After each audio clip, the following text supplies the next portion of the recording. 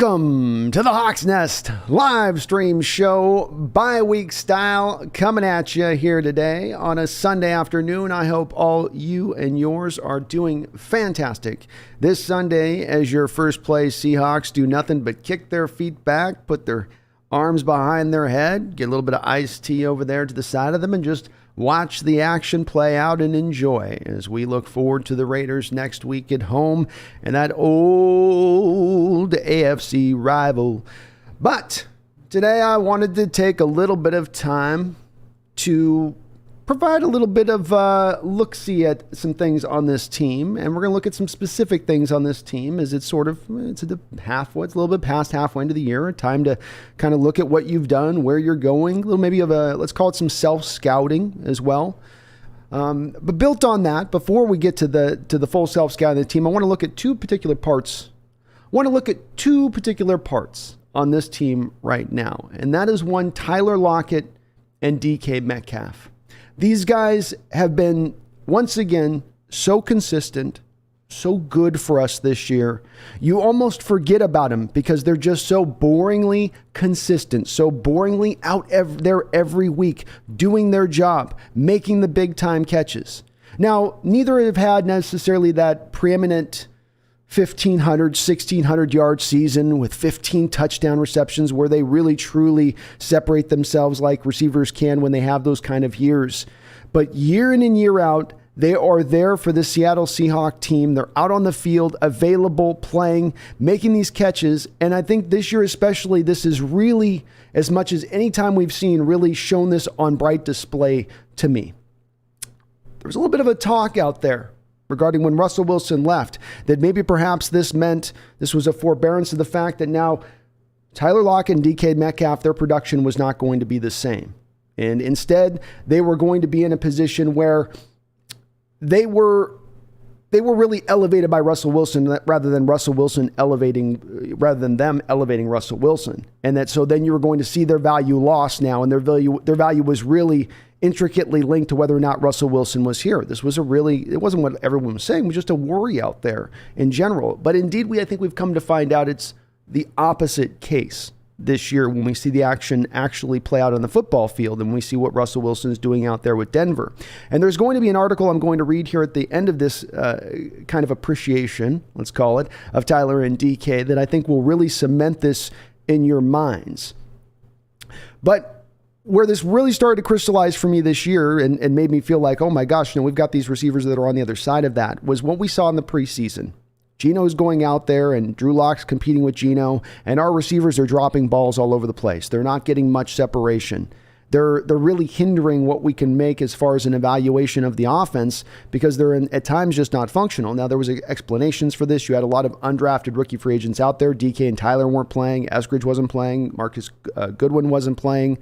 So you had a lot of guys out there that were not even going to be really making the roster or be fringe roster guys, or as it was the case with Bo Melton or Derek Young, just guys that were rookies just kind of finding their way. But so many drops.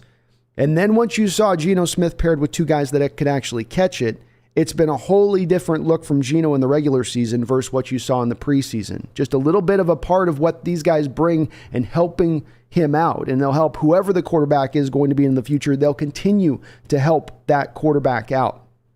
Looking at the statistics right out the gate between these guys, Tyler Lockett, 54 catches this year, 640 yards. DK Metcalf, 48 receptions, 581 yards.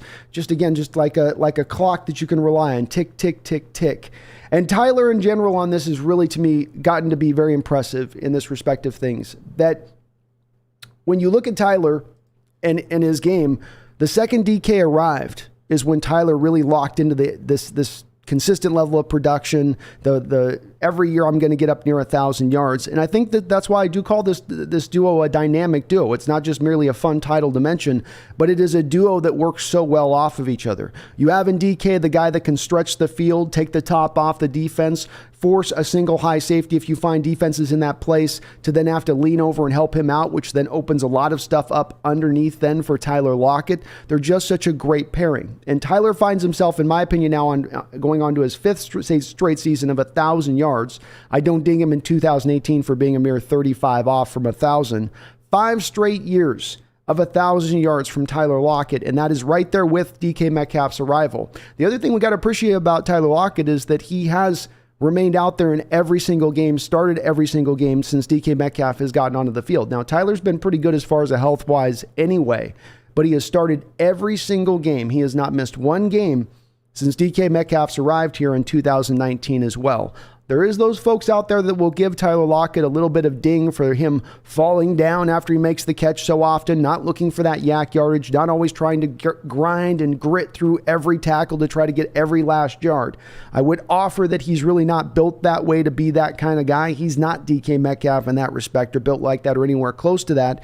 And it also has been part of what's helped this longevity. Why he's out there on 16 games a season, and you can count on that almost no matter what, is because of the fact that he is preserving himself. And if I have to have him give up a couple less yards to know that every year I can write him down for 90 catches and 1,000 yards, I'm going to go sign that contract every time. And it's also probably going to allow him, now as he's still 30 years old, the opportunity to play till he's potentially 32, 33, 34 years old. And we will only wonder where he then aligns out on the all-time mark at that point, because this is another interesting spot here. If you look at the all-time Seahawks receiving numbers, Tyler Lockett has just this season overtaken Doug Baldwin with now 6,707 career yards, which now puts his sights set here on Brian Blades. Probably won't get to Brian Blades this year. It'll be maybe a little bit close, depending on if Tyler can have a real bust boom. But you give him another 3 or 4 years, and he's going to be creeping up into near that 10,000 receiving yard mark, and then maybe even beyond that. It's really impressive what he's done. I know he's not a star. I know a lot of people go, well, yeah, he's a number 2, and he does nothing after the catch. And again, for those folks after the catch folks, I'm going to read an article here that I think might kind of move you over a little bit. And again, if that does something that bothers you, that might move you into the other direction of understanding why there's other things that compensate for that to maybe not make you as reticent in that regards of things. But do look at Brian Blades on this stat that I'm showing in front of me right now, where Brian Blades took 156 games to get to 7,620 yards. Granted, Brian played in a run-first offense in a different era, but Tyler at 121 games is already kind of nibbling at his heel for that number 2 all-time receiver mark in Seahawks history. Very, very impressive. Tyler's just been awesome for this team. When he's needed a third down, how many times have we seen this year? 3rd and 9. Third and 10, which in the last couple of years at times has been an unmakeable type of get. And yet Tyler will run that perfect route to get just enough separation there. And Geno trusts him enough as that security blanket to laser it on in there. And Tyler will make some crazy catch. There was the Charger game that stands out to me. We all remember that moment where Coach Carroll comes on the field and he's trying to calm Geno after a bad call by the officials. Not like we don't get any of those. And he comes out and calms him, and the very next throw, Geno's letting it rip 9 yards down the football field for a very key first down in that game. And it was Tyler getting open on that play, running an absolutely perfectly timed, perfectly well-run route to get open in that moment. Once again, this is not just a guy, along with DK Metcalf, that's not just going to help right now, Geno Smith right now. This is not just a diminishing older player now that you're seeing. You're getting the last little bits of the fruit off the tree before it withers and dies. This is a guy who very much is still within his prime, who very much still has more productivity to go on into this future. So good to have, and again, such a great, absolutely phenomenal pairing with DK Metcalf and what he does. This does bring me to DK Metcalf on this other dynamic duo side of things. DK having another very good season here. We all are hoping and expecting him to bust out, looking for him to bust out. The Seahawks have done a good job overall for most of this year of getting him some targets through at least every single game. He still continues to have the drops issue. If Tyler has the questions from some in the fan base about falling down too early, DK has some in the fan base questioning him about, why do you have so many drops? Why can't you get your hands cleaned up? And the data does, at first blush, does back that up. When you look at DK Metcalf's drops through the year since 2019 entering the league, 2019, and I'm showing the graph here over my shoulder if you want to have a look. 2019, he was 12th in the league in drops. 2020, he was 4th. Not a good sign there. Now 2021, he started to clean things up. He dropped all the way down to 36th in the league in drops at that point. Looked like things were going to start to get cleaned up, but yet now we do find ourselves back here in 2022 with him at 4th once again so far this year. There is no denying the fact that DK Metcalf has issues with drops. It's something that has shown up enough here. He certainly does not consistently high point the ball as much as some fans would like, including myself, for really using his sizes consistently. But these are very, for me, just small little nitpicks. Little nitpicks. Not when you look at the big picture here, and it's what you really have to do with these two guys is rather than ever really concentrating on what they're not, concentrate on what they are. 7,600 yards the last 3.5 seasons between the two of them. That's a phenomenal productivity out of two wide receivers. There's not been another team in the league that's gotten, I think, that same kind of productivity over that time. And he's been absolutely productive on the other end of these drops. I don't put these drops to some huge problem for him. Yes, it does show up. I think he will get better at it as he goes through time. I think he is still very much a young player. Let's not forget with DK Metcalf, the man is still 24 years old. I know maybe this gets lost in the shuffle of things, but what really stood out to me when looking at some of the research for this show and kind of trying to put this in context historically and looking at who he is, I found this stat about most receivers and most yardage received before the age of 25. I worded that weird, but I think you guys understand what I meant by that. And that is, these would be the most wide receivers. These would be the receivers who got the most yardage before they turned the age of 25 years old. DK Metcalf is due to turn 25 right around mid-December. So he's going to have about four more games or so before he is going to hit his 25-year-old mark. And now whatever his number ends out at that point is what it ends out at. What you'll notice out the gate here is he is on this list. Let's acknowledge that at first. So these drops, folks, go drop. Okay, you got a guy right now already in the top, as we begin here right now, I think top 16 all time as far as most yards gained before the age of 25. But he's also in striking distance of overtaking the next 4 or 5 guys on this list if he gets a mere couple hundred yards over the next couple games. He could very well end up just below Justin Jefferson, Brandon Cooks, DJ Moore, Odell Beckham, DeAndre Hopkins, Fitzgerald, Mike Evans, and Randy Moss on the all-time list for most yards receiving before the age of 25.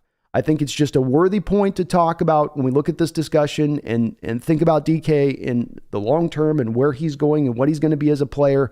And that, again, maybe he's not even completely a finished product as of yet, but he has still been outstanding nonetheless in what he's given us. And I'm not a guy that, again, is going to spend very much time on drops. You'll hear me excuse it a lot on this channel for the reason of this very stat, because I'm getting this productivity from this guy with what he brings to the table right now with those drops. And if he starts to clean them up even 25 to 30%, if he can get back to getting into that 30s range of drops, well, then what are you looking at maybe then? Top 5 receiver in the sport with already the productivity he's giving you with those drops? And so it's something I would love to see him get better at, but he is outstanding nonetheless. He's taking tops off the defense. I talked about last year, there was one player at 26.5% who was the most double-teamed wide receiver in the NFL. That guy's name was Devontae Adams last year for the Green Bay Packers. The number 2 guy on that list wasn't Tyreek Hill, wasn't Jamar Chase, wasn't Mike Evans, wasn't any of these other receivers that everyone else considers as the number 1 wide receiver in the entire sport. It was one DK Metcalf. One single percentage point, 25.5%, one single percentage point behind Devontae Adams as the most doubled wide receiver in the entire sport. As I like to try to push back to the folks that talk about the drops. If the drops are that much of an issue, if defensive coaches will look at it and go, yeah, he can get open and he runs like a cheetah, and he's big as a basketball player, but he's going to drop the ball, so we don't have to double him then. Why would they double him so much? It's because he's a problem. He's a problem in this league, and nobody knows much how to really deal with him. By the way, did I also mention that he's nasty as a run blocker? He's absolutely just plays with a chip. He's like I was watching the tape this just a week and a half ago, randomly watching the All-22 tape as I was putting together a video in regards to Kenneth Walker. And there's one play where he just takes the safety and keeps riding him and just for the hell of it, throws him through the play. Just finishes him just for the hell of it, just to establish dominance, alpha status, that type of thing.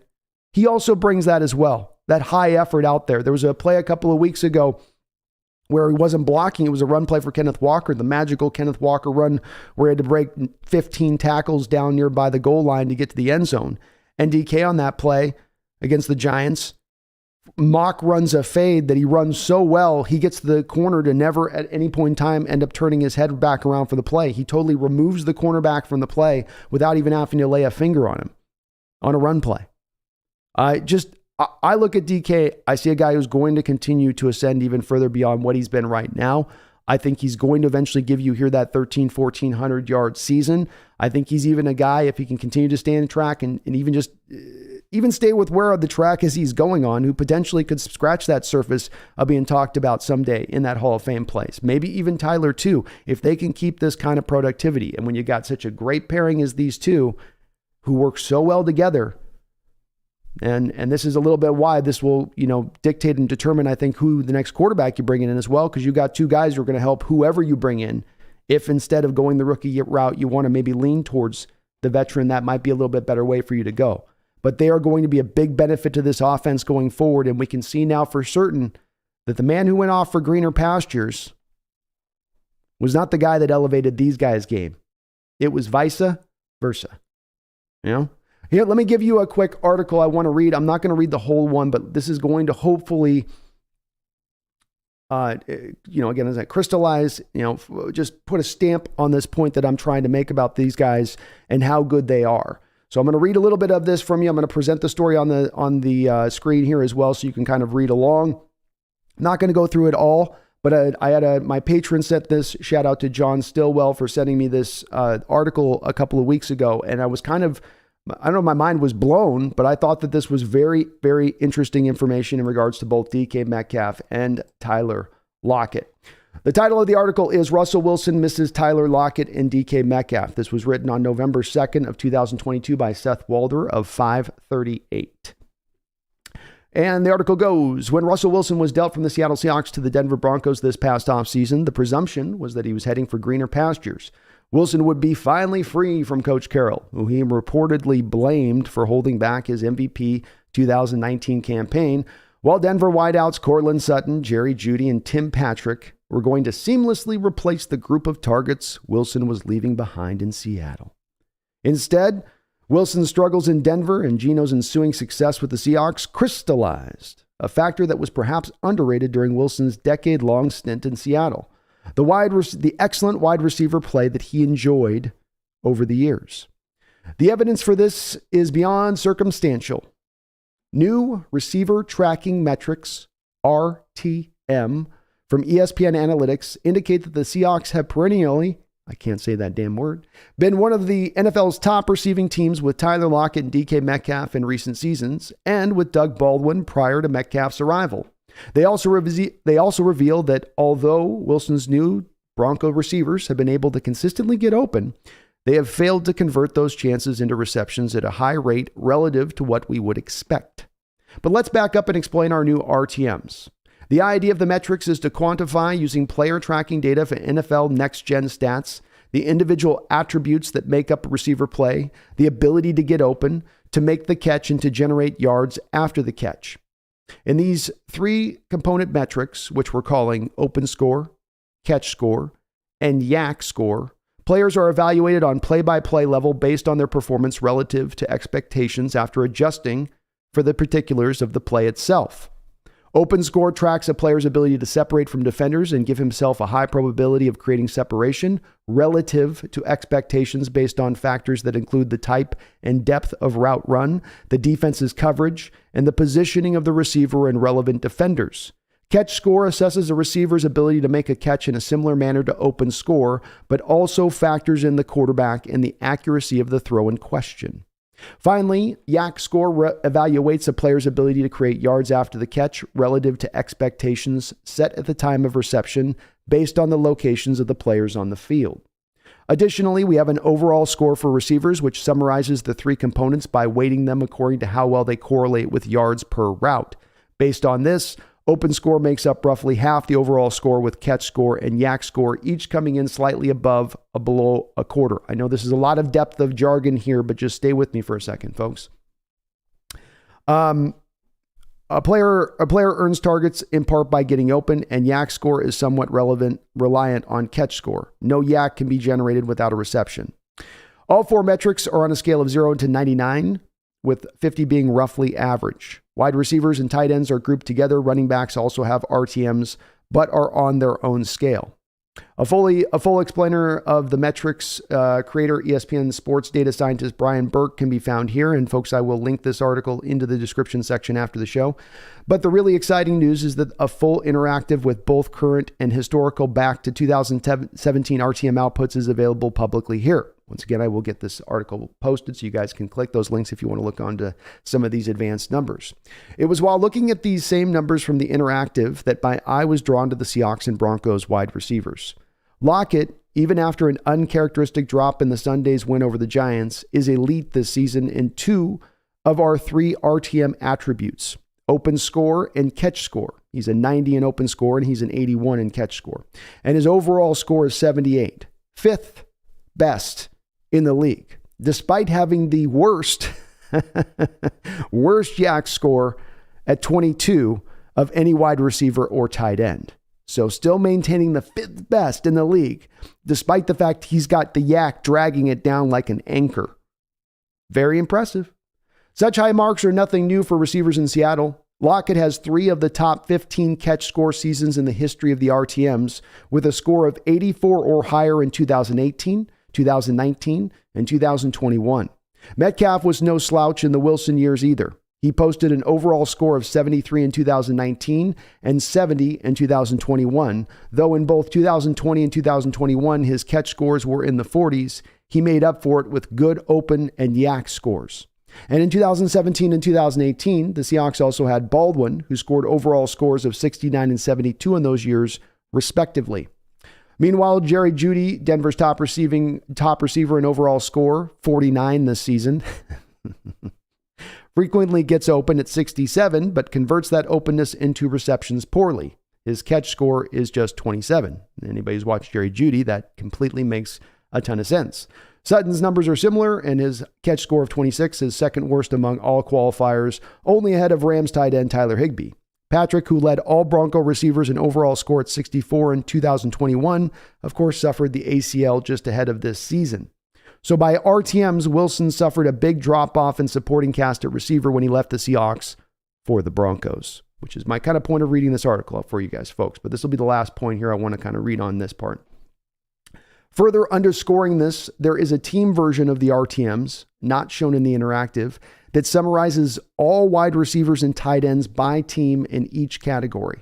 Here are Seattle's overall ranks for, I'm getting this up here, yeah. You guys are seeing it. Here are Seattle's overall ranks for every season from 2017 through 2022. They were 13th in 17. They were first in 2018. And this is of course their receivers, tight ends. This is their overall rank. So first in 2018, fourth in 2019, 13th in 2020, 9th in 2021, and we are currently first this year in RTMs, our receiving core. Clearly, Wilson's loss has been Smith's gain. And for contrast, the Broncos ranked 29th this year.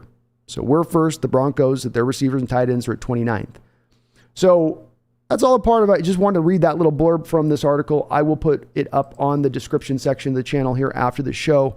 But I did think that this was something that for me really did kind of hammer home what I kind of was already thinking and leaning towards with what I was seeing. And this gives you some of that advanced statistical data. I think that's very important to utilize in addition to your eye test. And now, of course, having 2 different quarterbacks with both these receivers kind of for the first true time, you're seeing indeed these guys are just so talented. So appreciate the level of play you're getting on the football field. I don't know if either of these guys will ever be good enough to push themselves high enough or far enough to get up into the Hall of Fame. Maybe DK never gets enough catches. Maybe Tyler doesn't play long enough in his career, or DK doesn't get enough, drops the ball too much, I was going to say. But regardless of however it plays out, these are fantastic players. We really should appreciate who they are and what they are. And I'm very glad that they're going to be here now and into the future. And I still think with DK that there's still even more upside there that does remain. I still don't think he's done topping out to where he's going to be. I know those are folks in Seahawks fandom that he does drive a little bit crazy, but when he's driving you crazy, think about the production you've gotten since day one. Think about how he's out there every week on the football field. Think about how much of a force he is in the run blocking game. And think about back to that final little stat that I just presented, those RTMs, this advanced statistic that's really looking deeply at the wide receiver in a position that goes far beyond yards and catches and targets. And then consider that all together and understand you got a real game changer at the position. All right, folks, I appreciate you guys. Let me do my open spiel as I always like to do. Please do hit that like button if you could for me. It would help me out a ton. We will be, of course, today doing some tracking a little bit of these games going on this NFL Sunday. I'll give you guys a little bit of an update as we currently stand. The Broncos do currently have the ball here with about 2 minutes to go in the second quarter, and they are up 10-7 on the Las Vegas Raiders. The Cowboys are up right now 10-3 in the second quarter on the Minnesota Vikings. The Bengals and Steelers are all knotted up at 10. Chicago Bears just couldn't quite pull enough together there to overtake the Falcons. Boy, would it have been nice to see the Bears lose that game and potentially help our Seahawks draft position. But they did not. That plucky Falcon team managed to pull out a win and get themselves to 5 wins, 6 losses on the year. The Browns fell. They tried to mount a late comeback, but did fall to the Buffalo Bills, as I do believe they're just about ready to soon be bringing back Deshaun Watson, that team, but they do fall to 3-7, and indeed that suspension seems to have shown that, or not shown, but seems to have made it so the Browns team, even once Watson gets back, are probably not going to be close enough even with their record to get into the playoffs in the AFC. The Eagles mounted up a 10-point comeback in the second half on the Colts. Watched that game earlier. Jalen Hurts played very well in that game. Again, used his legs. Colts very odd defensively from Gus Bradley at the end of the game. Hurts was using his legs right and left. He's got a key third down play, 3rd and 4 at the goal line, and they just completely bail out on even having a guy spying on Hurts on that play. Kind of just opened the door for them in the end zone on that, allowed the Eagles to overtake them and win that game 17-16 after they lost last week. The Jets fell this week to the Patriots. Boy, Bill Belichick had the had the play designs mapped up this week, right, didn't he? As that's a bit of a shocker for some, though the Patriots now getting to 6-4 quietly. And they've been a quiet 6-4 this year. Not talked about much, but they're getting there. Hey, ho, who dat? Them Saints are helping out our Seahawks. Thank you, damn Saints. Thank you, damn Saints. Saints went down. They got the Rams going down there in the Bayou, 10 a.m. We're going to take our business down here in the swamp. And they did take business. They did take care of business down there in the swamp as the Saints were able in that game to win 27-20 against the Rams, who do continue to fall and drift away and hopefully just get closer and closer to just giving up this year by the time they face us. Wouldn't that be nice? Is anybody saying no to that? I'm not. The Lions shocked the Giants. Good to see Dan Campbell. Good to see him having some success there from my standpoint of things. I felt like he really is starting to get that in the right direction of things down there, and they're getting a little bit rewarded for that.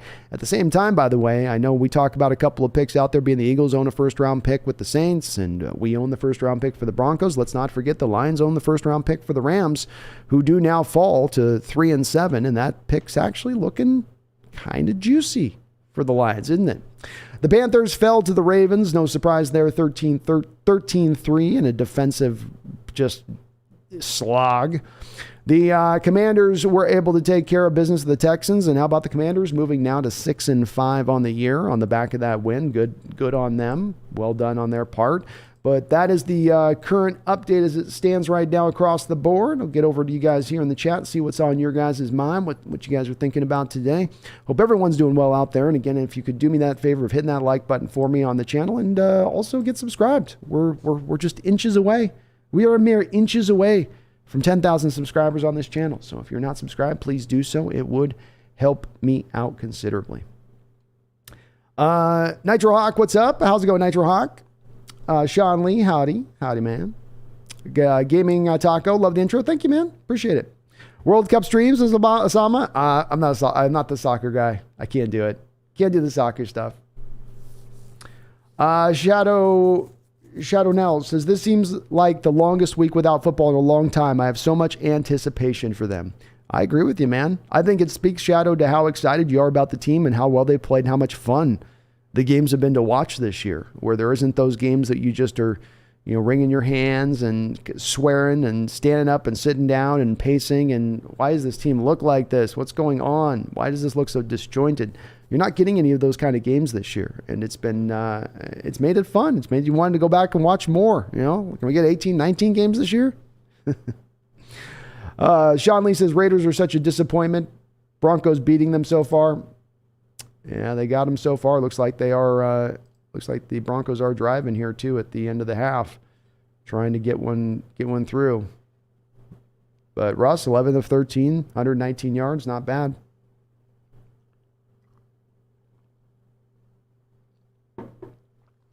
Not bad by him.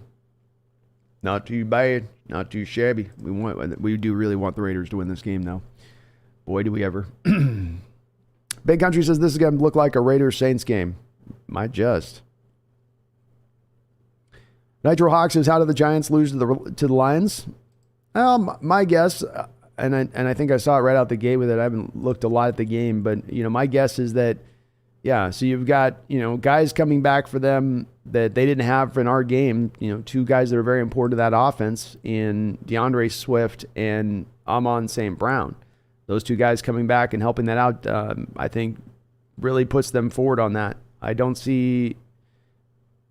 always thought the Giants are a little bit, I appreciate what they're doing there, but I thought they were a little bit smoke and mirrors with what they do. I'll give Daniel Jones credit. He threw for 300 yards today, but it looks like it came down to, not even a big thing with the turnovers. 2 interceptions. It came down to turnovers, it looks like. But Swift is a good back when he's in. He just can't stay healthy ever. That's his problem. So when he's in there, we didn't have to deal with him, luckily, but he is an issue.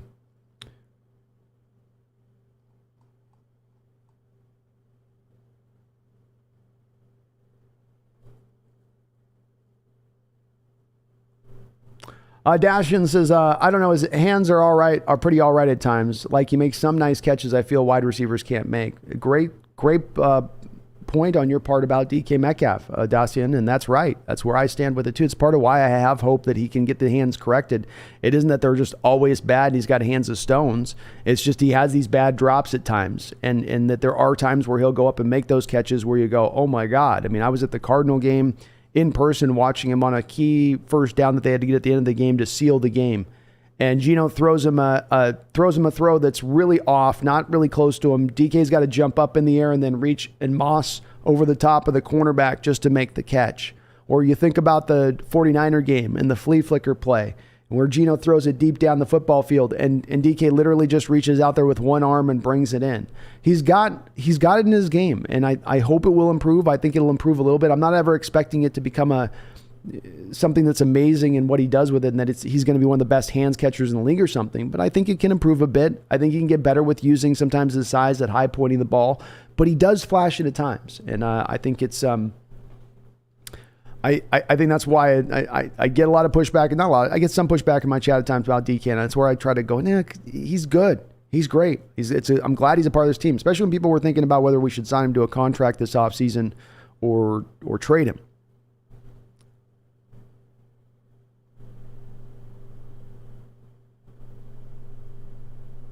EK Trans is the Amari Cooper syndrome drops in big moments. I mean, when you had the Viking game 2 years ago in 2020 and it's 4th down and it's raining and Russ has got to throw a ball into a tight window and he's got to make that catch in that moment, he made it there. I think his drops just come at random moments. It's just on bad catches where it's like if he makes the catch, oh wow, that's a touchdown. It's a 40-yard play down the field if he just brings that in. Big Country says Hendon Hooker officially has a torn ACL. Brutal for the kid, man. I feel really bad for him. Because that's a guy that really came back into this year and seemed like he was taking those steps forward in his game. And it really worked on his game in the offseason to really, really bring it up a bit. And, except for that injury at this time of year, just absolutely brutal for the kid. He's going to get drafted. But certainly you were talking about him maybe being up in the first round, potentially sneaking into the top of that first round if he was able to stay healthy and just preserve through the year. That's a really tough break for Tennessee. Kid was playing so good.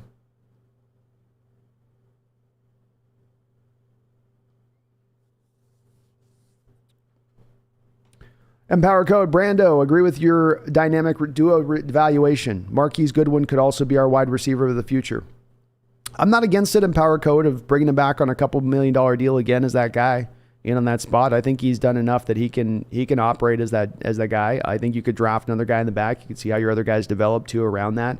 I like having the veteran sure presence in there that you get with Goodwin that I think at times in the past has been missing. There's things that Goodwin does in his game that Penny Hart and Freddie Swain just can't do and are needed in this offense because it can't just always be DK and Tyler, but it can be a lot of DK and Tyler.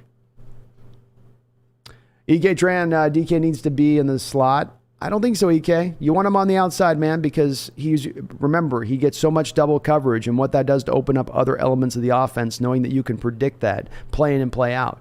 Now, when we roll him deep, he's going to pull that safety off and we can drag other players underneath. But, that's part of why at times you have the play action bootlegs opened up is that it opens up on that side, partly because the linebackers having to first make sure it's not a run play, but also partly because you're able to run corners and safeties off on 9 routes over to the other side. You're running Geno too at that point. Where'd Russ? Let me get a check up here on Russ. Oh, Russ. Wow, Russ didn't get any points out of that. Ooh. So we go to halftime. Broncos are sitting at a 59.5% chance of winning. It's basically 50-50 at that point. But EK, I agree. Tyler Lockett does have great hands. I probably didn't mention that enough, but he is that as well. Great route runner, great hands. Lazy Dog, woof woof, from this Lazy Dog in NorCal. What's up, Lazy Dog? Hope you're doing well. Cool Breeze, good to see you. Sam Gray, Paul, hello. Michael YT, what's up? Big Country says, although always thought Lockett was underrated, these stats prove it. I think they do, man. I think they do. In his ability in getting open and making these catches and being this productive, it's 5 straight years, 1,000 yards. I mean, you can ding on the yak and you can ding on not putting up a 1,500, 1,600 yard year. I'd argue though that whenever you've got a Coach Carroll team, you're not really going to see receivers put in a position very often to be putting up 14, 15, 1,600 yards because he's going to run the ball so much. And there are times that you're going to play a lot from ahead at times, which then is also going to preclude you from passing. But it doesn't change the fact that when he's given the opportunities, makes the most with them for the most part. Still even able to bring out some of the big play element this year, even with Russ gone too. Even that hasn't completely disappeared from his game.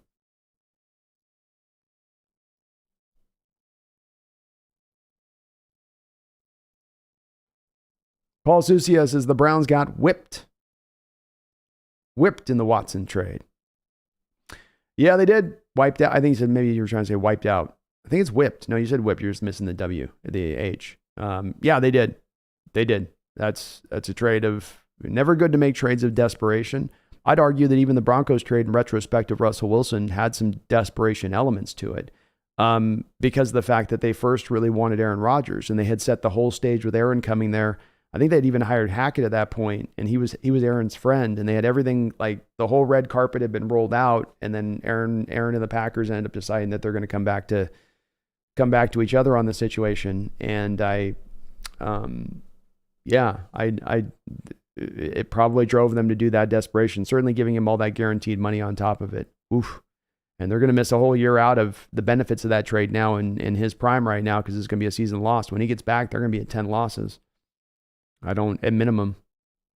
Michael YT says Zach Wilson looks garbage. Well, you know me, Michael, with Zach Wilson. I've long been a guy that did not quite understand the draw of him as a quarterback in the NFL.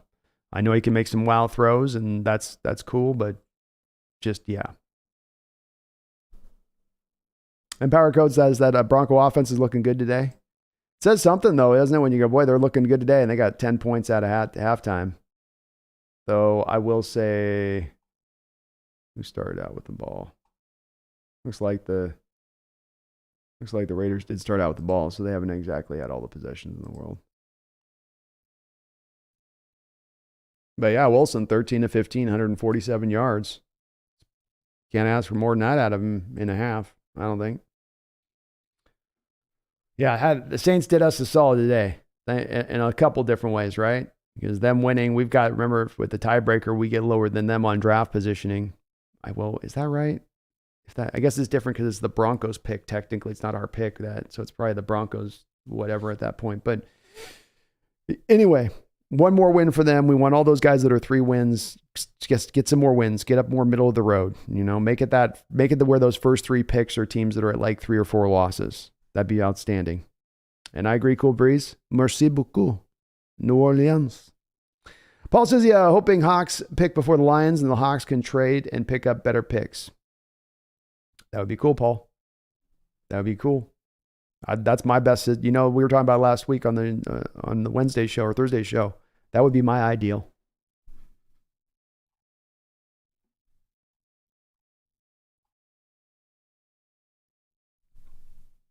Daniel W. says, just rewatched Queen of the Damned. Okay movie, but man, that soundtrack is amazing. Feels like maybe the best movie soundtrack to me. Thoughts? Lost Boy has a great soundtrack too. So here's the problem with Queen of the Damned for me, Daniel, is that when I was a teenager, I got really into the Anne Rice for a little bit of time there. I really liked Anne Rice. I went really deep. I went pretty deep on her horror stuff. I didn't go for some of her alt stuff, but the horror stuff I really liked. And at the head of that, of course, was the vampire novels. And they're really good books. They could be really well done into movies. I haven't watched the new latest show, but they basically did the Hollywood bastardization of the books and didn't remain in the spirit of the books or understanding. Now, the original Interview with the Vampire with Neil Jordan and Pitt and Cruz, absolutely. But the Queen of the Damned was an awful, awful film and did really not do any favors of the book. So I can't even remember the soundtrack because I was probably just too angry watching the whole film. I was one of those guys. I was one of those nerdy book people watching it going, they're not getting this right. I don't like this. This is stupid. I was probably doing a lot of that kind of stuff. So I can't say on that one. I'll go back and maybe have to listen to it. But the movie just jarred me for how much. Why can't you guys just do the book right? Evan21 says the Rams fans better not make excuses or else they need to be roasted. Well, there needs to be fans to make excuses. But, that's just my opinion on it. I don't, what are they going to say? I mean, they got their Super Bowl title now. They're going to go, oh, we got our title, and they'll drift back into the abyss now, back into the shadows. And Barry Sotoro, thank you for the $5 donation. Sorry, a little late on acknowledging it with the brother, but I appreciate it. It says, unfortunate for us that Russ has swallowed his pride and is wearing his wrist cheat sheet. Yeah, wouldn't it be amazing now as this is like brings Russell up to another level of play? It was all just the cheat sheet all along. He just needed to get the thing on his arm. Like, that would be hilarious. And that whole thing and the way that played out, as I say, Carroll's definitely in Russ's head to some at least small measure of degree at this point. There's no kind of doubt in my mind in that respect of things. But the fact it went from, I won a lot of games without wearing an armband. The very next day he's wearing an armband at the press conference. Like, even if you're at that point, you're going to the press conference, you're like, they're going to see the band. I'm taking this damn. Even if I'm wearing it, I'm taking it off. I don't want to talk about it. But he's just out there wearing it. Here you guys go. And Power Code, so many NFC teams have been done and dusted. We are in a great position. Some teams off the top of my head that are essentially out of the picture. Bears, Rams, Cards, Panthers, Lions, Packers. I agree. I think Packers and Rams in particular on those teams you name especially stands out to me. I don't think any of those others were going to, even if they made some hay early on this year, we're going to really make much noise throughout the course of the year. But the Packers falling as they have with their record where it's at and not much hope. And then, yes, the same with the Rams, especially now. No Cooper Kupp there. Nothing looking super bright for them. I don't think we're going to be the same matchup for them that we've been in years past, at least on the offensive side of the ball. It's looking better, man. It's looking better for us this year in Power Code. That's why I say dare to dream this year, folks. Dare to dream. Megan Roger. How's it going, Megan? It's good to see you. Says greetings B in 12s. Sorry I'm late. Watching the Ravens game. No worries. No worries at all. Congrats to your Raves, your second team. Paul Socia, go Cardinals tomorrow. That's right. Go Cards. Get it done, Cards. Come on. You got one job right now. Eden Deck World. Hey, Brandon, I think it may be good that there isn't a Hawks game today. I've got chemistry midterm tomorrow to prepare for. Laughing out loud. That is probably for the best then, man. Yeah. It's a good time this bye, man. It's a good time for everybody. Right around mid-year. Good time to get those guys a little extra week of resting up before you got to go down the home stretch of the games. I like it. Wu-Tang Financial says DK has the speed, the power to get 50-50 balls and blocks well. Lockett has the hands. Hands and route running, I'd say Wu-Tang Financial, but well put. Very well put. Washington Fish Quest with a $5 donation. Thank you, Washington Fish Quest. Said, would be a ton of work, but have you ever thought of doing a complete season retrospectives? You are something of a Hawks historian. Thanks for the show. Well, thank you for the $5 donation, and it's a great great recommendation, Washington Fish Quest. So I will maybe try to put something together by the end of the year, maybe just kind of as a put together. So I love it, man, because I could do a lot of probably just putting together clips from prior shows and doing the live stream coverage of the games and whatnot, and just kind of discussing some of that. So I love it, man. Appreciate the suggestion. And yeah, I'll try to see if I can put something like that together. It probably wouldn't be too crazy. I could probably put a little 7-8 minute video together that would be a, good encapsulation of the year, I would say. Love it, man. And thank you for the donation. Great idea. Emma21 says, so glad I picked Jefferson over Kupp in fantasy this year. I knew Kupp was going to fall off a bit. You did wonder about him with how much usage that he's had put on his back over the last couple of years. And he's just him and Deebo Samuel. They get him as many touches as they absolutely can. And he doesn't have Deebo's necessarily size. He's a little bigger of a receiver, but not that big of a receiver. So, it's you did wonder. It's a good call on your part. And boy, Justin Jefferson is on. I talked about the ascent of that 25 list and those guys that are 25 and under and the yards they've gotten. Jefferson is right there on that list. He's ahead of DK right now, and he's just been absolutely insane production from that kid. Paul, Hawks draft first pick. I don't think we're going to overtake Texans, man. I think the Texans at the end of the day are going to maintain their place as the number one pick / somewhat sub-tank. Go Raiders is right. The field goal got blocked? Hell yeah.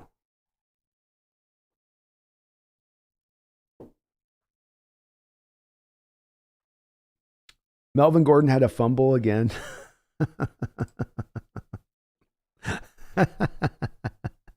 I'm telling you, it's this weird. He's got the wonky. It's the misshapen biceps. His bicep comes out too much. He's doing too many curls, and it sneaks under the ball, and then it pops the ball out. It's like the inverse of when you pop open a can, and you pop the can. It's like the inverse of that. It's like popping the ball up out of his hand. Emmett21, we've got some. Emmett says also reports are saying Dipoto has connected with Trey Turner among the other not quite as exciting as middle infielders. First time hearing we connected with him. That's interesting. We definitely were doing the breakdown over on the Crow's Nest channel the other night, and it was certainly making a lot of sense as to why maybe this is going to be a situation where you look for shortstops, and there's a couple guys on that list that could make some sense. A little bit of an older guy, but maybe the price would be right, and that would certainly help this team out, help this lineup out. And boy, if you could get him in there and even find a way somehow to do something with left field, you'd be money, you'd be golden. There's some new Odell rumors too. There's been so many Odell rumors. He's like the bell at the ball that stays at the ball for 4 weeks. It's a one-night affair, Odell. It's a one-night affair. Where you want to go. Megan says, way to go, Ravens, wearing the Falele jersey for the first time in honor of the win. Megan, are they playing him yet? Is Daniel getting out there yet, Megan? I've watched him a couple times. He can't seem to get out there on the field quite yet, it doesn't seem like. Maybe they got him at guard or something. Right now he's got the Cowboys and Giants on his list. Yeah, it's going to be probably one of those two teams, I think. And there's not a lot of other places I think he's going to want to go. Ethan says, let me know next time you're in Seattle. I wish I could have said hi during the Mariners playoff game. Go Hawks, go M's. I will do, man. I will. We'll do a meet up in Seattle at some point here soon. Maybe this winter at some point I'll head back over there and we'll try to get something going with that. Nagasa, if I had to choose, I would choose Lockett over DK. I wouldn't, man. There's 5 years of difference there in age. Lockett's already had a major lower leg injury in his career, and DK, other than the neck thing, has not really had anything go on himself. I would go DK myself, but Lockett's been great, man. I can get why you'd pick him.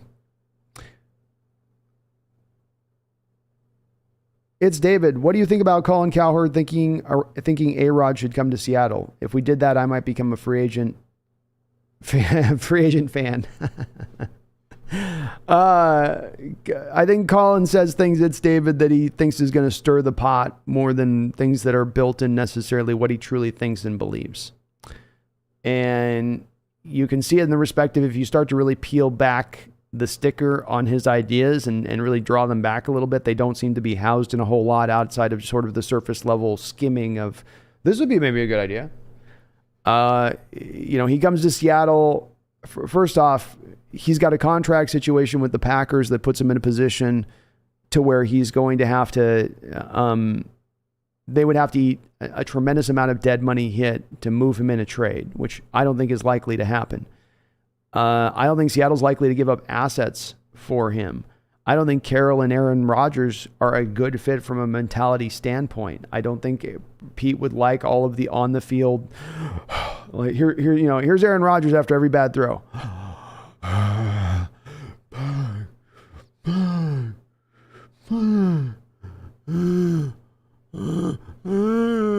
think Carroll would get tired of that, and I wouldn't want to see it. So it's David. Maybe I'd be joining you on that particular picket line. So no. Coward saw him in a Marshawn Lynch jersey, and then Coward's creative thought process went the one step it can go further off that, and it's not got any, no way, no how, no chance. Chad Hart says Penny Hart should be a kick of a receiver, just like Joey Galloway. Penny Hart should be a kick of a receiver. Like, not sure what you mean on that, Chad Hart. I'm sorry, man. I think you're missing a couple words in there. I'm missing a few words. I can't understand.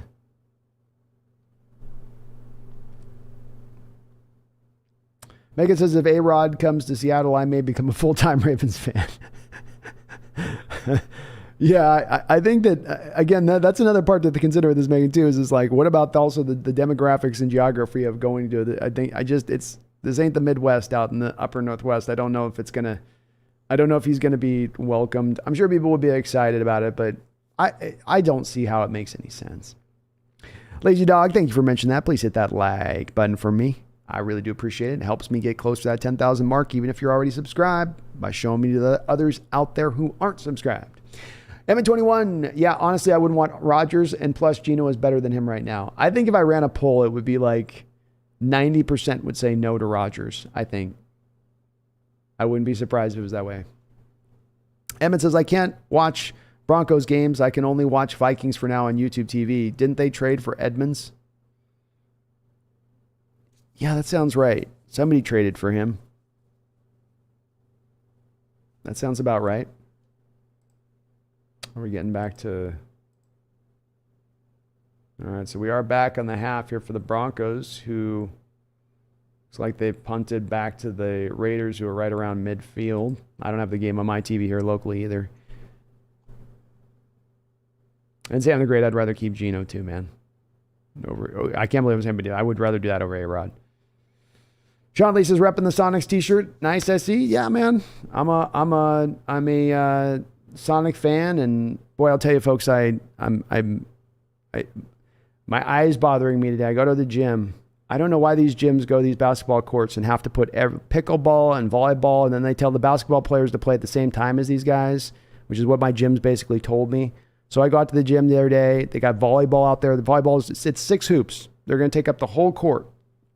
I go try to find my one little hoop to do my shoot, to get my workout in. I'm trying to just do like a little 3-foot area around the hoop so they can do their stupid ass volleyballing. And these guys are full on volleyball, like spiking it and all that stuff, right? And so I go to shoot, and volleyball right upside my head. So now my eye hurts today. I got a headache.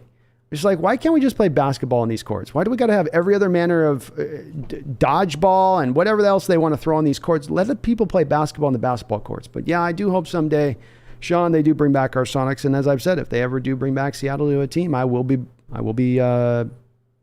creating a Sonics channel, man. You can count on it. I got blasted too. Like a full-on spike to the face, man. Like a full-on guy somebody jumped up and just as hard as they could hammer it right off. I must about 4 feet away. Just boom.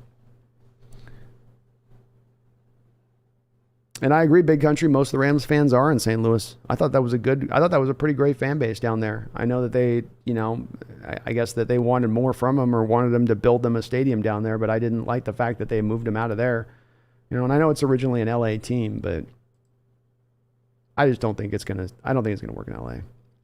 Aaron Peterson says Denver needs to keep losing.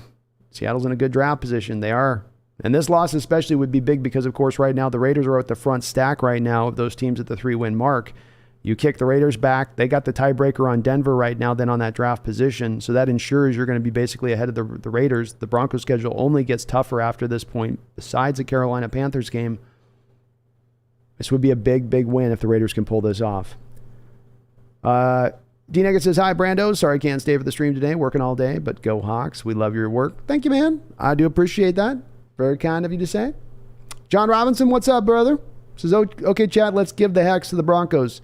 Hex you. I hex you, Bronco. I remove your pony. No more pony. Your pony is dead. I have killed it. You will not ride. No more ride today. Let's do it, John. Emma21 says, guys, I have that feeling that Seahawks versus Chiefs game will be a snow game. That'd be good for us, actually. That'd neutralize some of that passing attack for the Chiefs, I bet. Megan says, I'm loving Pete living rent-free in Russ's head. Might be petty, but it's amusing me to no end. Me too. It makes me laugh.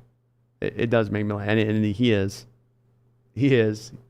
He's doing that John Lennon mind game stuff, Megan. Keep on playing those mind games. Carol's playing those mind games forever.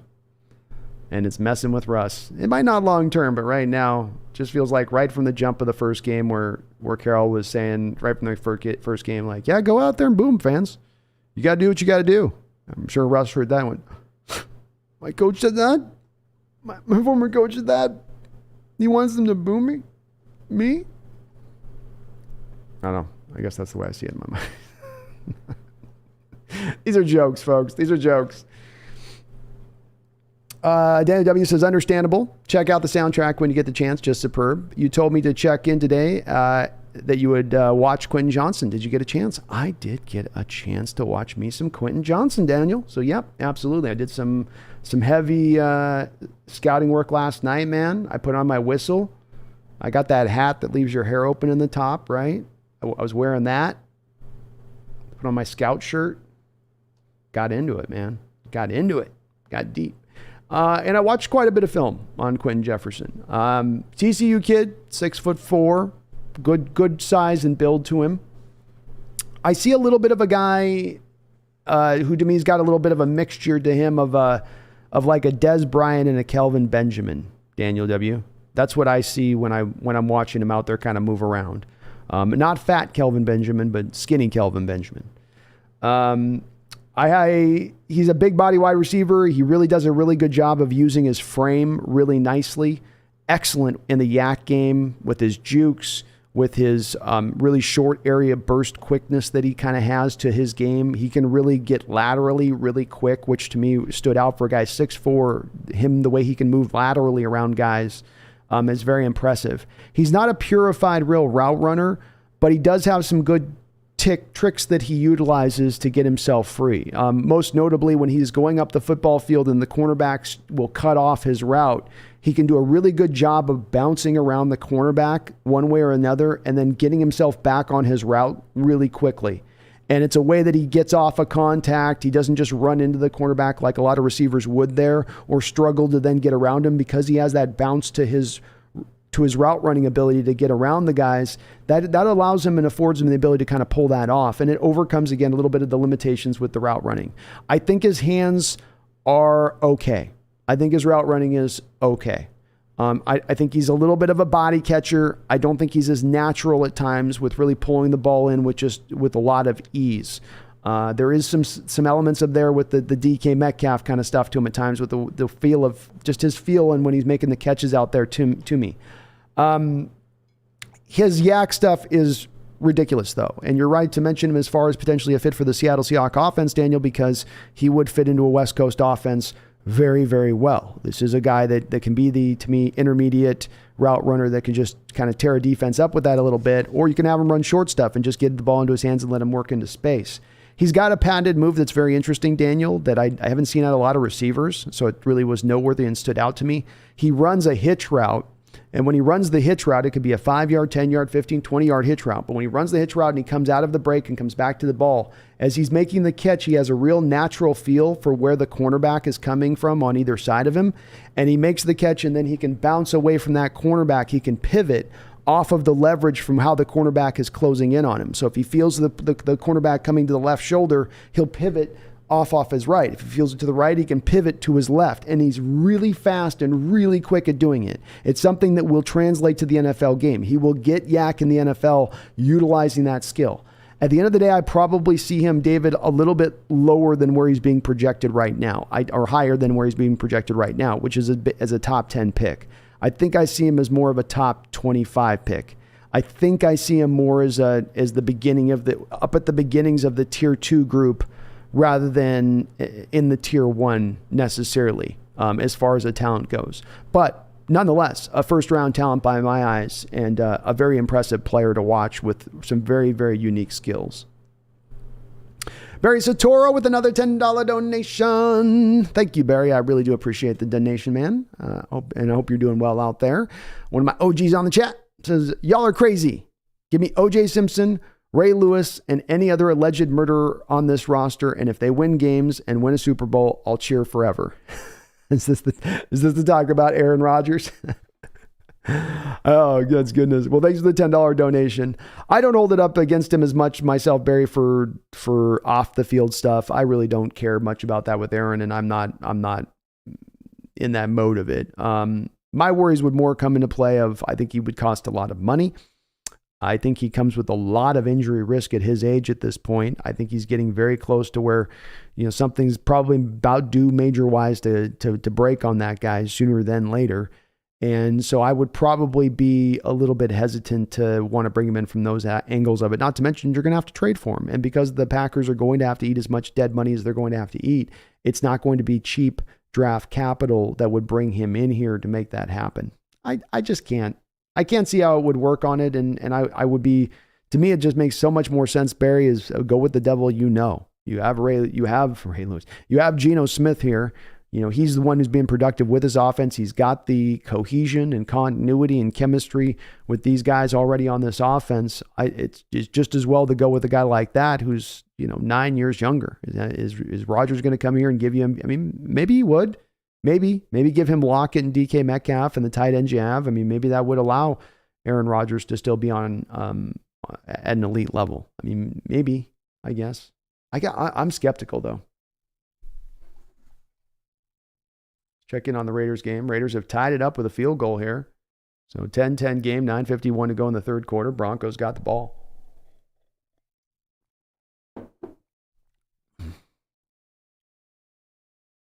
Come on, Raiders.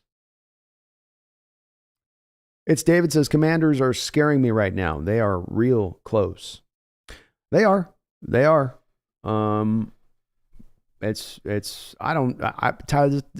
Heineke though, don't you think there's a certain point where that's going to reach to where it can only go so far with them? And they've been like this in recent years, a little bit with Heineke at times. So I can understand it.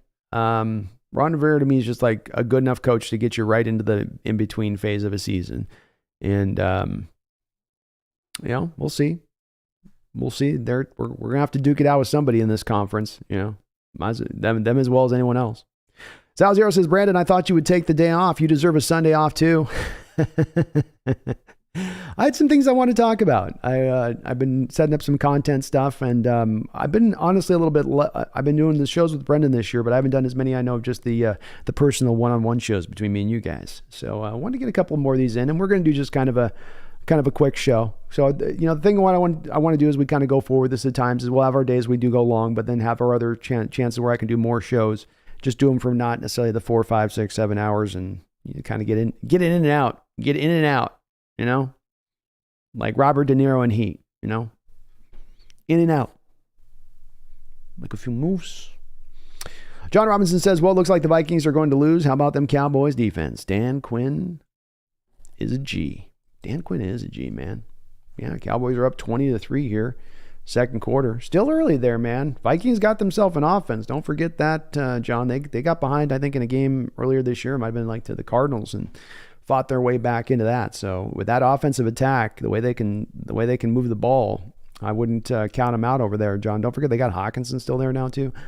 But Dan Quinn, props to him, keeping Vikings under wraps on that. And he's done a good job with that Cowboys defense. He's found a way to really best utilize Micah Parsons. You look at the Cardinals and kind of how they've had a struggle to find a use for a similarly kind of built player in Isaiah Simmons versus how Dan Quinn's getting the job done with Micah there. Not to mention the rest of that defense. And he has changed it from his Coach Carroll days. It's been very impressive. Very impressive. And Dan's going to get a head coaching job here very soon. Very soon. Maybe Denver, in fact. Where the hell is Justin Jefferson today? I would measure to guess the Cowboys are probably doubling him. 4 targets, 3 catches, only averaging 11 yards a catch. Cousins only has 15 throws in this game. John, the Cowboys controlled the ball in the first half. That's what jumps out there. They've ran almost 40 plays in the first half to the Vikings, who've only run 24 plays. So they've got double their play output. The best defense is a good offense sometimes, right? Akshay says, Russ looks good today. Not good for us. No, it's not good. Why can't he keep sucking? I like the sucky Russ. At the moment, I like the sucky Russ better. And let's see here. So you got the Broncos are moving the ball up the field here a little bit. Looks like they got a 4th down. They just punted it back. So as good a day as he's having, 15-19 for 153 yards. They've had a couple of possessions here in the second half of the Broncos, and they're still only more managing 10 points in this particular game. Though he's got the blunt block kick. That's not on him, right? Caden Jones, how you doing, man? It's good to see you. Grug, if the Broncos lose today, say hello to Will Anderson. I like it, Grug. I like it. Empower, let's hope the Vikings pull it out. Let's hope, man. Come on, Vikes. Come on, you got one job today.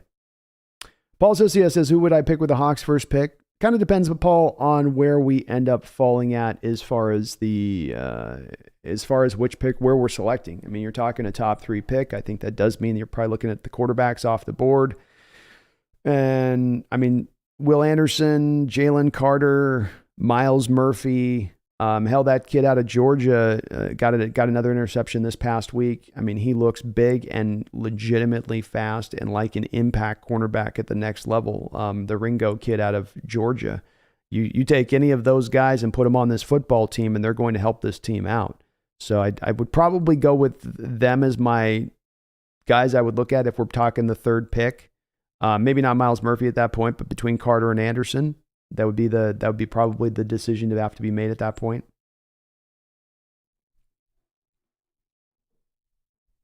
Megan says, if this is us tanking as the experts expected, can we please do it every year? Laughing out loud. Yeah, this is what tanking looks like every season. I'll go with that.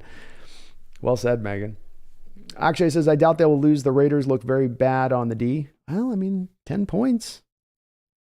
10 points. They're doing a good job of keeping the Broncos, they're not getting them into a full one-dimensional state at this point as Broncos have maintained a balance. But, you got 16 carries for 55 yards, a 3.4 yard per carry average. So the Raider defense is going to try to stop the run in this game and force Russell Wilson to beat them throwing the football. And so far, Russell's done a good job of maintaining on that. But their approach, that is the approach it looks like of the Raiders today. Sal Zero says, experts are saying Texans will take Bryce Young over Stroud. How do you feel about that? Last year, they kept saying they will pick Gardner, but they got Stingley instead. I don't, I could be missing it on Bryce Young. I really could. I'm not the end-all, be-all guy when it comes to prospects, and there are those guys. There's usually about 4 or 5 a year that come out in the draft that are picked in various places that I don't correctly evaluate, and that not only don't I correctly evaluate them, that I'm probably pretty far off on them. I can see Bryce Young being somewhat effective as an NFL player. I could see him putting kind of maybe a year together in a best case scenario like a Tua is this year with the Dolphins if you give him all the stuff around him to help him in that way. I don't understand how you could take a guy sub 6 feet tall with the number 1 overall pick at this point. I I just don't think he's not even like where Kyler was, where I don't think he's got the arm strength of Kyler Murray, and I don't think he's got the mobility of Kyler Murray. But you're going to take him in the very same spot that Kyler Murray was taken when there is a guy like CJ Stroud there on the board. I don't get that, Zhao. I don't doubt the experts have said it and presented it, but I don't know. I'd love to hear their rationale outside of it just being somehow that he's just, just goes out saying everybody knows it's Young. Young's the guy. I've watched his tape, watched a lot of his tape. I don't see how he's a top 10 first round pick in Young. I don't.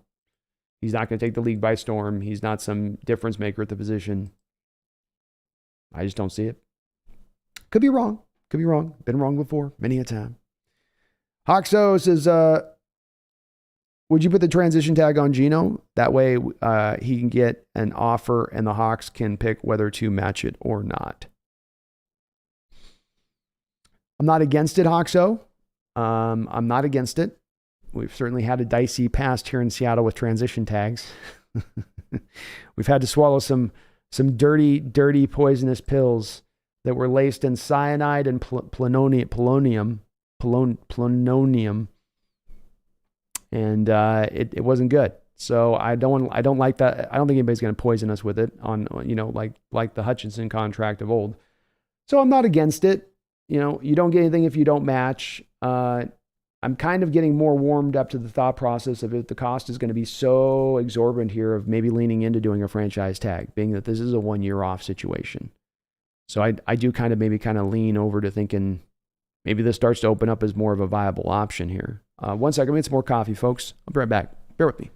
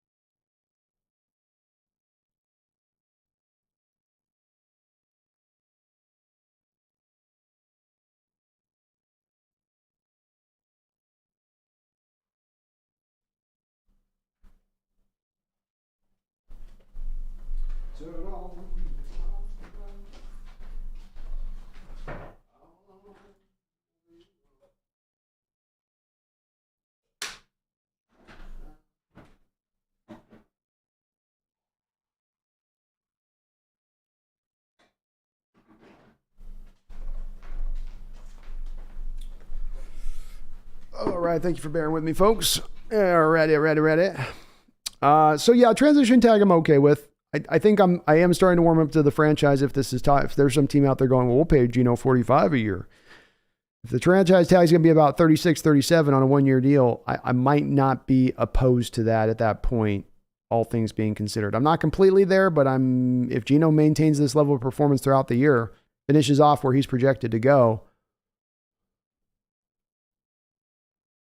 I don't know. I'm not against that, though. I'm not against that.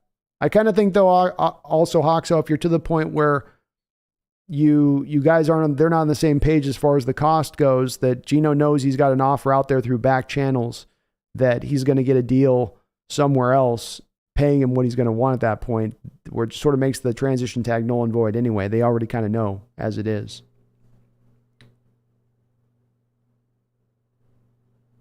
Big Country says, I've seen rumors that Odell wants $20 million per year. If that's the case, enjoy retirement, Odell. Yeah, he ain't getting he's not getting anywhere close to that. I don't know if he's going to get more than maybe $10 million a year at this point. If he's looking for the multi-year deal, that's probably like maybe the most of the most. But yeah, there ain't no way he's going 2020. No. Salzero says Odell wants another Super Bowl. He's trying to get another one without playing a full season. I can't hate that.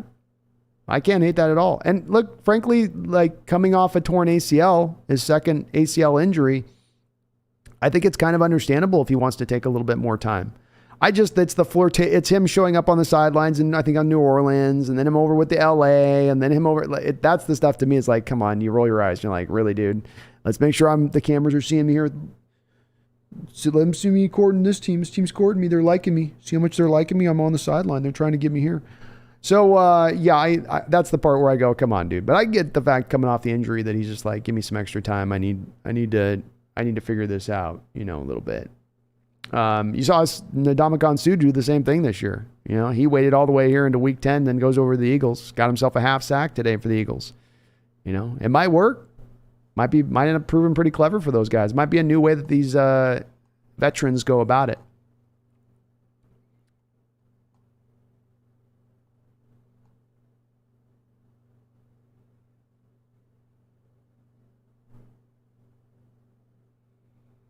Megan says Flaley hasn't played since week 9, but I saw him.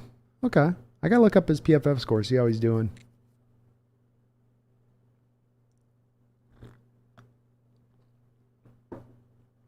Zal says, I don't think it's weird exactly, but that's just more to add on the resume that he honestly didn't work for, just like how he came into the Rams last season in week 11. But he believed he did help the Rams. He did. That's it, man. And look at that. This might be also a component now of the 17-game season as players as they get into the later part of their career and they're unsigned and they still want to play. They keep themselves in shape throughout the course of the year and they just wait for that team mid-year who will have a need. And then they can jump at that point. We might see it as more often. John says, A-Rod and Lynch went to school together. Chill, Cowherd. I agree, John. Certainly, I wasn't putting those two together, but I think that's in the simple place where he was with his mind and thinking about this, and then he was like, it's going to get clicks. Let's do it. Paul, no, on the trade for the quarterback or multiple picks at a quarterback. Yeah, me neither. No way. Zal says, Colin said we should trade a first and a second for a 39-year-old Rodgers. I literally fell on the floor laughing, hearing his take on it and calling it the greatest take he's had all year. Is Colin sniffing his own farts now? Is that what's going on? Is he sticking the hand back behind his back and then bringing it back to... Is that what we're watching take place here? Really? A first and a second for Rodgers? And you got to pay the guy? And he's going to want... yeah. Colin is... Colin's been spending too much time at the Vineyards, I think. Big Country, I love Cowherd because of the guests. Love listening to Sean Payton and Joel Klatt. Agreed, man. That's the times when I do listen to him myself is when you get people in there talking about it. I think even Sanchez does some good stuff, especially because you get Sanchez talking about stuff with Carroll and referencing it back to USC days, and you can get a little bit of a insight into Carroll from that too. But Cowherd with some of his stuff's just like, dude. Whew. John Robbins says, come on, chat, break out the chickens and pentagrams for Wilson. We still got a 10-10 game here. Looks like the Raiders just punted with 4:35 to go here in the third quarter. The Pittsburgh Steelers have gone up by 3 points on the Bengals, and the Cowboys have added an extra 3 points on the Vikings, making that game a 23-3 football game. So we'll see how this afternoon goes.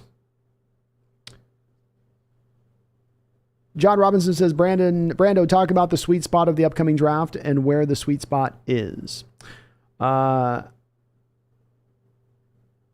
Yes. So I would say early on the sweet spot, if you're talking about tier 1, John, the tier 1 sweet spot to me is the defensive linemen that are going to be available in the top 12 picks. I look at the 3 guys I look at mainly on this are going to be Will Anderson. I guess not defensive lineman, outside linebacker, but Will Anderson, Jalen Carter, and Miles Murphy are to me your 3 really, really should be good players at the next level. I don't have a lot of doubts about any of those 3 guys finding a way to be productive. Whether they get to star status or not, John, I don't know.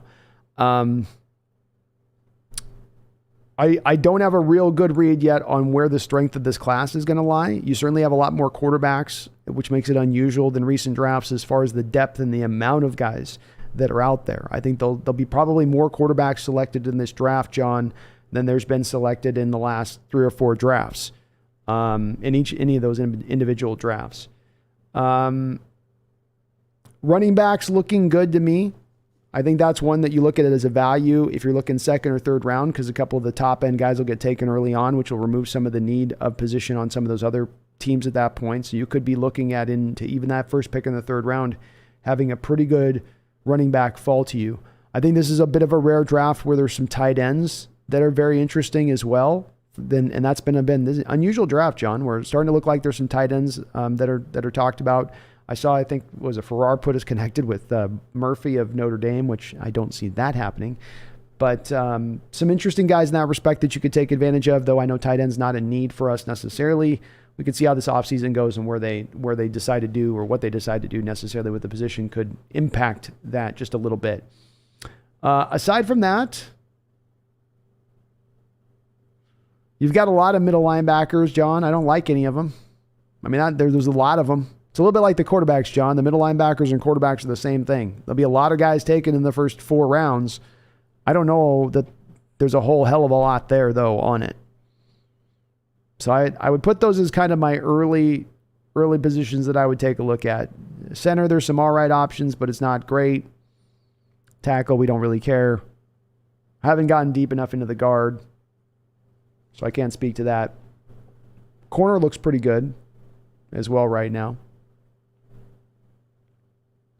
And John, I've done the Reddit stream stuff before, but boy, that stuff just you go to those, click to those streams, and man, it just dumps a ton load of stuff on your PC or your device, man. It can make it a little bit tangy. A little tangy with the spyware. Not huge on that. Green Kid says Rodgers with DK and Lockett, though. I'm just saying, no, you're Green Kid. I did the same thing, man. I was just sitting there poo-pooing it all the way. You know, I'm going, no, this ain't gonna work. The assets you got to trade, and the this and the that and the this and that. Then I was like, but he would have DK and Tyler. He would have 2 great tackles. He would have a great running back. He would have 3 tight ends. And one of the problems with the Packers in recent years has been with Aaron Rodgers, even in his MVP seasons, has been getting him receivers and tight ends. I can get it, man. I'm not saying I'm in favor of it. I'm just saying I can get that he could maybe do well. It's still dumb of Coward to think that there's any possibility of it happening. But would he fail with all that if he was healthy? GoWalks05 says I would do unspeakable things to add Will Anderson on our defense. Unspeakable, horrible things.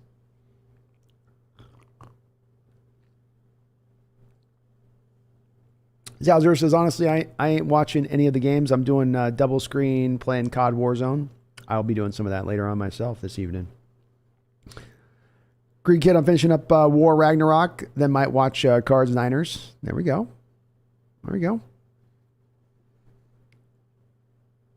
John says, keep Geno, draft Anthony Richardson, and sit him for a year or 2 to learn the offense. AR-15 in the Waldron offense with some quarterback run wrinkles, then throw in would be the ish. I could be okay with that.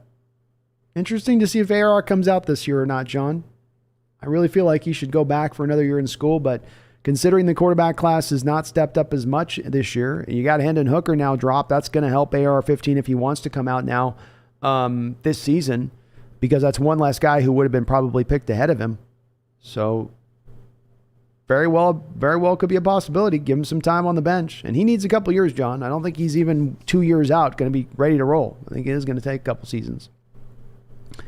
Paul Susie says Seattle Center Coliseum Sonic concerts and Dick's Burgers were the best ever. It was. That's like the bright part of town to go to a concert. Just a great vibe down there back in the day. I agree. Actually, it says, can we sign Geno for a 3-year, $30 million deal?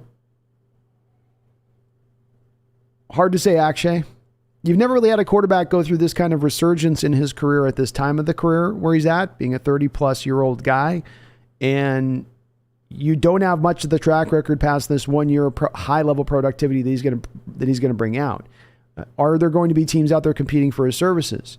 How does the draft impact the type of offers that Geno gets? Are the teams going to view this draft as a weaker draft for quarterbacks? Or are there those teams out there actually that are in love with that I'm not as much in love with, being like a Bryce Young or a KJ Jefferson? That in fact, what that'll end up doing is pushing the market back on Geno in a way where he's not able to get maybe what he's earned necessarily, because there's not necessarily the There's just not necessarily the team out there willing to provide the same kind of offer.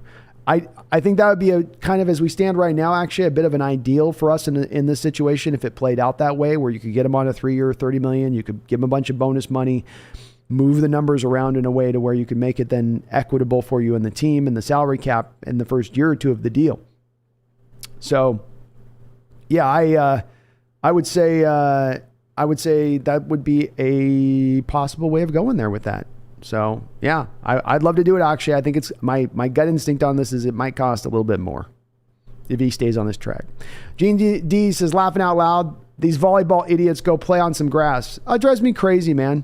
You got these basketball courts they've got lined out for basketball. There's 6 hoops on the court. And then these people that play this pickleball and volleyball, they can't just take like a side or a section. They got to take the whole court up. Like I was playing on one court and there was a father who was like training his little kid, like Hallmark movie style on one side of the court. And it's like showing him on his jumper and they were working through. The volleyball players just walk through their end of the court, push them off as well. Just like that's the day, but I'm canceling my membership tomorrow. Like I'm going to a different gym as I've gone through them with this and I'm just already like, I'm half tempted to have my chat go just leave like a rain of bad reviews on. I'm almost wanting to use my power in a poor fashion right now and have my chat go after him because I'm so mad by it and my eye hurts. so it's leaving me feeling just a little bit vindictive. But yeah, volleyball players, get off the damn basketball court. Thank you. Let us use the basketball court for basketball. I know. Mind-blowing thought.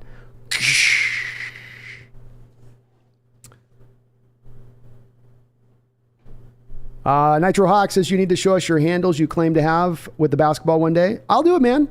I always just feel I can't ever be one of those guys that going to put the camera in front of me in the gym and film me as I do my stuff. But I'm telling you, man. I'm telling you, I'm nice with it. I'm nice with it. I'm a little older. I can't jump as high. I can't move as fast. But I can yo-yo. I can yo-yo that dribble.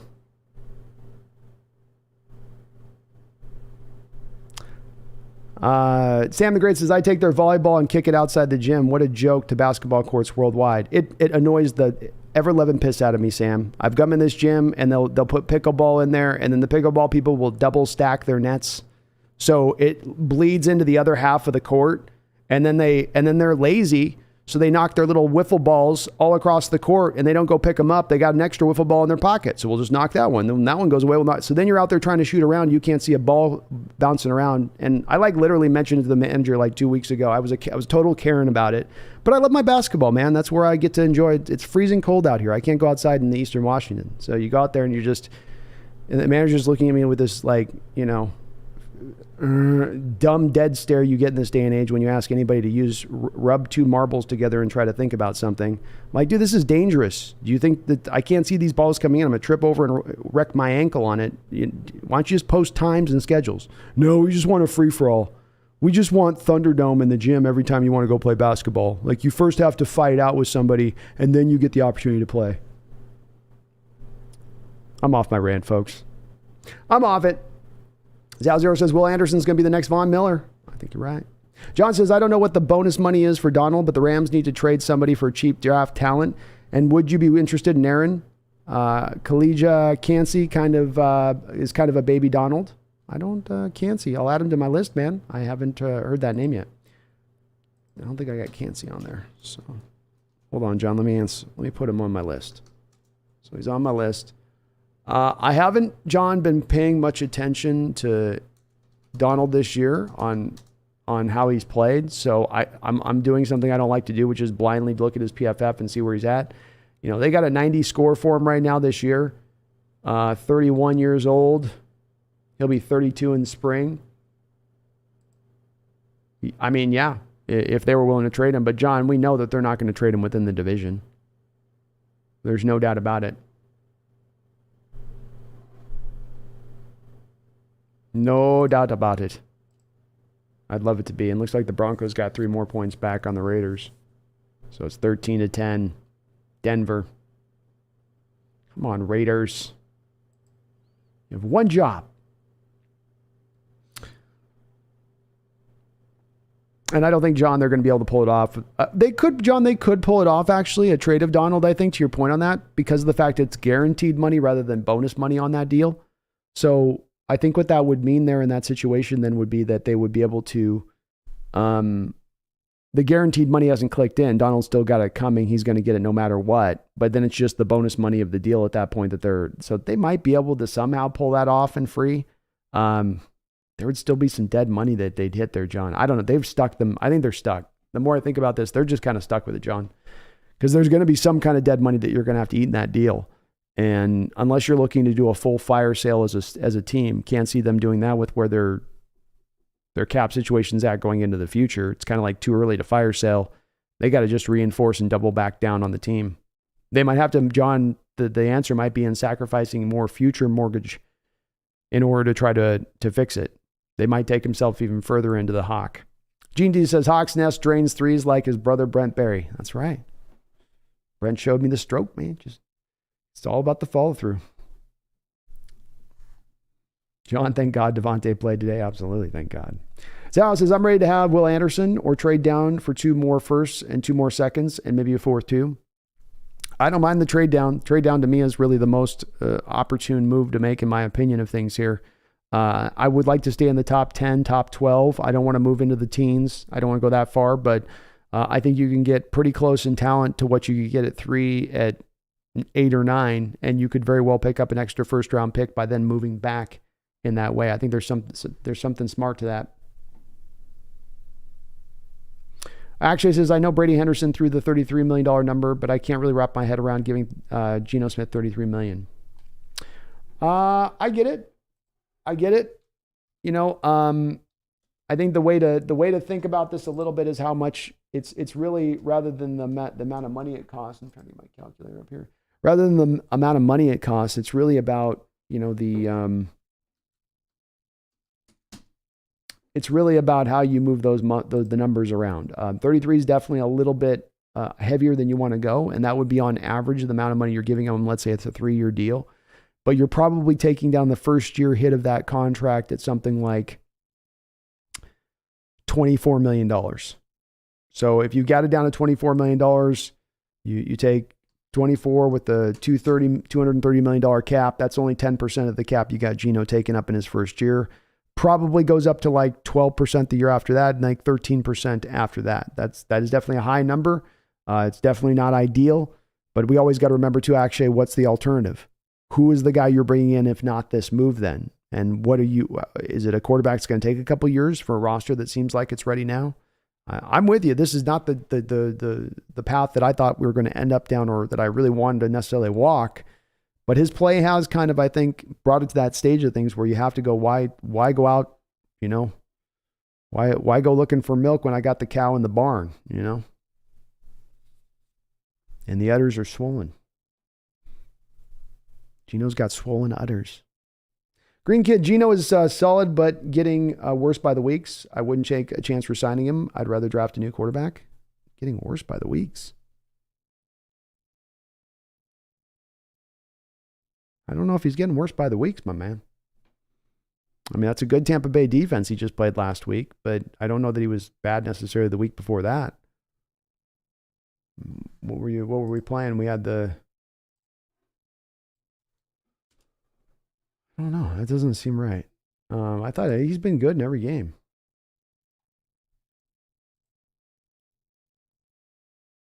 I mean, the Cardinals game, you put up 31 points. He executed 3 touchdown drives at the end of the game, Green Kid. He had the 1 interception in that game, but you take the 1 interception out, and he had a great game. He had 1 fumble in this Tampa Bay game, but outside of that, what was the bad play that he made, or any bad play he made? I thought he's pretty good.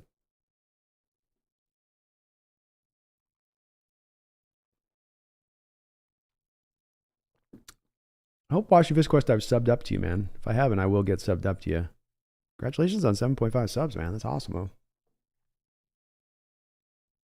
And Power Code says, I don't know if Geno is worth the payday. Then again, would taking a flyer on a rookie or free agent really be a better option? Really hope this year isn't just a fluke. You kind of encapsulate right there in Power Code, I think, what's at play in the mind of a fan. Your first blush is to say, I don't really want to pay Geno that. But then you got to go to the second point of the logical step here, which is, okay, if not, but then this. Well, what is the if not, but then this? That is probably a rookie quarterback. That's probably going to be a guy you're going to wait on a couple of years of development time for. Is that the right way to go? As we have maybe a superstar corner out there and two stars on the rise at the tackle position and a star at the rise at the running back position. Very maybe a good player in Boye Mafe and Jackson, all on rookie deals for the next couple of years. Maybe this is a strike the iron while it's hot kind of situation. And right now you got that kettle and it's and you got smoke going out the top. It's time to strike. And that's maybe a little bit more for me where the question ends up falling into Empower Code, but I completely understand people's hesitance to go too high with Geno and that the price can get too high pretty quick. John Robinson says, I said Tariq Woolen is clarified truffle butter to Ahmad's Olive Garden Gardner. Why Sauce getting all the love? Why Ahmad get love but not me? Dr. Disrespect. I love Dr. Disrespect. He's awesome. I've been fighting the same battle. I've been slogging through the trenches, trying to take them one by one. But the East Coast media and the national media perspective has been, it goes without saying that that Sauce Gardner should win the award. And it's just not so clear to me. I watch the guy. I see a guy who gets away with a lot of grabbing at the position.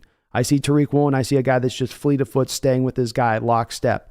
I see a guy who's got more interceptions. I see a guy that's, to me, just the passer rating, the tackling. To me, it's all been there with Tariq. I would be giving him the nod over Ahmad, but Ahmad plays in New York. And, when it comes down to a New York player being up against a Seattle player for an award, I don't care if it's MVP, comeback player of the year, defensive rookie of the year, offensive rookie of the year. It don't matter. If it comes down to that being the choice for the voters, you're always going to see the East Coasters get the love. Zao0 says, don't we already have an opinion? Don't we already have a Quentin Jefferson? Kind of. Yeah, I mean, they're different players, but there's some DK stuff to his game for sure. I don't agree with it, John, though. Tariq's had the better year. Maybe it's just by a little bit, but he has had the better year. Actually, says, I guess Pete Carroll will start Drew next year, but not give anything more than 15 to Geno Smith. It's a way he could go as another backup option, Akshay. You bring back Drew Lock on the same deal you gave Geno Smith this year, and you say, hey, we're going to do for you this year what we did for Geno last year. What do you say, Drew? You've already had a year to figure out that this is a good spot for you. And Drew goes, okay, let's go. So I could see them doing that very same track if the cost did get too high. No doubt about it. Zao says, Gardner is the only quarterback in the league that can hold receivers without any calls. Thank you. I saw the New England and New York Jets game and the man was holding. Every clip I've seen of him, and then even the clips that show off how magnificent he is in coverage. I mean, there was one that was making the rounds where he's going up the football field and, he's the whole way up the field just grabbing and tugging on the guy. And I think it was the Bronco game. And then like at the very end, he like kind of halfway heartedly like knocks it away, I guess, the ball. And everybody's like, oh, what an amazing play. I'm like, dude, he just mauled the guy up the football field. What are we talking about here? I'm not saying he's a bad player, but come on. Come on now.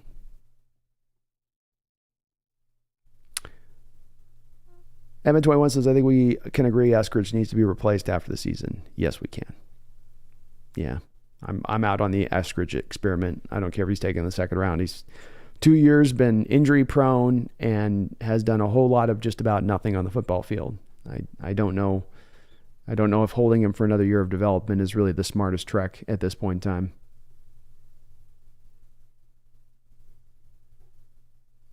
John says, you talking about the TCU dude? Yep.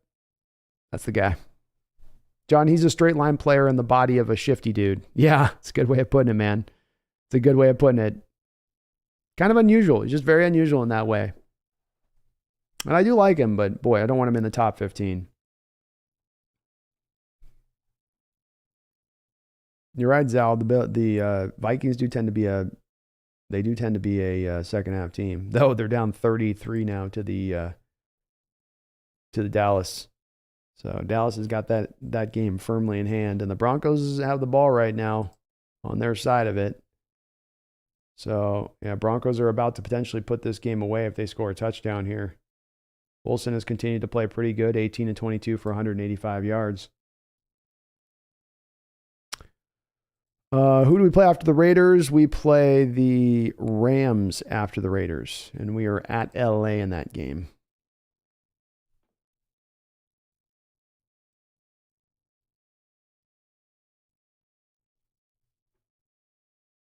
Jeffrey Thistle, thank you for being a member for 7 months of the channel, man. I really do appreciate it. It says, Pumpkin is unsatisfied with the Raiders' gameplay. Doesn't seem to be any decent second base bats that are clear upgrades for Miss Gino 2-year.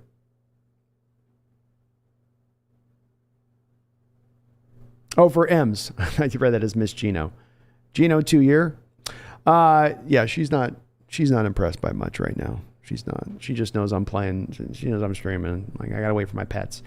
But, yeah, Raiders are not bringing it today. That's definitely, Josh McDaniels is not going to last the year right now. It doesn't look like, I would bet, if this keeps up at the same pace. So we'll see. We'll see how long he's got on the chopping block with that. No, there's really not any real great second base options out there to go out there and get. This is part of why you look for shortstop, so you can then just move Crawford over to second base and call it a day. Because you have a team that's in pretty good shape as far as you feeling good about third, good about first, good about center, good about catcher. It does come down to and even right field now, or left field, depending on where they're playing Hernandez. You feel so good about that situation that you do have only certain positions you can really go to address to upgrade at that point. So it does come down to there got to be an option there, and there just isn't, Jeffrey. And good second basemen are hard to find. They are definitely hard to find. They've been talking about a couple guys that could be interesting options if they go that route, though. It's not completely empty. It's just not great. John says we need to pair a power runner in the draft with K9 to have a Thunder Lightning combo. Agreed, man. I like the kid out of Kentucky. You know, what about him? What about him paired up here with K9? Those two could be interesting, and I think he'll go in like the 4th, 5th round. John says, do you think our front office would favor Levis or Will Anderson? Or Anthony Richardson. Sorry, I read that wrong.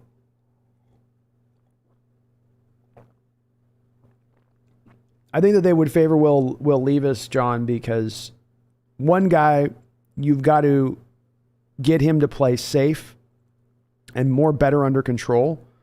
The other guy, you need to give a couple of years of development, and you don't know exactly what he'll be at that point in development or if he will develop. Levis may have a reduced top end to a degree because of some of the wild nature to his play, but he's played in our offense this last year, John. He would hit this ground running instantaneously. He'd have no issue whatsoever in running it.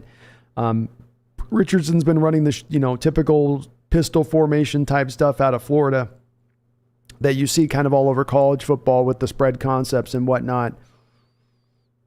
I like Richardson. I do, John. I just don't like that 2 year of development I think I got to take. Look at the way the 49er fan base is freaking out over the fact that Trey Lance might take a couple years for them to figure out if he's good or not, and how much that consternation that's driving in that fan base.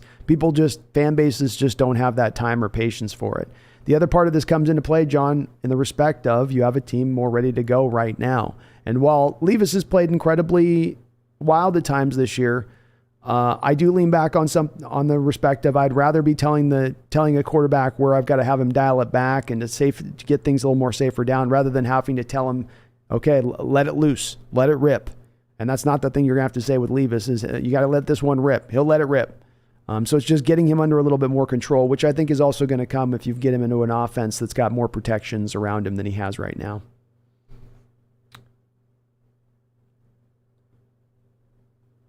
John Robinson says, if the Broncos lose, where is our draft position?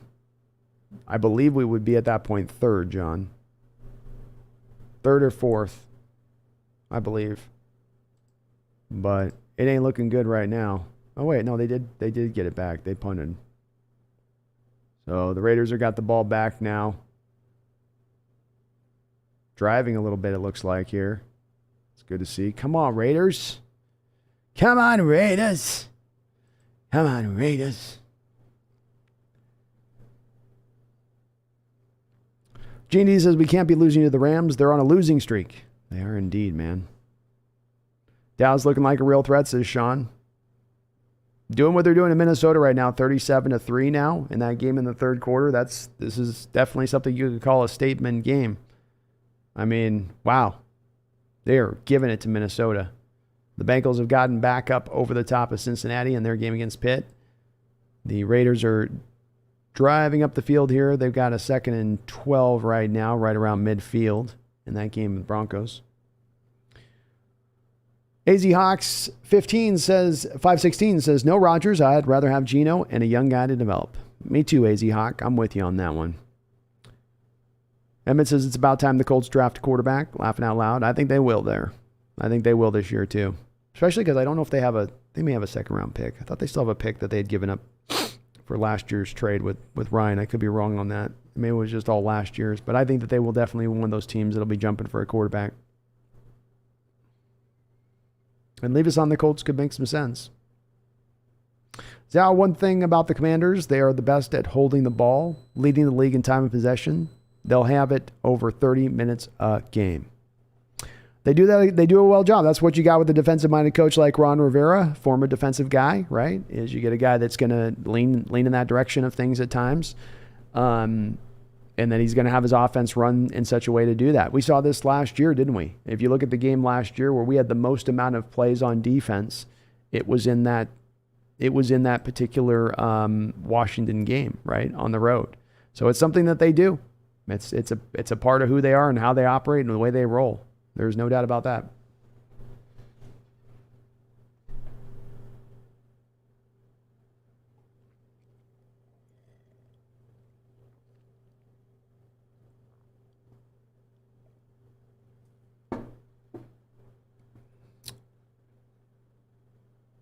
Nagasa says Levis isn't ready to lead a team no matter how bad his team is now. Maybe. I can certainly understand the criticism of him, for sure.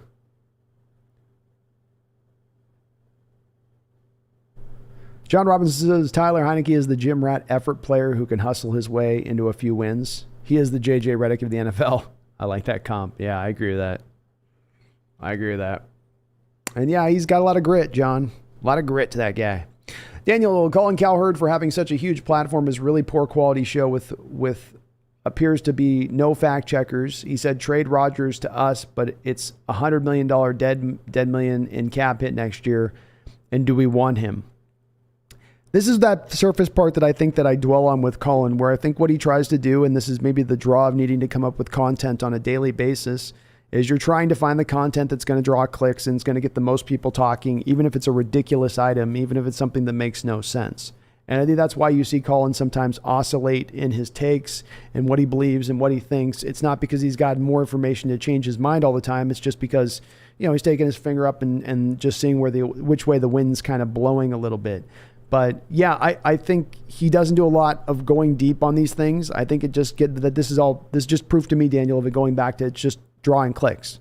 It doesn't matter whether or not, for him, it doesn't matter or not whether or not it's really housed in much that makes sense or that he can show why it would be even viable of a situation. That doesn't matter. It's just the presenting of the idea itself and getting people percolating about that is enough.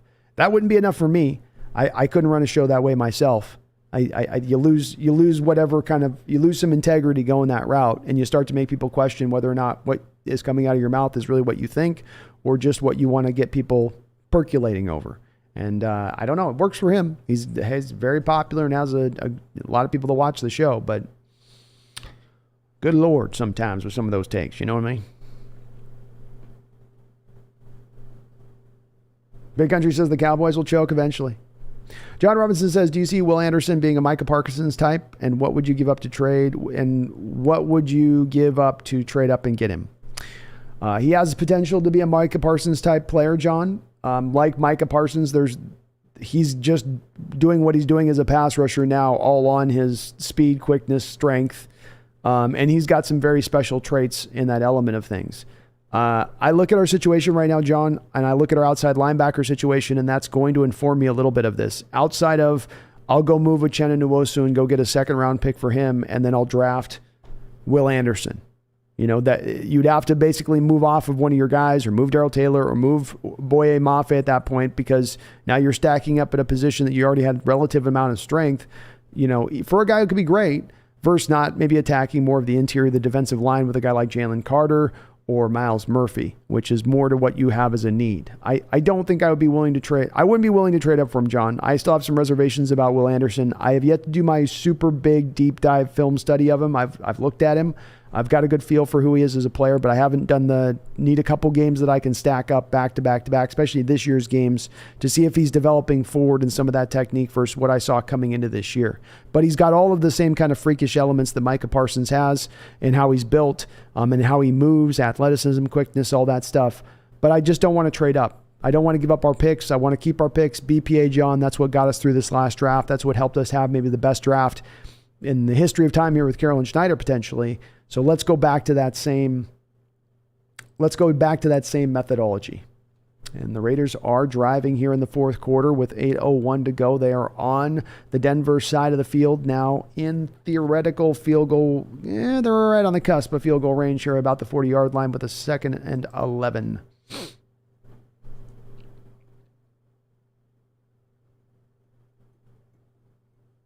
Daniel says, Baker Mayfield's god-awful. Hope P.J. Walker plays next week versus the Broncos, to be honest. Yeah, he's not good.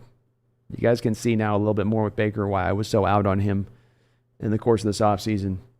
John Robinson says, how do you think the Broncos try to fix their team this coming offseason, and who's their new coach and or offensive coordinator?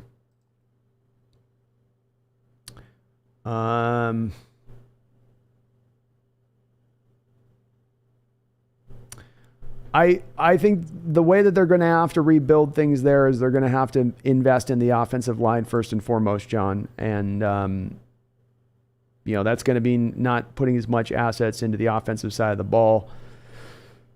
And that could be a place that could help themselves out considerably, John, right? Because they get Tim Patrick back next year. They get Javonte Williams back next year. That's going to help both of the two other positions that have been not as great for, with what you're not getting as much out of with Cortland Sutton this year or Jerry Jeudy. So, the Raiders missed out on 3rd down from that 40-yard line, weren't able to get another yard. They're at the 39, so this would be about a 56-yard field goal, and he hits it. Let's go. Raiders kick the field goal and hit it. 13-13, 7:06 to go. Broncos and Raiders. Let's go. So that would be, to me, the easy fix, John, is you just address the offensive line. You're getting Garrett Bowles back at left tackle, so you look at left guard, you look at center, you look at right tackle. You just try to beef up the offensive line as best you can. I think that they have to, John, go to more of a power-based running game and go, Russell, you're not going to be able to throw the ball 40 times like you think you want to do coming here. We're going to get the most out of you at like 30, 35 times a game, and you need to be okay with that. Having those guys come back like Patrick and Williams will help them. If they beefed up the line, then that would help out a little bit as well. A little more running back depth would help if you can get that in the later rounds to go behind Javonte Williams / maybe sign a guy out there in free agency. But I don't know. There's not going to be a lot of quick fixes for them on this, John. They may have to just go out there and get the development. They may have to take that first-round pick that they got in this recent trade for Bradley Chubb and put that to a guard, or grab the best center in this draft. But you really, John, got to do the thing that I've been calling for Russell Wilson for a very long time, and that is get him a good to great pass-protecting unit for the first time in his career and see if you can get the most out of that contract then at that point. Even this year, I think it's very hard to make that assessment with him when he's getting hit and battered and you're having as many injuries on the line as you're having. I think that puts you a little bit behind the 8 ball and trying to see if there's a way to get more out of him. And until you give him that does, to me, John, remain the question at hand. As to their new coach, I guess I'll go Dan Quinn, because they'll think he'll have familiarity with Russ, and so he'll understand the way to manage Russ within that a little bit better. He's also a qualified guy at this point, kind of one of the next guys to really earn that job to go there. He'll be intrigued, I think, by some of the defensive talent that he has on this Bronco team that he gets to work with out the gate. So he knows he's not rebuilding a defense. He just has to come here and know how to get the most out of Russ. So Quinn, to me, even though I don't like that as a hire for them, John, I think that that's a more likely one where Russ is begging for Schottenheimer and they'll go, look, we're not giving you Schottenheimer, but we'll give you Quinn. Okay? Will you take Quinn, Russ? I'm not giving you Schotty. We'll give you Quinn. All right, let's ride. I don't think they're getting Peyton, though, John. Gene D says, is the Broncos game on TV on ESPN? Says there's Fox, but there's fishing. Mine's not, Gene. No, I had some other game on.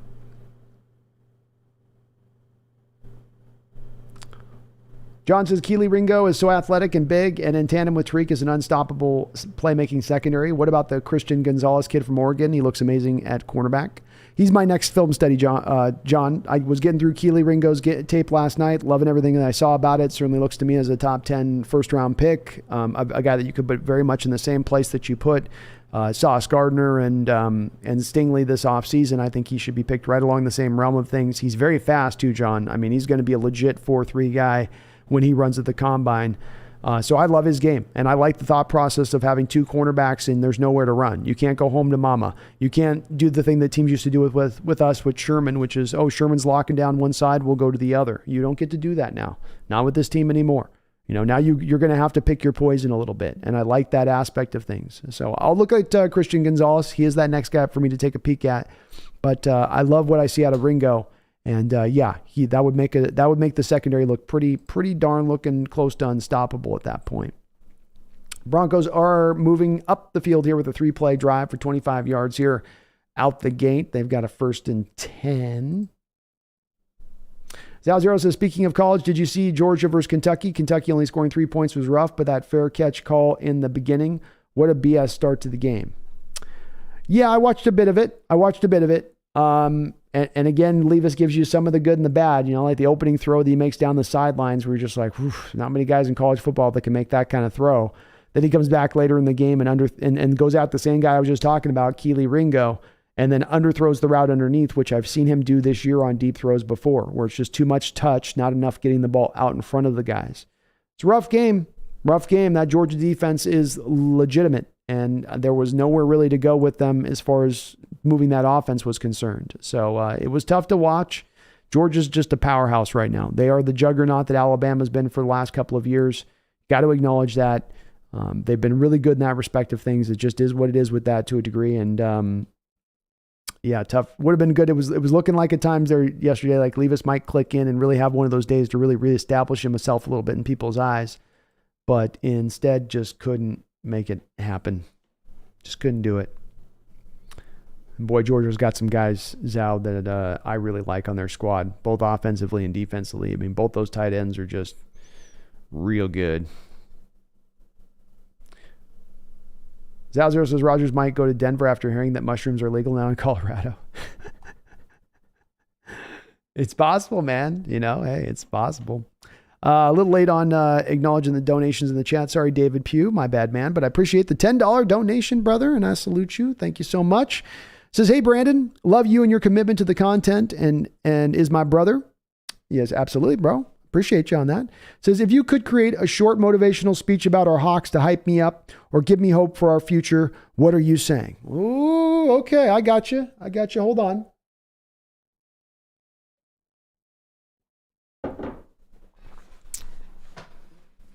You're in my wheelhouse now here, David. You're getting in my wheelhouse now. So let's go.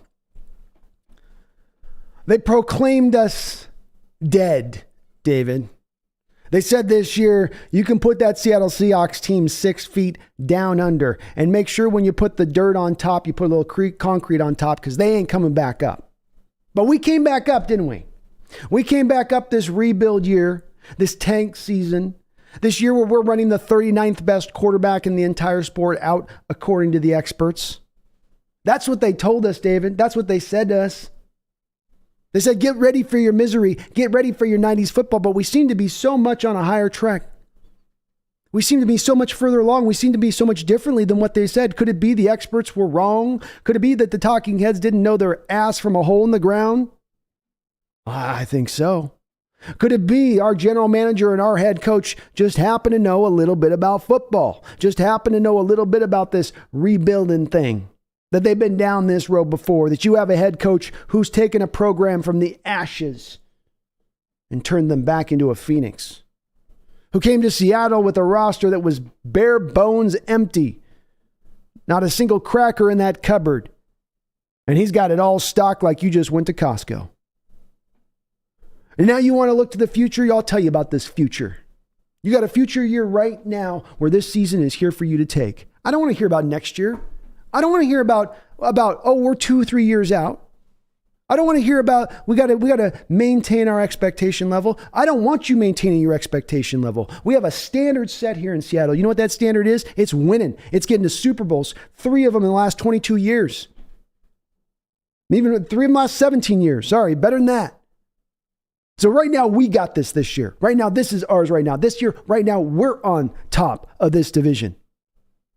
And even that number 1 seed is still well within our sights. Long schedule left to play. 3 teams, David, 3 teams at 500 or better, and that's it all you got to play on your schedule. The Rams today that you get to play twice just lost again to the Saints. You go out, you handle this year, you run the football, you play defense, you play great special teams, you have a quarterback who control and manage the game and give you some big-time throws when you need it. That's playoff football, baby. You got a coach who gets the best out of his team as the year winds down, who gets his team playing at its peak at the end of the year rather than the beginning of the year. You got a team that can dance in the playoffs, baby. So I want you to dream right now, here, now, David, this season. Who's in the NFC is going to stop us? Who's going to steamroll over the top of us? That Eagle team that lost last week and then now again, once again, struggled this week against an Indianapolis Colts team who has a quarterback who can't throw for 5 yards? Oh, I got to get scared of the Niners? You want me scared of the Niners? With Jimmy Garoppolo? I got to worry about him as his arm starts to ice up here as the year gets a little bit more crispy. Because that's the way it works with Jimmy. When it's warm, he can throw relatively well, but that arm just gets a little shorter, a couple inches shorter on that arm as we get into the winter months.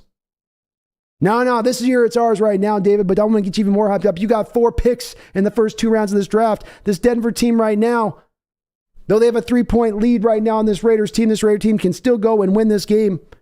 Is going to give you minimum a top 10 first round pick, minimum top 10 second round pick. And now the sky's the limit. You get the playoffs this year, you do what you do. Then next year, you got those picks. You've got all that money to spend, the 7th amount of most money to spend in the entire NFL this next offseason. The sky will be the limit moving into next year. This team will be ready to inject next year as a Super Bowl contender after this offseason. People will be talking about that team finally in that way. So you want me to get you hyped up? You want me to tell you about where this team's going and what we're going to be? We'll take a look around because you're seeing it right now, not next year in the future. I ain't bringing a crystal ball out here saying, look in the crystal ball. Just look through all the smokiness of my crystal ball. No, I'm not telling you that. I'm saying turn on your TV. Look at every week how that team's playing. Good team football, playing together, showing you shades and echoes of a once Legion of Boom team that was long dead and far gone. I'm not talking about the defense. I'm talking about the team because that's what you're building right now. Playing for each other, playing hard for each other, selling out every week. This will get us back to the mountaintop, I say, folks. It will get us back to the mountaintop. Thank you, David. Hope that was good. Jeffrey Thistle with a $2 donation. Thank you, Jeffrey, with a $2 donation. Says, primetime Kirk Cousins strikes again. Yeah, he's not a primetime guy, man. The lights are bright. He starts to sweat a little bit. His smile gets a little awkward.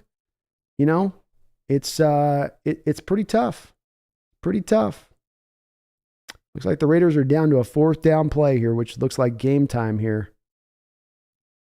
And 4th and 6. They're going to punt. Wow. Denver with another high-scoring game at 16 points. If the Raiders come back and get a touchdown, and it's another game where the Denver defense holds a team under 18 points, because if Denver just scores 18 points a game, every game offensively, I think they're like 8-1 or something. It's incredible. But yeah, Kirk Cousins is not primetime guy, Jeffrey.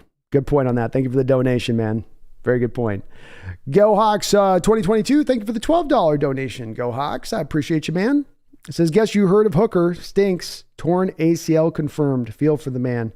Possibly won't be able to go till October 23rd because he's more than being drafted and a big money lost. Same deal with me. I was 18 though.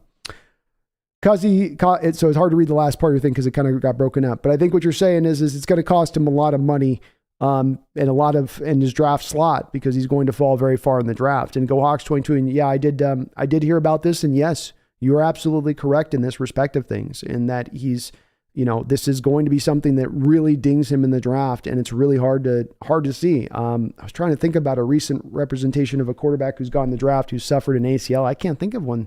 Maybe the chat's got somebody that they can think of that, we've seen in other positions certainly, but never at the quarterback position quite at this kind of point. I mean, maybe Matt Corral last year had a little bit of that going on at the end of the year, though this ACL I think is a little more serious than the Corral injury per se.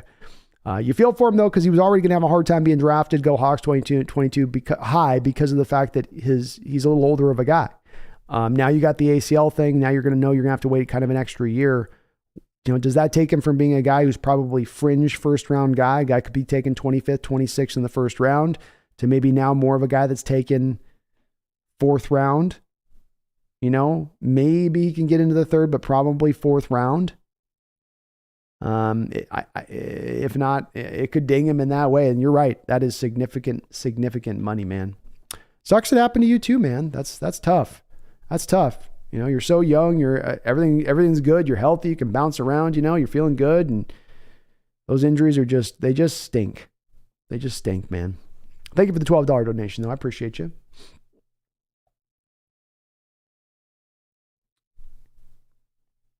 Sal Zero says, speaking of not lasting, you think Derek Carr leaves Raiders? Will he be the next quarterback for Indy? They do love old quarterbacks.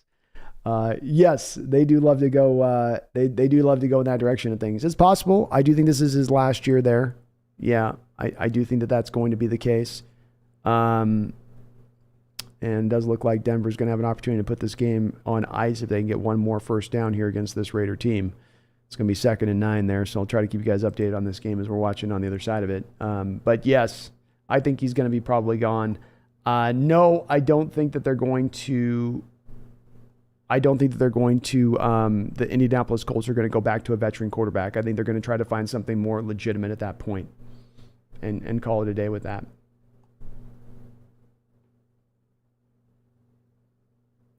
$144 Elite says, what do you think about Seattle Seahawks pick quarterback, a Brill 2023 Maryland quarterback for the Seahawks? I haven't had a chance to take a look at him, so I'm sorry I haven't looked at Abril as of yet, my man. I will take a look at him though. A lot of quarterbacks in this draft. Lots of QBs in this draft.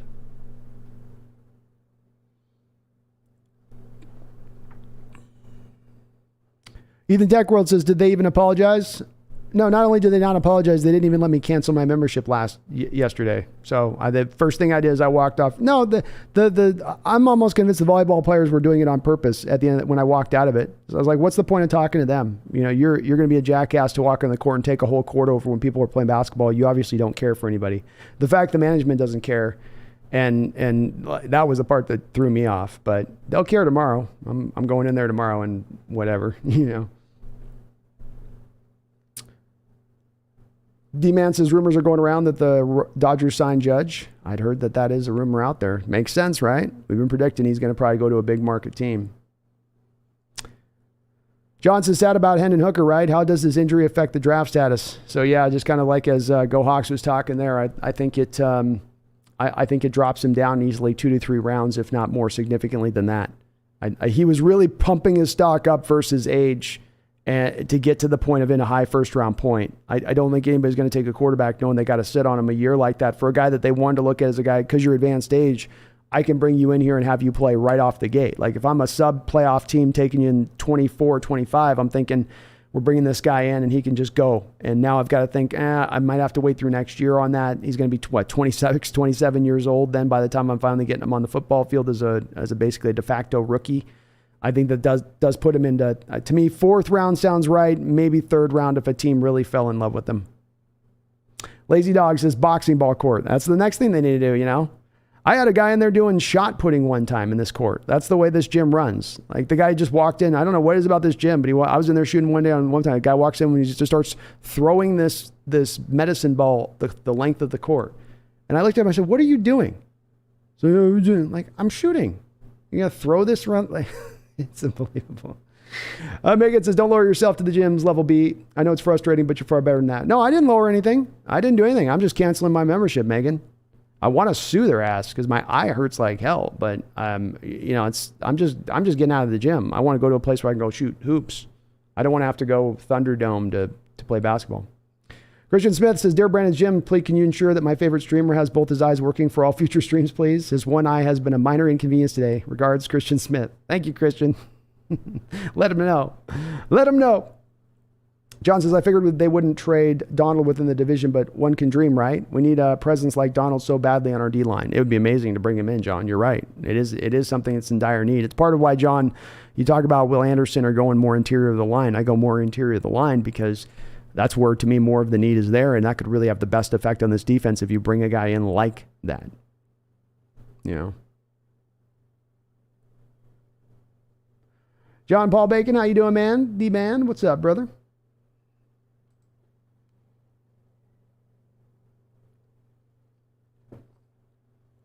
All right, so the Raiders did cause a fourth down stop. We'll see if they can do anything with it. Zero says, in terms of center, I'm still loving Luke Wilper from Ohio State. He and the rest of the O-line makes Stroud look incredible, too. I also like Smits from Minnesota. He's a big boy, too. I like my first look at Smits. Just getting into my center view of things. So I'm just starting to kind of look at those guys. But the first view of Smits was good. Big guy, like you said. Wilper's a guy getting a lot of look out there, Zal. I think we're going to have a couple of centers go in that second round, which would be right in the territory, of course, where our Seahawks would be happy enough to pick up, I think, a guy to help out this line if they can grab a guy there. I do think they were in on Linderbaum last year. They just didn't want to trade up into the first round to go get him. Zal says, Wilper's similar to Creed Humphrey, and he could be available in the second round too. No missing this time. Yeah, let's learn from our mistakes on this one if he is there.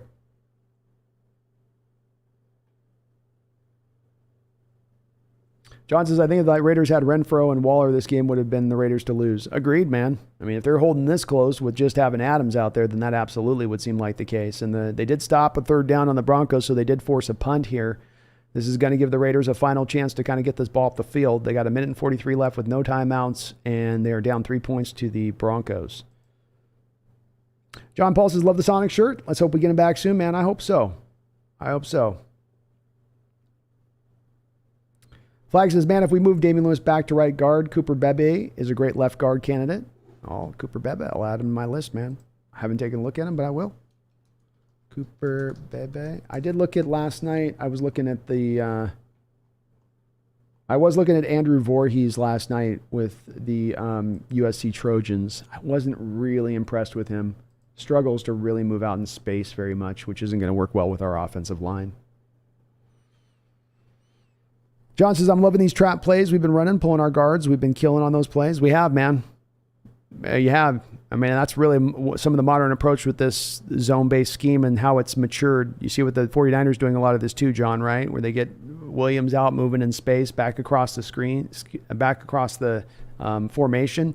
This is very much a modernized approach in how they're utilizing this, and I like it too. Getting guys out in front.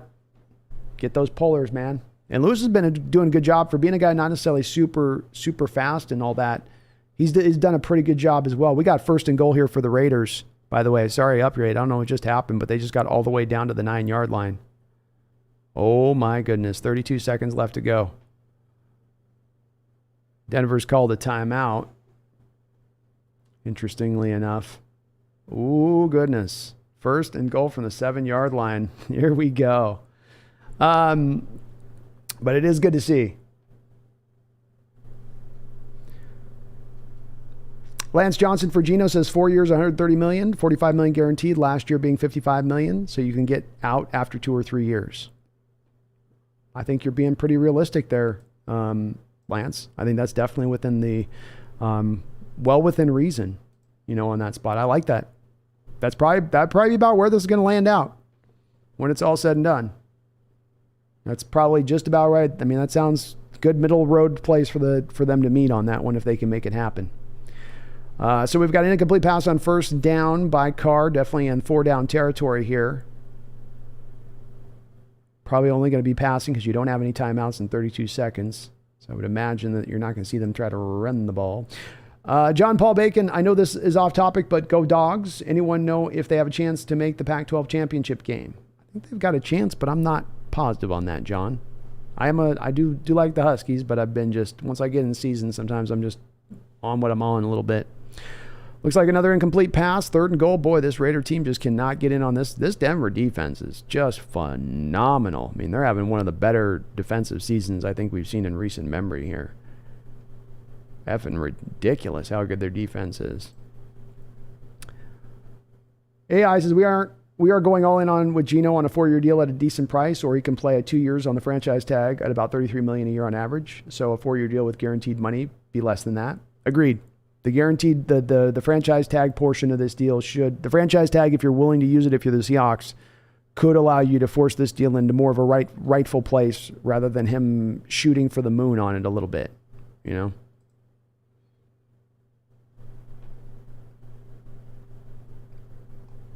John, I'd love to claim Tillery off waivers, the Chargers.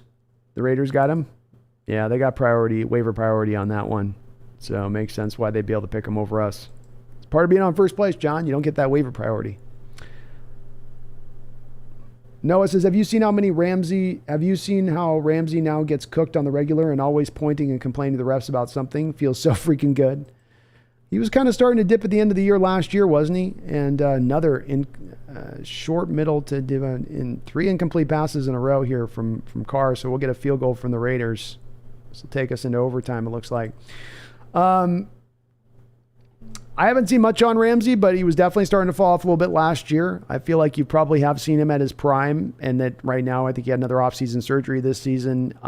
Just hasn't looked quite as well to me when I've watched them play. But he's not bad. I'm not going to say he's to that point, but yeah, I guess he is getting probably picked on a little more than he has in the past.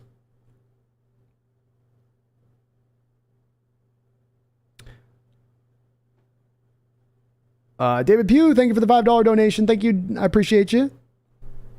Says, I want to run through a damn wall. That's what I'm talking about, Brandon. This is what we need. All you're missing is an auditorium and a mic. Hell yeah, David. You need me to hype you up. I'm here for it, man.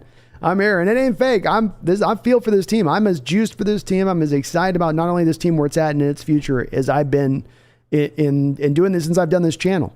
You can see where the plan's going. You can see that the plan has cogently been put together. Everybody's all in. There isn't two sides fighting up against each other. There isn't two different mentalities or philosophies that are going up against each other. And that should get you hyped. On top of the fact that your coaching is developing the young guys, your front office is bringing in the talented guys, and you're spending your money relatively right. So I think it should all encourage us for where we're going with it, man. And you know me, David, anytime, man. Anytime I got you, brother.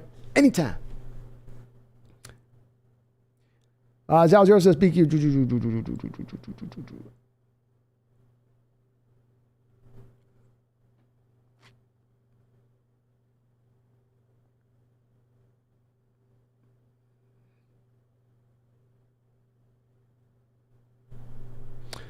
Empower Code says, Russ has the mobility of an aging mule.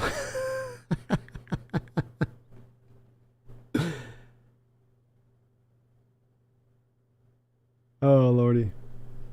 Megan, do I think Hackett will be back as Denver's head coach next year? Not a chance, Megan. Nope, he's out.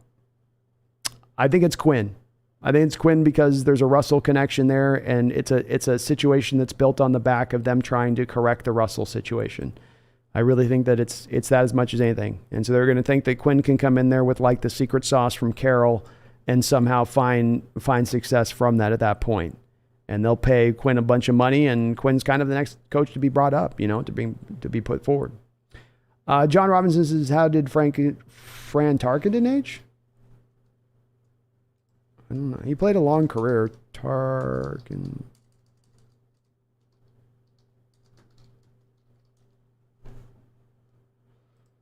Yeah, Tarkenton, he played all the way to 78. He was 61 to 78. 1978, his final season, he still threw for 3,500 yards. 32 interceptions with 25 touchdowns. What a wild final season for Fran. So, yeah, he played pretty well, pretty deep into his age. I do think it's a little different with that one. I also don't know if, John, we could say the same thing about Fran that we can say about Russell Wilson, which is, did you develop your older man skills as a quarterback as you got older? Did you get better in that aspect of things? That's, that's really probably more the apropos question is if he when his wheels started to erode and he wasn't as good in that respect, did he start to develop other items, those same kind of items Russell's been a little bit slow to develop. AI says they didn't give Heineke enough time, kind of like Gino. He is talented. He's okay to me. He's okay. I mean, I don't think that Wentz was the option over Heineke. I'll give you that, AI. I mean, if you're going to go for an upgrade over Heineke, go for a true upgrade. Don't just bring another guy in there as a name. I'm with you on that. Zal says, remember, if the Broncos don't score 18 points, they will lose. John says, Brian Robinson looking strong for the Commanders. Boy, coming off that gunshot wound, too. Daniel Bailey, damn. Cowboys scoring 37 points. I got Lamb only scoring 6 points on fantasy so far. They're running the ball today a bit. Keeping that balanced, keeping that offensive attack balanced, man. 40-3 now. Flag Raiders just got saved. There we go.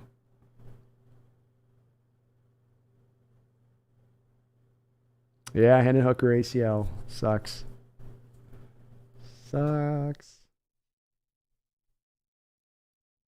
agree with you, John. Bruss doesn't need an offensive genius. But where's the offensive genius out there? Who's the guy? Who's the one that's going to be available for them to go pull that lever with? And I don't see it as clearly out there. I look at it and go, there's not some there.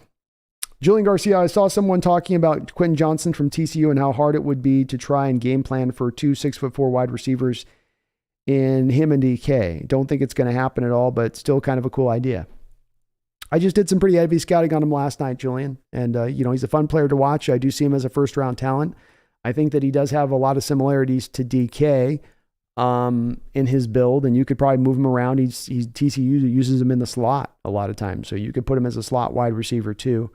I think you got bigger needs than wide receiver to where you'd be picking him if you had to go and pull the trigger to select him, Julian. But you're right. It would be an interesting option. A team that had some success with that, I believe, at one point in time was the Giants back probably 10 years ago when you had Plaxico Burress and Amari Toomer as your two kind of, both those guys were really bigger receivers at that time than what you usually put at the position, and that definitely helped them out. Helps you out, too, theoretically, a bit in the run blocking game, though I will say that Johnson's run blocking kind of comes and goes. It's with him, it's kind of, I don't know if I want to, he decides between no effort and good effort, and it definitely oscillates with him just a little bit. So we got the end of regulation with the Broncos and the Raiders tied 16-16. John says, dang, imagine the Broncos D getting better under Quinn. Possible. I do think the defense eventually, they're benefiting this week with playing, the Raiders and whatnot, but I think that when they start to play with some better offenses, I don't think they're going to be able to hold up quite as well as they have this year, especially losing Chubb. But Quinn would, I think it's going to be, I think Quinn, you could bring Quinn in. And John, I'm with you. The Russ does need an offensive genius. So I don't disagree with you there. I do think it comes down to this is what, when you start to make decisions that are based around some other things other than just that necessarily, and then who's the offensive genius you bring in? Who's the guy you're going to sell on Russell Wilson on right now that I don't know. I can't think of anybody who's even halfway available out there. I mean, what, the Cowboys offensive coordinator, maybe that. They could go a lot of different directions. I wouldn't be surprised. AI says tag year one is 31.5. Tag year 2 is 36.5. That's interesting, AI. I thought it was higher on the first year cap hit. So I'm off on that, I guess. But I'll take your word for it. And if it's at that amount, you're right. That should be allow you to be able to then drive the contract down versus going for some crazy high water mark of a cost. Well said on your part. John Robinson says, you see that Boise State Skinner, JL Skinner. He's a safety. And yes, I did scout him as well. Vicious hitter, great form tackler who can lay a hit cleanly and still come close to depleting. What jumped out to me, John, is he can lay a nasty hit, but he doesn't get his head into the hit. Like you'd see, for instance, Marquise Blair on all of his tape back at Utah would just constantly lead with the crown of his helmet. It was part of what got him ejected out of games. Skinner doesn't do that. Boise State runs a lot of interchangeable play there, so he can do some free safety stuff. He's really a strong safety, though, through and through, John. You want him coming downhill. He's a little bit like Jamal Adams. You just need the guy coming downhill. You need him always moving forward. Whenever you have him moving backwards or have him operating in space, it's going to be problematic. So you need to keep him as a box safety. But if you put him in that role, he's an interesting prospect. James Watson falling more and more for Drew Sanders from Arkansas. Like I said before on that one, James, you got to tell me the tape to watch. What's the game I got to watch on him? Because I've watched a couple games and I haven't loved what I've seen so far. I'm open to being changed on this one. Maybe I'm not watching the right kind of tape on him, and I'm definitely going to do a deeper dive at some point with him. But I didn't see a lot with him on the football field when I've seen him out there rolling around. Bother guaranteed. Plays like an alien. I mean, exactly. Bother.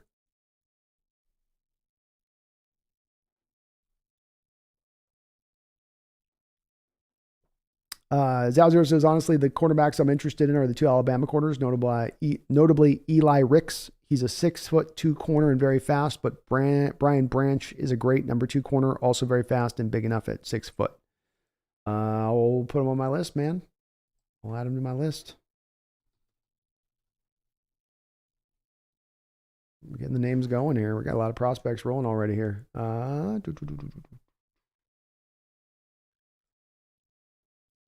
Eli Ricks, and we got Brian Branch. Broncos are driving. Broncos are, looks like right now Derek Carr just completed a 33-yard pass. And the Raiders are officially in the Broncos side of the field now. I got those names down, though, Zal. I'll take a look at those guys. Ethan Deckerwell, Brad, the king of sports motivational speeches. Hell yeah. Gordon fumbled again. Oh, I love to see it. Adrian X, thank you for the $2 donation. Says Denver better not take our boy Shane. No, they better not, Adrian X. They better not. I don't think Russ will want to run a West Coast offense anyway. He's failed in this one pretty harshly. I don't think he's going to want to go back into the same kind of offense either. They're going to probably go for more of a power running game to taking your deep shots off the power run game. You know, a lot of rollout boots, that type of thing. I can't see him taking Shane. That would suck, Adrian X. That would suck, man. Thank you for the $2 donation, though. Did we get a touchdown? Touchdown! Touchdown! Touchdown, Raiders! The Raiders have beaten the Denver Broncos 22-16. The Broncos fall to 3-6. The Seattle Seahawks are going to pick up a bigger first-round pick in this next upcoming draft. And we find ourselves with a little bit of a tastier prospect, not to mention the Raiders now drop back, just drop back a little bit in this other direction of things. Just fall. I guess it's 3-7 Broncos. Just then we get the Raiders at 3 wins, but now that the Raiders have now beat the Broncos twice this year, which means the tiebreaker goes to the Broncos, which means our draft position just got a little bit better. Let's go. Let's go. Big Country said, I don't trust Carr, but I need a touchdown. He just gave you one, man. He just gave you one. John, what's the best bowl the Huskies you go to? I'm not sure. I don't get as much deep dive into that once the bowl game stopped mattering kind of as much. Probably some Alamo Bowl or something like that. John Paul Bacon, it's ironic that both the Huskies and Seahawks were written off before the start of the season, each season respectively. Look how both are playing. So awesome. Oh, it's been just amazing, man. Being able to see this kind of turnaround. And I got to give the Huskies props too. Having a new coach in there like that, the program where it was, which was at a pretty low point last year, to come back this year, maybe even not with kind of where that coach is going to want that personnel to be with going in the future, has been very, very, very, very impressive.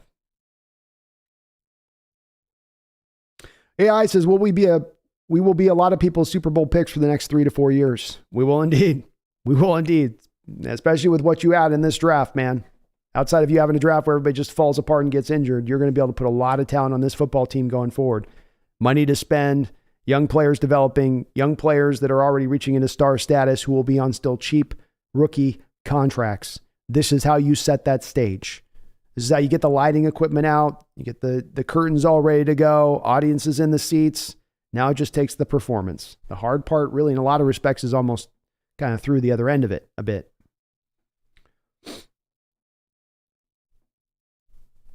John, has a rookie or sophomore quarterback ever beat Belichick besides Russell? I don't think so. It's probably happened, but I remember that was a stat brought up a lot. I don't think it's happened. Cora Pennington, I think Utah has to lose as well. Oh, she was mentioned about the Huskies.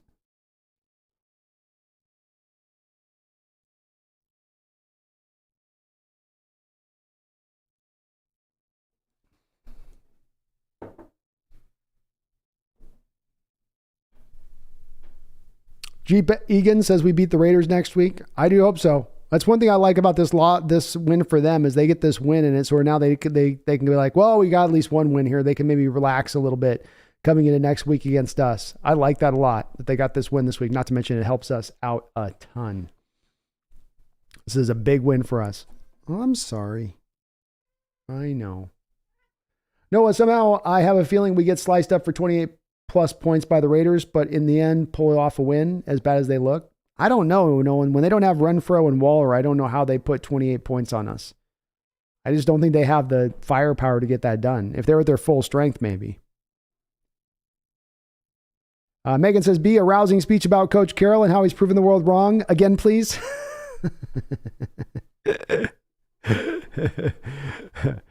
Letting everyone know. Kay Taylor says draft Cam Ward. I don't know if he's going to come out or not, Taylor. I certainly think he'd be a target for us in the 3rd, 4th round where he's at. So I would, I would be open to it, Taylor, but he's a very young guy and he can come back to college and maybe increase his stock for another year if he wanted to do so. Both him and Richardson strike me as two guys who might be at their smartest by taking that approach. Cora says Brandon Perner's doing his high knees to try and convert the 3rd down. Guess it didn't work. High knees still aren't working. Still not working. Kay Taylor, late 2nd or 3rd round. I think 3rd round Cameron Ward. 3rd round and onwards. I think 2nd round is a little bit high for him. But 3rd round, 4th round, that's more of the place that I think that's about the right spot for him, Taylor. Daniel says, are you talking about LA Fitness? I don't know if you're, but when you said they wouldn't let me cancel, screams LA to me. They wouldn't let me cancel my membership and I had to call the bank to stop it. Yeah, you can better believe I'm going to be calling my bank after this. I've never seen a business and not let you cancel before. How's this legal? What politician did they pay off? I don't know how it's not legal either. There was a manager on site. I guess it wasn't the right manager on site. I don't know. I'm sure that they're probably also a little bit worried because I just got blasted in the face with a volleyball, and I'm sure they're pretty worried that they're going to get sued to hell for a dangerous situation. So I imagine some of this is them trying to talk me down from my anger, righteous anger, quite frankly. But no, it was a move called Move Fitness out here. So if you're looking to go to Move Fitness, don't. They're awful.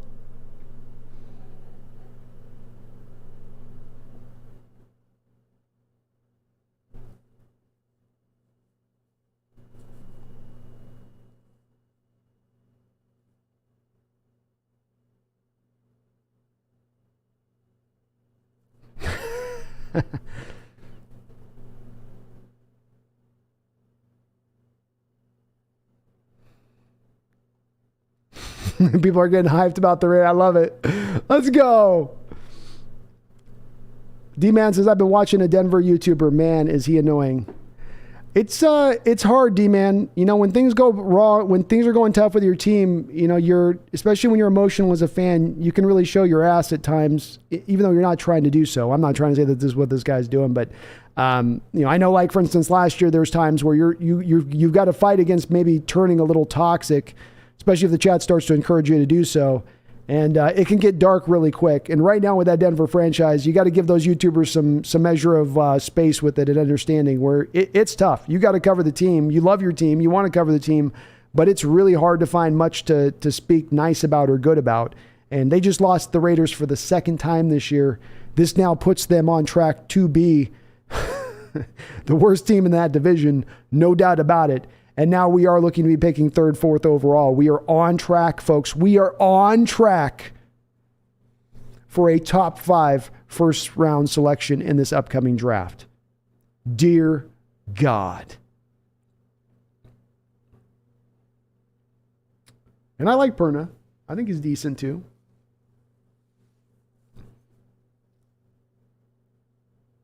Thomas is pretty sad. I thought Denver was going to win after that punt. They pulled it out, man. Mark Harvicorn, what's up, man? Good to see you. Thomas says, no way. Hooker definitely will be there after second round. Yeah. I don't think Hooker's going in the first 2 rounds. Not with this injury. Third rounds, I think that's his floor. Or that's his ceiling, I think. I guess I should say. I don't know where his floor is at. Tom says Russ lost his fastball, his legs. His legs was a big part of his game. I think we talk about his legs, but I do think he lost a little bit of a velocity on his fastball as well.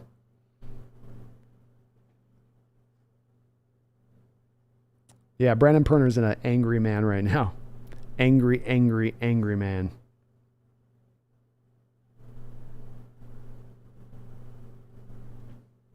Barry Satora with another $5 donation says, go Broncos, let's rind. Trading a lemon for 2 firsts and 2 seconds is too sweet. Oh, it's the chef's kiss, isn't it? Isn't this trade just more? Usually trades, you get your draft capital and your assets, and even if they're great assets, you get to feel good about them, and you're like, oh, that's cool, we won that trade. This trade, we get to continue to enjoy the winningness of the trade, the victory of this trade, just with every given Sunday week. It's made it like there's 2 games every week on. There's our Seahawks game, and then there's the Bronco game. And we get to just enjoy in their misery and our absolute elevation. It has just been again, the chef's kiss is the only thing I can apply to here. It's the only thing I can think of with this, Barry, is it's just, thank you. Thank you, Lord, for letting me see this and being able to witness this, because it's going to be marvelous. Top 3 first round pick. They've got one more game, folks. One more potential really winnable game on that schedule to the Broncos right now, and they're not exactly coming together at this moment in time in the season. That's next week against the Panthers, and then it's all going to be a rough road going through the future. It's all a rough road through the future of their games this season. We are going to be getting a top 5 pick. This game was really where it was going to hinge upon because of the tiebreaker with the Raiders and the fact the Raiders were ahead of the Broncos as far as where they're picking. Now they slide behind you. Now you have the tiebreaker, even if that's where it meets out at the end of the year. Look out. Adrian X with a $2 donation says, thoughts on Rodgers trading to Seattle per Colin Cowherd. Adrian X, I think Colin Cowherd gave this thought process about 2 seconds of thought and then didn't think about any other depths of it. The dead money hit that it would cost the Packers. Somebody in the chat mentioned it's about $100 million. That sounds about right. The Packers are not going to eat $100 million to move Rodgers. And if they do so, you're going to have to make such huge trade capital returns to them to make it worth their while to do so that it's not going to be worthwhile for Seattle to do it. They're going to want a first or second round pick that plus to move Rodgers. I don't want to trade for a 39-year-old guy at that point when it's going to cost that much. And then let's also remember Rodgers isn't taking any discounts. He's not going to take any less than what he wants to be paid. So you have then the cost of that on top of it too. I just go, there's not really any way this makes a lot of sense to me in any way, shape, or form. I'd just rather go back to Geno Smith at that point. Geno I can re-sign and I don't have to give up any draft capital. I also have a lot of worries about Rodgers going into the future from an injury standpoint as he's getting close to 40 years old. And he's already had some injuries in his past that has cut some seasons short. No, I wouldn't want to go that route. Not at all. Jose, Adrian X, thank you for the double dono though, Adrian X. Jose Garcia with a $2 donation. Thank you, Jose. To Seahawks country. Let's fly. Hey, Seahawks country, let's fly indeed. Let's go this year. One of the best Seahawks seasons all time already, and we haven't even gotten to the playoffs yet. We haven't gotten there yet. God, this year is so enjoyable.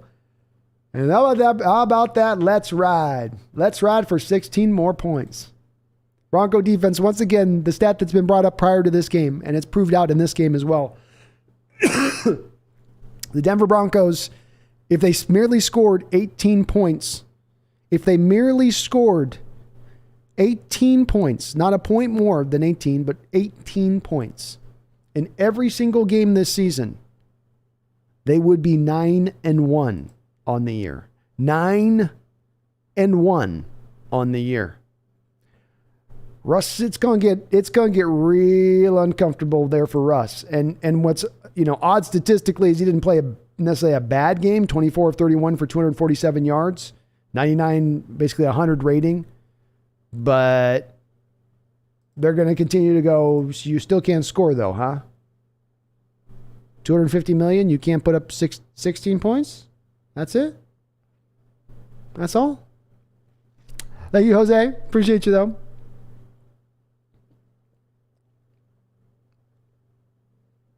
Zero says, I've talked about Drew Sanders, Brandon. You'll love him way more than Barton by a long mile. I'm open to it, Zal. I've looked at him. So I've turned on a couple of games of Drew Sanders. And both games that I've looked at, I looked at the first game of the year with the Cincinnati Bearcats taking on Arkansas. And then I looked at another game later on and a couple of other cut-ups. I'm just not... somebody's got to point me to the game. So I'm not doing it rhetorically. I am literally asking, do point me to which game I need to watch of Drew Sanders that's going to get me excited like that. Because I'm not getting it from watching the game tape I've looked. I haven't done the deep dive, but nothing's jumping out to me. He's got good size. He seems to move pretty well, but just I need to see the game that's the one that's here's his feature game. Here's the one that's going to sell you on him, you know? Tom says, plus I think Waldron will wait a year, but I wouldn't be surprised if he gets an interview. I wouldn't either. I agree with you, though. I think it's probably a year-out thing. Thomas should have stayed in Seattle. Sal Zero says, Berna must be having a hernia right now. I'm guessing so. This is the end of your year after this game today. You had maybe a little bit of a hope that the team could somehow, some way, maybe they can get to something magical can happen. That all goes to, that's out there's no momentum going. There's nothing driving forward this year. It's only going to get more dark. 3rd overall pick. Let's go. Let's go. Thank you, Raiders. I will never say that again in my life, but I'm saying it now. Nick Hanzek says, let's go Raiders. We're getting some top picks and I'm hyped. You should be, Nick. You damn well better be. Ooh, first two quarterbacks go off the board. 1, 2, you're sitting 3. You've got your pick of the best positional player, not a quarterback, in the entire draft. Does that sound good to you guys? That sound like something you can work with in this draft? Do you think that's going to help this team out into the future? Yeah, get hyped. Mike Skinner says, just got into the stream just in time to see the Raiders upset the Donkeys. Go Hawks. Hell yeah. Oh, woo. And as Christian says, Hawks pick 5 now. So we are at 5, I guess not 3rd. But I think if you were to look at where the projects to where Denver's going to lose and where those other teams are going to get a win or 2 out, I think it will project out to Denver being top 3.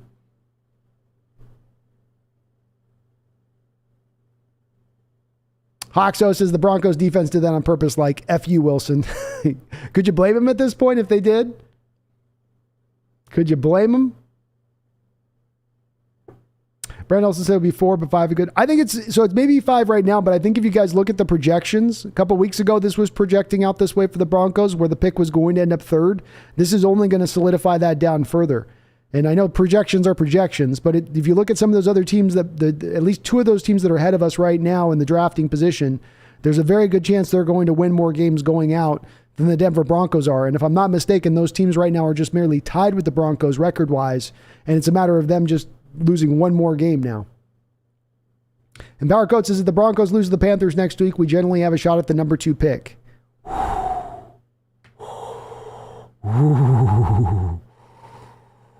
Oh, there's so many exciting possibilities to talk about with that number 2 pick too. Oh my God, dude. We're going to be able to do like 20 shows alone on the number 2 pick. I'm going to wear your guys' ass out on all the number 2 pick possibilities if it goes that way. Number 5 right now. Number 5 right now is where we're picking. Nagasa says Devontae will have 200 yards against us. I don't know about that, Nagasa. Maybe. We'll see. Maybe we'll double team him a little bit more. Not like there's a lot that they can beat you otherwise. All right, I ain't scared of the Raiders. I ain't scared of you Raiders. Broke ass Raiders. D-Man says there are more Hawk fans at Perna's channels than Bronco fans.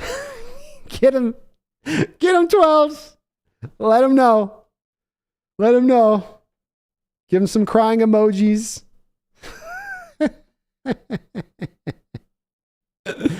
Oh, Miss K. Jones, what's up? Heart right back at you. Love right back at you. Paul Susi says, no more Legion of Boom. That's over. New players, new pronoun. That's a new identity. Yeah, no, and I wasn't trying to mean Legion of Boom like the secondary, but just the young team that you put together at that time. Because I do think they're fitting to a blueprint here, Paul. And so it makes it more of, this is a purposeful thing that's happening. This is you fit to the blueprint, you're fitting to the plan, which makes this much more likely of this being us on the ascent more than it is just a luck season or everything kind of breaking right. Megan says, Russ saying he wanted to go to a winning team and then going to Denver still makes me laugh. Me too. Me too. Greg, well, 12s, get ready to see Will Anderson in a Seahawks jersey next year. Super Bowl 58 champs. Let's go. Let's go. And Shannon Sharp ain't too happy right now either, I'm guessing. Brian says, Hawks would never trade for Rodgers. Never. Yeah, I don't think so either, Brian. I can't see it on a fit on any level. Any level. Megan says the Russ trade, a.k.a. the gift that keeps on giving for Seattle. That's right. That is right. Tony says Kyle Hurd isn't smart. No. He's driven not by coming up with smart opinions and deep intrinsic thoughts. He's really about coming up with stuff that's just going to get him his clicks and his views. And hey, more power to him. He's very successful at doing that. I wouldn't want to do it that way, though. That would not be fun. Daniel W. says, I remember in the offseason, I guess when Russell said he was going to help the Seahawks win more Super Bowls, he meant through taking the Broncos season so he could add blue chip players. Thanks, Russ. Yeah, appreciate you, Russ. Thank you for this help, man. Thank you for helping us to the next dynasty. It's appreciated. Let's go, Akshay. Let's go. Brendan, let's ride. Remember the time I would rather either Geno extended or lock at the Raiders for Derek Carr first before thinking Aaron Rodgers. Rodgers would make Russell Wilson look like a novice in terms of being a diva. Yeah. Well said, man. Well said. Sam the Great, worst trade of all time. There, I said it. Thanks, Denver. That's why I did a video a couple weeks ago called The Heist of the Century, because I do believe in the NFL. It is definitely that. And then I think this trade, if it's not going to sit with the Herschel Walker trade, it's going to be right in above the Walker trade. It's going to be right in the tandem with the Walker trade. As far as the most given up and the worst trades in history, I know people are going to say, well, what about the Adams trade? Yes, the Adams trade was a bad one too. This is significantly worse for the Broncos. To have given us a top 10 first round pick last year, top 10 second round pick, to eventually now give us a top 5, top 3, top 4 first round pick and a top 4 for second round pick on top of the players that you gave up on top of it is absolutely one of the best hauls you will ever see in the NFL. Noah says, IMO, they have 3 winnable, 1 easy and 3 hard games. So realistically 2-5, I think. We'll win against the Panthers, maybe Rams, Cardinals, Chargers, depending on their respective injury luck, which wasn't good so far. Depends on that. They could win those. I definitely would, if I'm on all those matchups, I would give the other teams an edge on that over them, except for the Panthers game. Thomas Cox, other than the Super Bowl win, this is my favorite season so far. I can understand. I'm kind of getting those same kind of vibes, man. It's been a very enjoyable year. The games have been fun. The twists and turns that it's taken been fun. Knowing the bright future we have available to us that's going to be set up for us here with already what we've done in the draft so far. Hell yeah. Lance says the gift that keeps on giving. We get extra entertainment watching Bronco fan YouTubers lose their S. We get to watch a game on a bye week that matters to us greatly. Christmas all season. That's right. Christmas is going to last. It's going to last all winter, guys. Just be ready for that. Okay. You're going to get too tired. You're going to get tired of so much Christmas. You're going to get tired of so much winning. Sports fan, just saw the score to the Broncos game, laughing out loud. If the 49ers lose, this has been the best bye week ever. Oh, no doubt about it. No doubt about it. Sit atop first place, top 5 first round pick incoming. Oh, baby. Oh, yeah. Actually, it says, just imagine what Pete Carroll is telling John Schneider right now on his phone. Oh, they're giggling. They're giggling like 2 16-year-old girls talking about a juicy rumor at high school. That's John and Pete right now.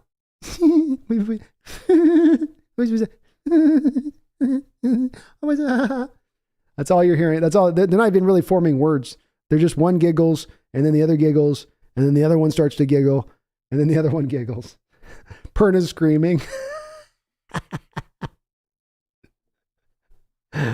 Oh, Lordy. Thomas, would we would get Levis and let him watch Geno for a year so he can learn? It's going to be tempting if you're starting to pick that eye, Thomas. This is part of why I say there's so many options to talk about here at this potential pick.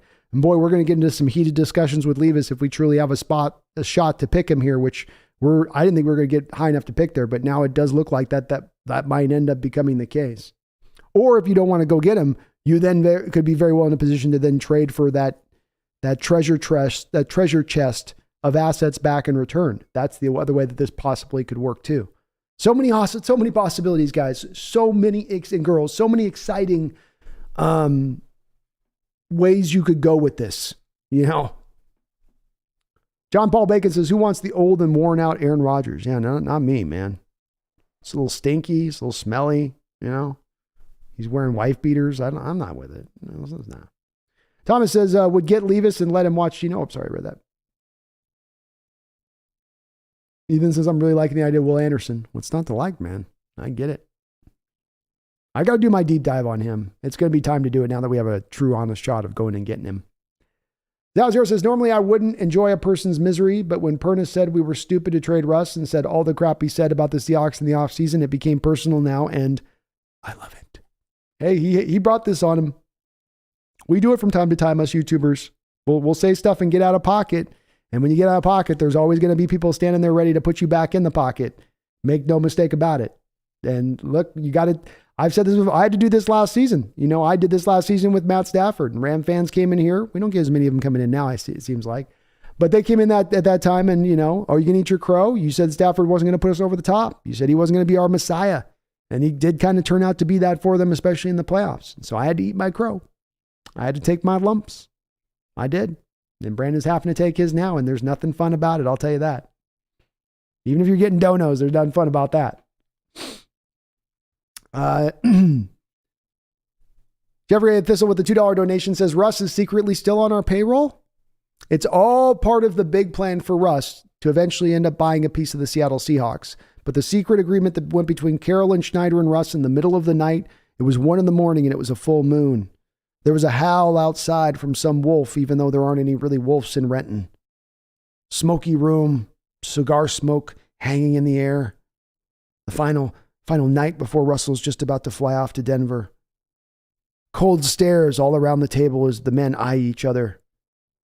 So much has already been said, but yet they know they must speak the devil's name now and shake upon it.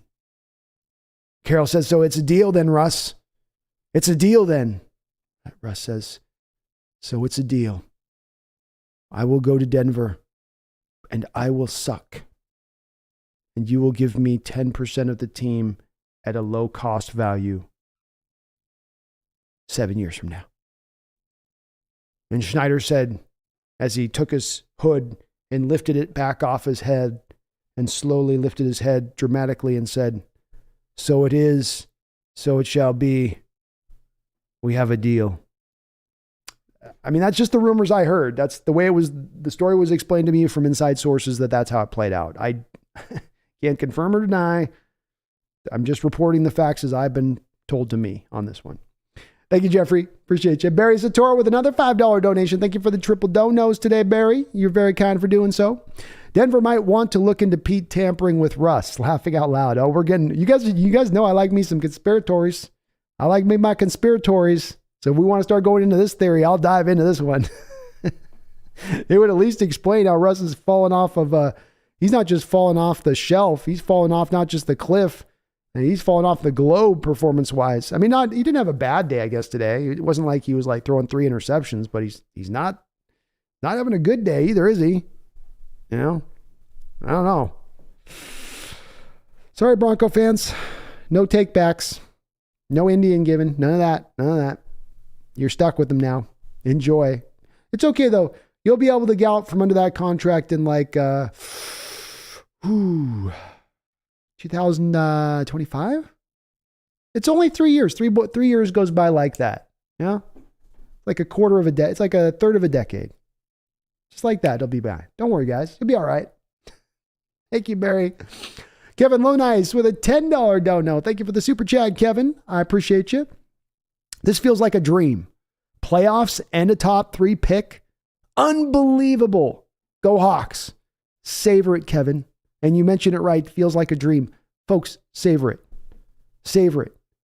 NFL franchises don't get the opportunity to beat teams that are at the head of their division more than halfway into the year, who are also on the lookout for a very realistic, very feasible, entirely within the realm of possibility, top 5 pick. Potentially going even up as high as the top 2 selection at this point. Right now, to me, the floor here is top 5. Or the ceiling is top 2. And it does feel like a dream, Kevin, but that's why I'm reveling in it so much. You don't get the opportunity to be here. And let's not forget, it's not just that top 3 pick or top 5 pick. It's also then you picking at the top or the very beginning of the second round. Almost like a default extra another first round pick on top of that. The type of player you're going to be able to get with that second pick as well will be able to be fairly well impactful, or at the very least, mightily helpful. You might pull out the best center in the draft with that second round pick where you're picking from. You don't get to be here in the NFL. You don't get to be here from sports franchises. I don't care if it's baseball to basketball. This is not how you get to do this. It's very, very rare. So yeah, savor it, enjoy it, revel in it. Applaud your front office and head coach for having the stones to make this move, for coming out on such the better end of this. You don't see things like this in NFL history. And just, it should put nothing but a smile on your face. A big Joker smile on your face. Like, this is how all of us should be walking around all week now. Hi, how you doing, 12? Well, 12, how about yourself? I'm doing good. Just really happy right now about what's going on. Me too. Wow, that smile's really on your face right now, isn't it? Yeah. I'm happy.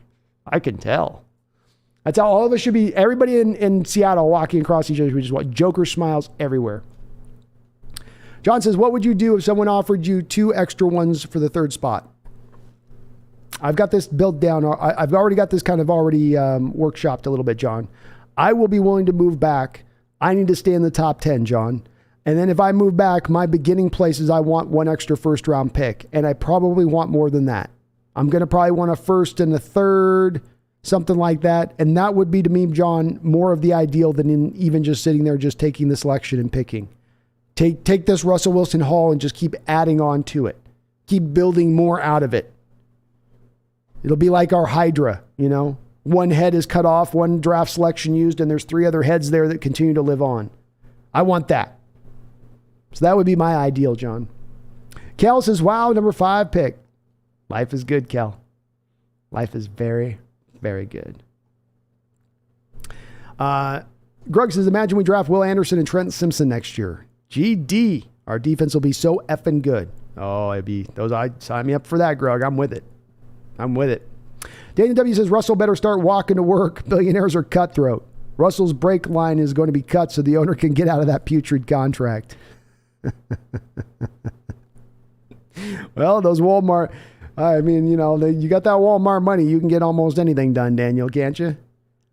And you know, there's no other easy way outs in this deal for them. There's no other clear paths or roads for them to walk here. It only gets darker and more ugly the further they're going to go into this deal with him. Actually, it says also it's good Raiders won. They won't be that desperate for a win against the Seahawks. That's what I was thinking too, actually. I'm glad we're of like mind on that. I was thinking that, okay, yeah, the Raiders really sliding, and now you get them a little out of that desperate place where they're like, maybe you catch them taking a little bit of a breath this next week, you know? All right, we got this win against the division foe. We're not going to be at the back end of the division. We're not going to be last place at least. There we go. You know, I'm thinking the same thing. Tony says, what a sexy time to be a Hawks fan. Oh, it's big sexy time right now. We are the apple of many a fan's eyes throughout this football world. Thomas Cox says, Russ will be on the next Unsolved Mysteries. This week on Unsolved Mysteries, let me give you a quarterback who one day playing brilliantly, the next day cannot seemingly even throw a 5-yard pass. What has happened to this man? We're going to look at it this week in Unsolved Mysteries. I love that show. I need to bring that show back. Bring it back. Thomas Cox, the Walton family breaks legs for losing money. Russ comes back into the next press conference. He's like, he's missing a finger. Walton family's just like, You lose another game this year. You like that? You like your ring finger? Do you like being able to put a ring on your finger? On your ring finger? Well, yeah. Not anymore. Not after this week you lose, Russ.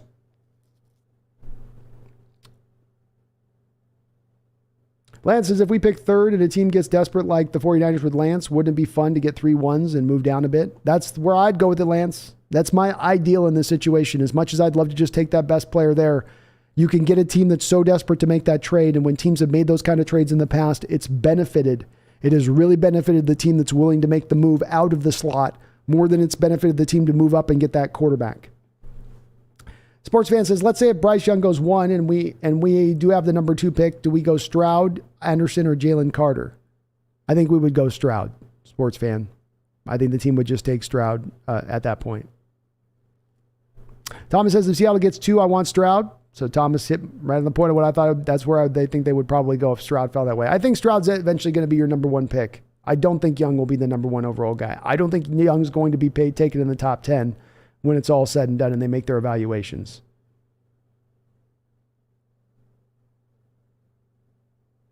Paul says, if we pick at 3, we got to take the best player available or move down from no more than 4 picks. That's why I say I'm glad to hear you guys are in the same boat.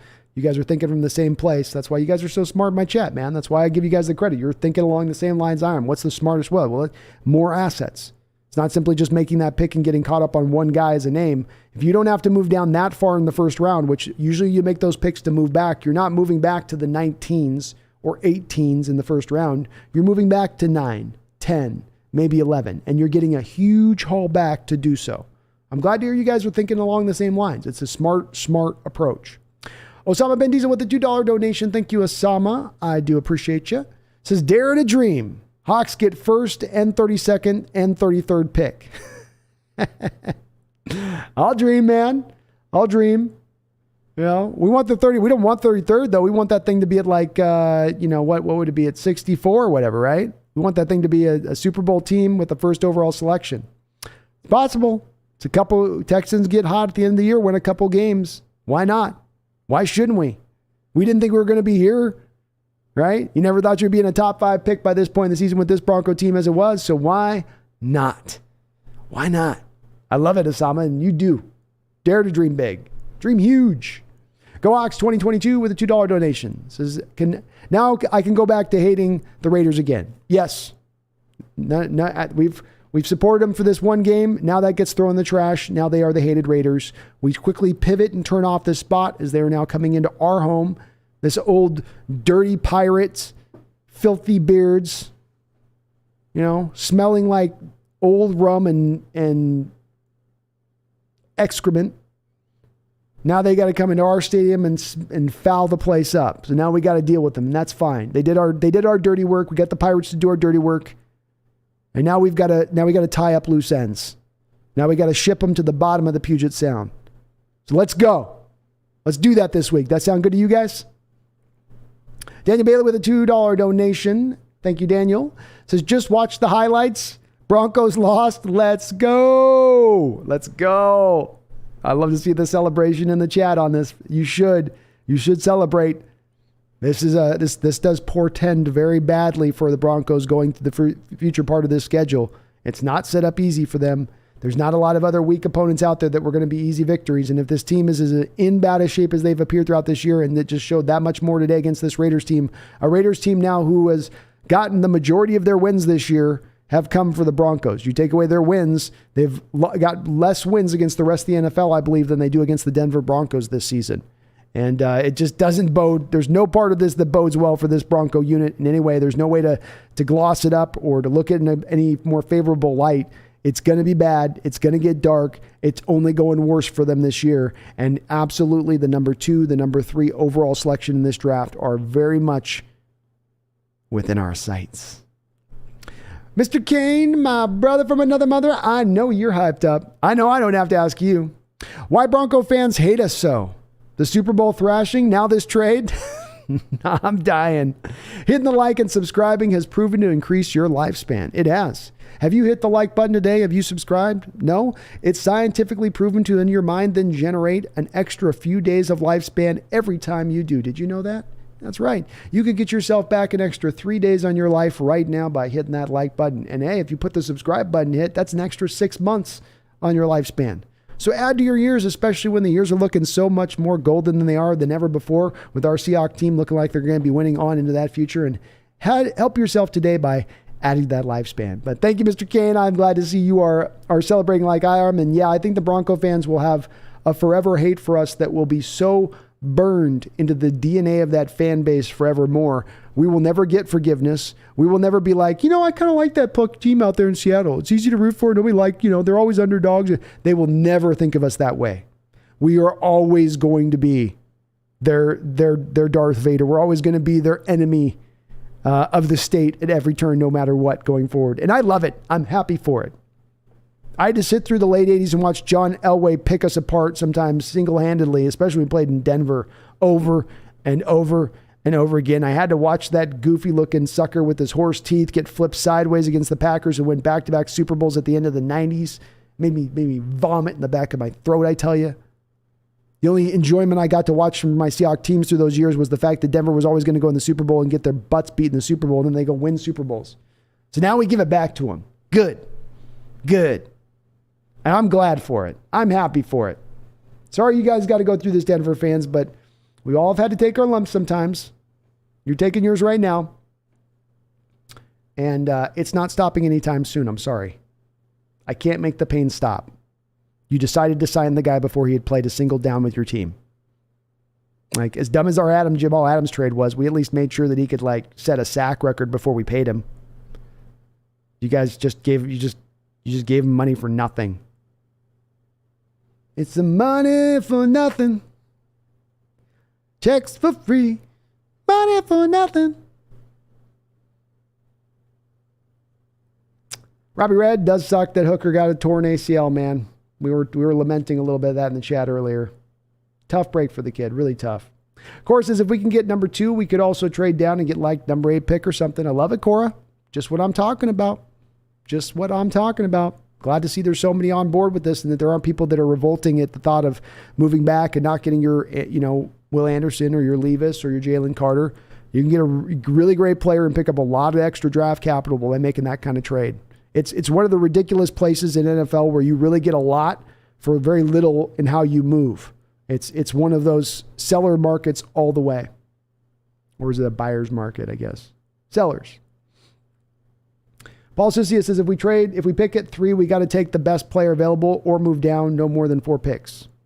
I'd go to 10, maybe 11, Paul, but again, some of this is determined by how much you're pulling back. If by going that extra point to a 10 or 11, I get the first plus a second, I'll go back those extra couple picks at that point. But you're right in the respect of I don't want to go too much further past that. That's the line. Adrian X, $2 donations is playoff spot and a number 2 pick. That's the way it's looking right now, Adrian X. That is definitely the way it's looking. And NFL teams, you don't tend to get to have this opportunity. This is very, very unique. Zao says, I think if it becomes a top 3 first pick, he can get 3 first-round picks and even 2 second-round picks plus a 4th for our top 3 pick and a 4th and a 6th. I could see it. Depends on how far you're falling back, Sal. That's the big key on that is where do you drop to. You're going to have to drop pretty far to get that much back necessarily. Like you might have to fall to 12 or something to get there, but it's possible. We've seen that be the cost before. I think that was the cost back for the Redskins back in the day to move up and get Griffin. And then we saw that be, I think, the darn near the capital that the 49ers had to give up to move up to go get Trey Lance.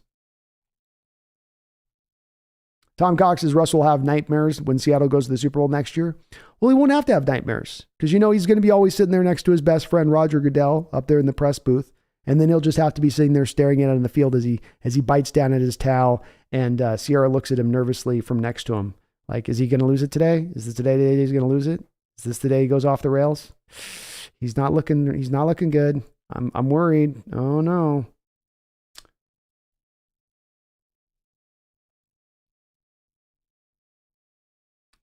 ADL Williams conspiracy theory. Pete is paying Russ $100 million to tank in 2022 and 2023.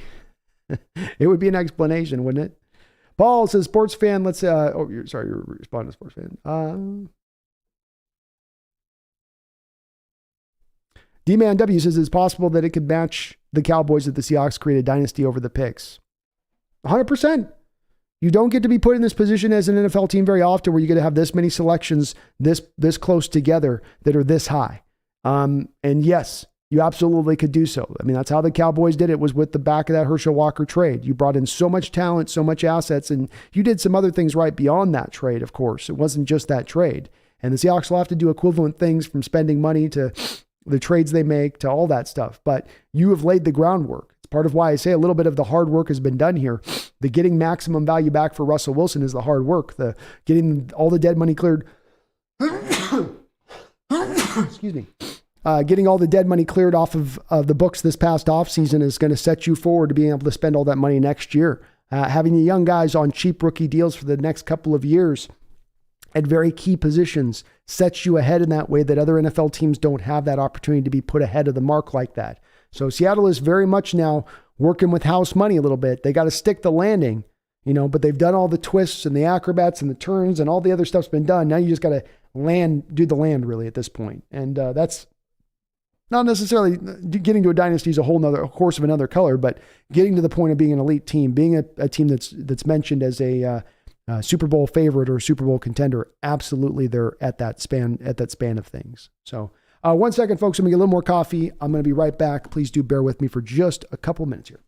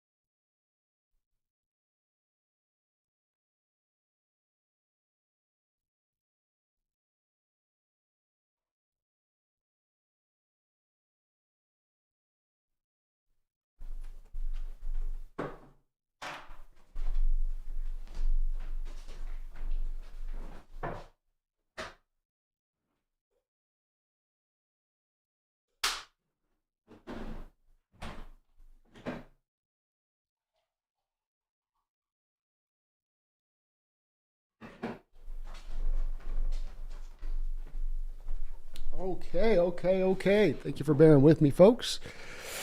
Whew.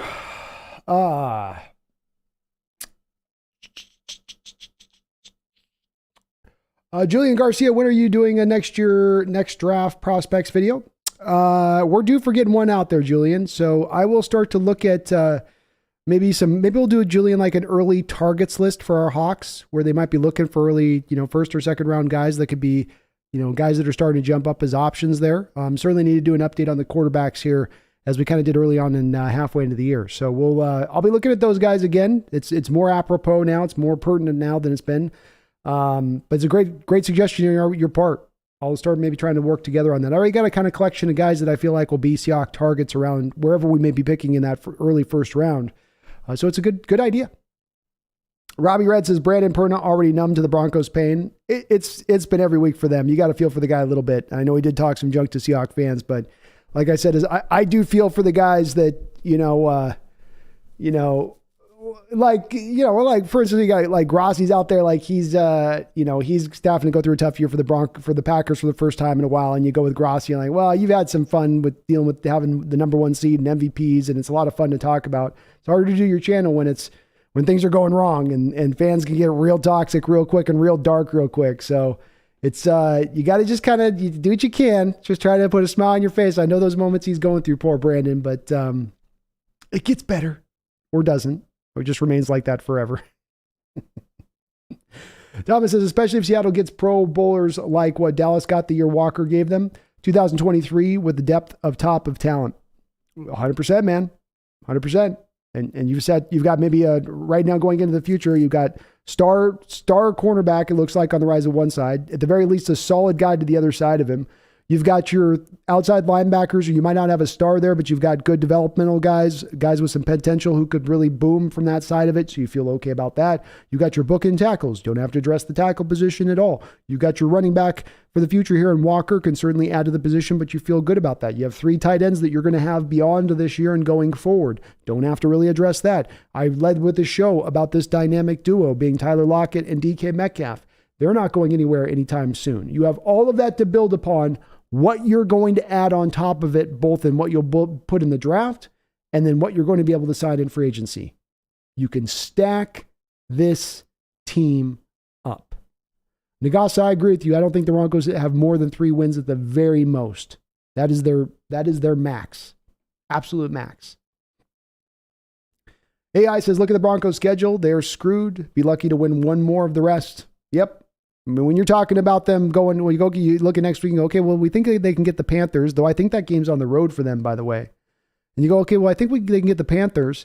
But then you start going, well, are there then most winnable games they got on their schedule the Cardinals and Rams? Is that what we're going to say about this Bronco team? And that does not bode well for them, in my opinion. It is not going to be good.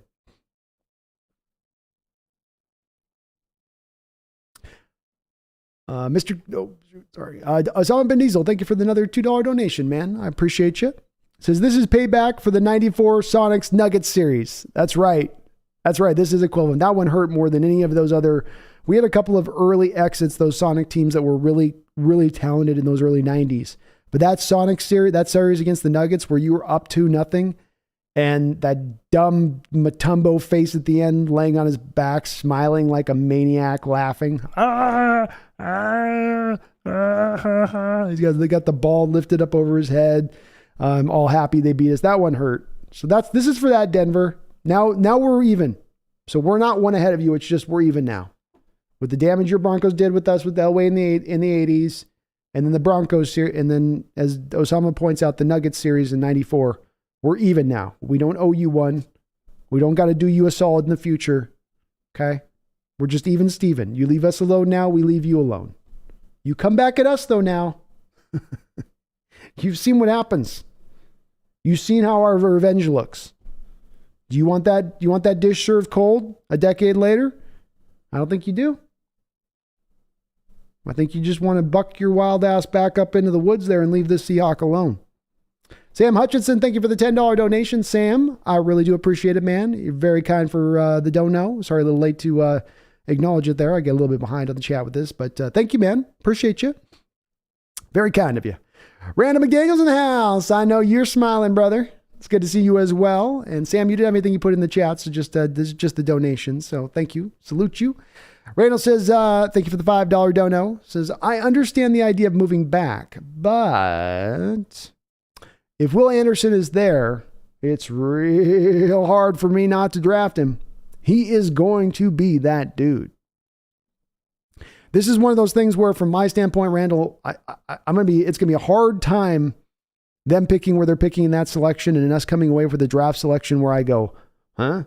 What? No. Everything to me is going to be probably enjoyed whoever you grab. You take a quarterback, yay. You go with Jalen Carter there, yay. You move back, yay. Will Anderson's a guy that I've got it. I'm due to do it, and I'll probably do it in the next couple of days, Randall, of doing more of the deep dive on him. And let's get our real true opinion about where he's at. And look at the games this year with Alabama, see how he's developed. He is certainly, the Von Miller comparisons, I think, are absolutely on point with the quickness and speed and still having some power to his game, still having some size to his game. So he could be that guy. It may be that just so undeniable you can't turn him down. The only tough part that makes it rough for me a little bit on that is I'm not sure if he's that guy yet. I'm not sure that he's not eventually just going to be a Kayvon Thibodeau type of guy when it's all said and done. And in which case, I'm way more open to moving back. If he's more of a generational guy, I'm with you, Randall. But if he's more of the Thibodeau type, well, I'll go back and more into the 7 and 8 at that point. Well, because he's good at that point, but not at that necessarily same level per se. I don't have a good yet feel for him being whether or not he's there or not. I loved his tape. It was fun to watch. But in some of the things I've read up about him and being still really raw with his technique and still just getting by on just kind of the epic speed and athleticism and strength that he brings to the game, that's impressive. But boy, Randall, you're talking about, I moved down to 9. I get three first round picks. Just that's it. Like I go to 9, I get that first round pick, and then I get the next 2 first round picks on top of that to drop back 4 or 5 places. That to me is just such amazing value. Say nothing of the fact the team moving up at that point has no guarantee that those future first round picks don't end up right back into that top 5 status of things, as we've saw with Denver, who everyone was telling us was going to be one of the top teams in the AFC, but it turns out is going to be in the bottom of that division. So I like taking those gambles, Randall, of the future picks and teams thinking they're going to be good and that you're absolutely going to end up with some potentially really high pick that you don't think you're going to get when you make that trade. But I love Anderson. Don't get me wrong. I'm not against him.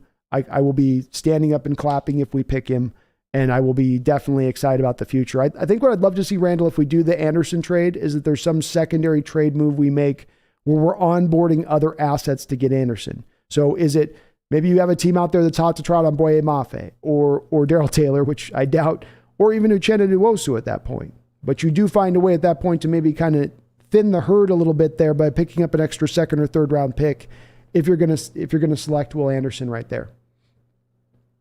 Thank you for all the donations though, you guys. I really do appreciate it. Truffles says, sorry, just popped into the stream. What's up, Truffles? But would you want to draft a quarterback with the Broncos pick now with how high it's going to be? Not necessarily that would be my trek with it. No. I've really been putting more in the back burner of my mind that quarterback was not going to be a possibility here before the Raiders just did this amazing thing. Before the Raiders just like completely did this awesome thing. I hadn't been thinking we'd have a chance at the quarterbacks because I do still maintain I think Levis and Stroud are going to go in the top of the draft. I'm not a big Bryce Young guy. No, I don't think I would go that route, Truffles. I think I would rather trade back or take the best defensive player on the board, be it a Anderson or be it a Jalen Carter. But it's tempting. It would be tempting. Sports fan, technically he is with the dead cap money, laughing out loud.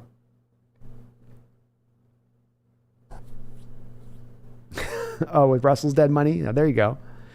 That's true. That's true. Cora says, I'm sure if the San Francisco wins the Super Bowl, they'd come into our chat about us talking about the CMC trade. I'm sure they would, and they'd have every right to do it, Cora, because I'm sure a few of us popped into their chat to do so. What are you guys thinking? He's going to be broken down in 2 weeks. You have 3 picks for that? I could see it. And then you got to take your lumps at that point. Ethan says, so Russ left us with 1 sentence farewell, but I guess this whole season is a thank you for everything, Seattle, as we get to enjoy this. Yeah, this is him saying, hey, 10 years, man, thank you. You guys did me solid. You did me right. He's loyal. Russ is loyal to a fault. To a fault at his own career expense. He's really magnanimous at the end of the day. It's all just altruism from his standpoint of things. Paul, throw no shade on Russ. He was the right quarterback for Hawks in the day. No, not at all. We'll make some jokes here, Paul, but it's just like we're just enjoying ourselves, you know? And there'll be a day to celebrate Russ. But right now, Russ's demise right now in this given season is to our benefit. And we're going to celebrate that. On to the next year, we can hope more for him to turn it around and for, you know, you get him, buddy. You go do your best. But this year, I think people are going to enjoy this a little bit. David Adams says, no thanks to Levis. He's an interception machine gun slinger. That is a very apt description of a man. I can't argue with it. You know, and I get folks that would take that stance on it. John Paul Bacon, Russell Wilson's wife ever wanted to be in Seattle, such a small market? No, I don't think she probably did either. Snail, did I just start? No, I've been on for a while, Snail. Mike Skinner, who are we competing with for the top 3 pick? Let's look it up. So right now you're looking at the Steelers, the Browns, the Jaguars, theoretically the Panthers, depending on what happens next week with Denver, and the Bears. I guess the Lions in there too. But the Rams are probably going to get up over their win record, so I don't think they're competing with us on that pick. The Bears on their schedule-wise, the Bears are having to play the Vikings, the Lions, the Bills, the Eagles, the Packers, and the Jets. So if the Bears can take care of business against the Jets and the Packers, I think they could just about lose the rest of their games and still find us ahead of them with the Broncos pick at that point. So the Bears, to me, seem like they won't be picking in that spot when it's all said and done. Looking at the Jacksonville Jaguars, they are going to play the Ravens, Lions, Titans, Cowboys, Jets, Texans, Titans. So, probably they've got a couple of wins on their schedule. They got at least one win there probably against the Texans. You have the Jets there on the schedule there for them. It's a little bit tougher around the other sides of it. The Titans twice isn't going to be helpful for them. But the Titans very well may have run away with the division at the end of the game on that last game of the season for them. Steelers need to win. We need the Steelers to win the next 2 weeks against the Colts and the Falcons. They also have the Panthers on their schedule and the Raiders. So they've got a way of maybe coming in and pulling back through on that one too. It's opened. It's right there. The Browns were at 3 wins, but they got Watson coming back. They'll get some wins off the back of that. So the competition's there, but if you look at the teams that are in competition, let's just take out the Panthers and Houston for a second and look at the other teams at 3 wins. All of those teams, if you look at their schedule, have a couple of very winnable games on their schedule. And we're talking about the Broncos right now, really feasibly only having one game right now. You look on the schedule and say that's a win. And that's next week, and that's on the road at the Panthers, which maybe even that in question. It'll be interesting to see where Vegas has the odds at in that game. But every other team out there in competition for us has a couple of games on the schedule that should be wins. I think it'll be hard to get over the Texans. And if the Panthers lose next week, I think they're going to be pretty locked into that number 2 pick. But the number 3 pick should be ours at that point if you look at the teams that are in competition with us. Go Hawks. Had to check as I had to do something else. Raiders win. Yes. Sorry for the late. Yes. Hey. Yes, nonetheless. Go Hawks, man. We're hyped. You should be hyped. Michael Myers watched the game in Denver. Russ and Hack had their best game of the year, but both messed up when it counted. Go Hawks. I'm going to go back and watch the game. I'd be interested to see how this one kind of played out for them because I would have thought they would have been able to pull this one through. And Russ was on early, man. He had like 2 incompletions through 3 quarters. But just not enough, it looked like. You're right. Just kind of, it looks like when the moment came up big, neither was able to kind of come through. Brian Myers was the Broncos. D cost him that game, not Russ or the coach. I mean, you only got 16 points as an offense, Brian. Isn't that kind of a little bit the coach and the quarterback at that point? I know at the end that's how they lost, but I mean, it does kind of fall on them just a little bit with that, doesn't it? I mean, a tiny bit.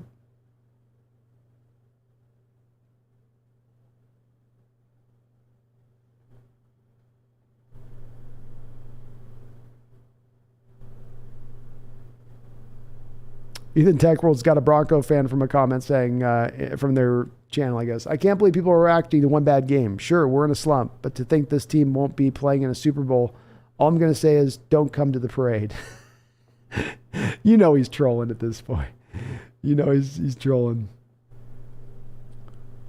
Sam Hutchinson says Detroit also beat the Giants. That moves them up in the draft and brings the Giants down a peg. It does, Sam. Helps us out on that. That's a plus both ways, to your point. Helps us out with the Giants in the playoff positioning. Helps us out with Detroit on one less team in our way for that pick, that high selection. Brian Myers, thank you for reminding me. Please do hit the like button, folks, if you do like what you're listening to. I do appreciate it. Megan says, can you hear it, 12s? The sounds of the 12s telling Denver fans, we told you so. If you listen closely, Megan, if you crack open your window and stick your ear out into the wind, you can hear a Denver Bronco fan saying, we should have listened. We should have heard you. Robert Pennington, my brother's in the house. What's up, bro? Says, what is the status of your top guys you want the Hawks to pick with the top 5 pick? I would say let's remove quarterback for a second on this one, Robert. And so I'd go in an order of probably Anderson or Carter. Depending on which day you ask me, is which one I'd want over the top of the other one. But I'd like both as a 1-2. Miles Murphy out of Clemson would be a 3 for me. Sealy Ringo, cornerback out of Georgia, would be my 4. And my number 5, I'm not as well as locked in on, Rob. I don't have for a top 5 pick.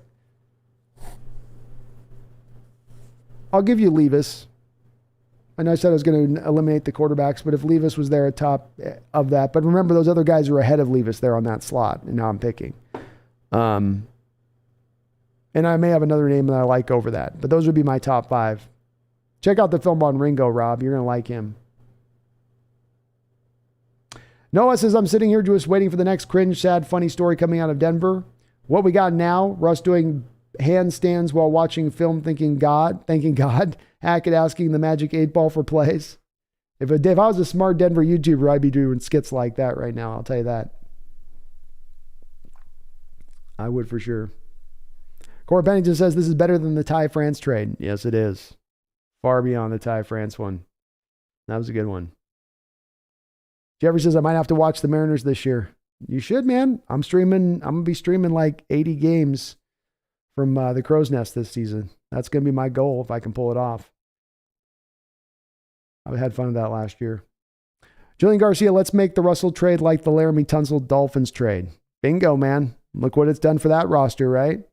Look at how that's helped them. Look where that roster kind of was before that trade versus where it is now. And I think you're going to look at our roster and see it in the same way when it's all said and done. ADL Williams says, now I have the Unsolved Mysteries theme song in my head. Doon, doon, doon. Yeah, I remember that one. It'll stick in your head. It'll stay in there, man. And John, if the 49ers can just lose.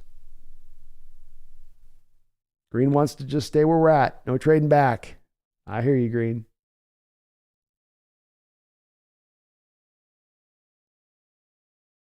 GoHawks 2022 says if 11th pick is inside linebacker Simpson too high for him, it would be a shade too high, GoHawks, but you're talking about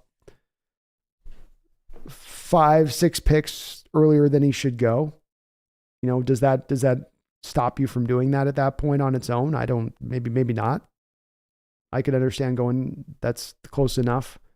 And look, he's going to maybe be picked a little higher than he should probably go as well because of the fact I think he's going to draw some Micah Parsons comparisons. Oh, you can have him run inside middle linebacker and then you can have him, rush from the edge off as an outside 3-4 linebacker too. So that may end up elevating his value as he's viewed as a 2-for-1 player at that point. Of course, as the Broncos scored 18 points every game, they'd beat every team if they played, but would still be 0-2 against the Raiders. There you go. Well, and remember though, Corey, too, if they'd scored inside the regulation, if they'd scored those points, right? That we would have had this game against the Raiders too. But it's the fact it went to overtime that the Raiders were able to get that extra touchdown. GoHawks22 says, let's get Brandon to 10,000 subs tonight, guys and gals. Well, thank you, GoHawks22. Yes, please, if you're not subscribed, please do get subscribed, as we are inches away from 10,000 subscribers here on the channel. See, as the kitty's telling you, she's saying, subscribe up, is what she's saying.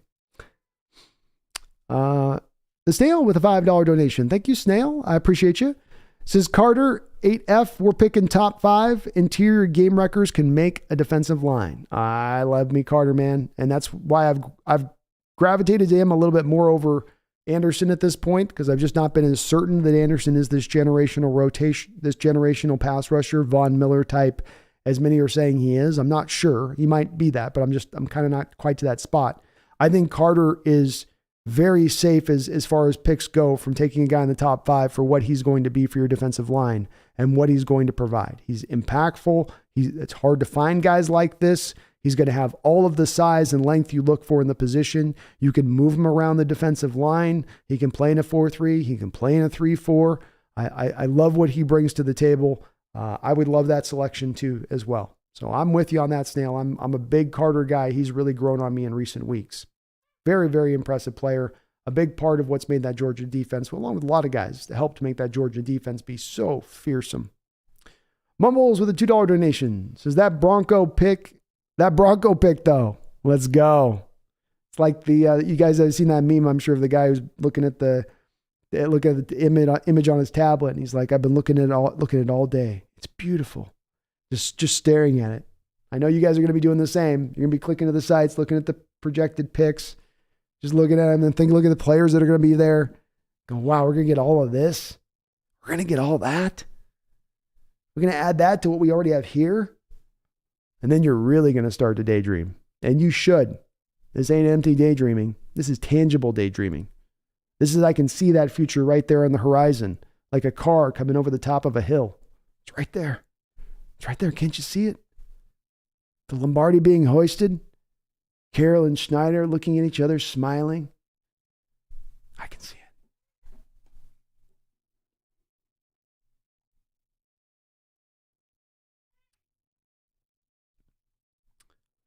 Barry Sotoro with another $5 donation. Thank you, Barry. I do appreciate all your donos tonight on the channel. Can someone please make Laughing Pete next to Wilson saying, "You the real MVP"?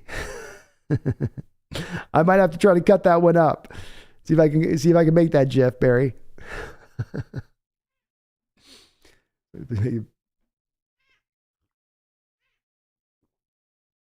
What we have to do is we have to get Pete laughing and cut him out, and then have Wilson there looking like, downtrodden and kind of like upset, looking back over at him, like the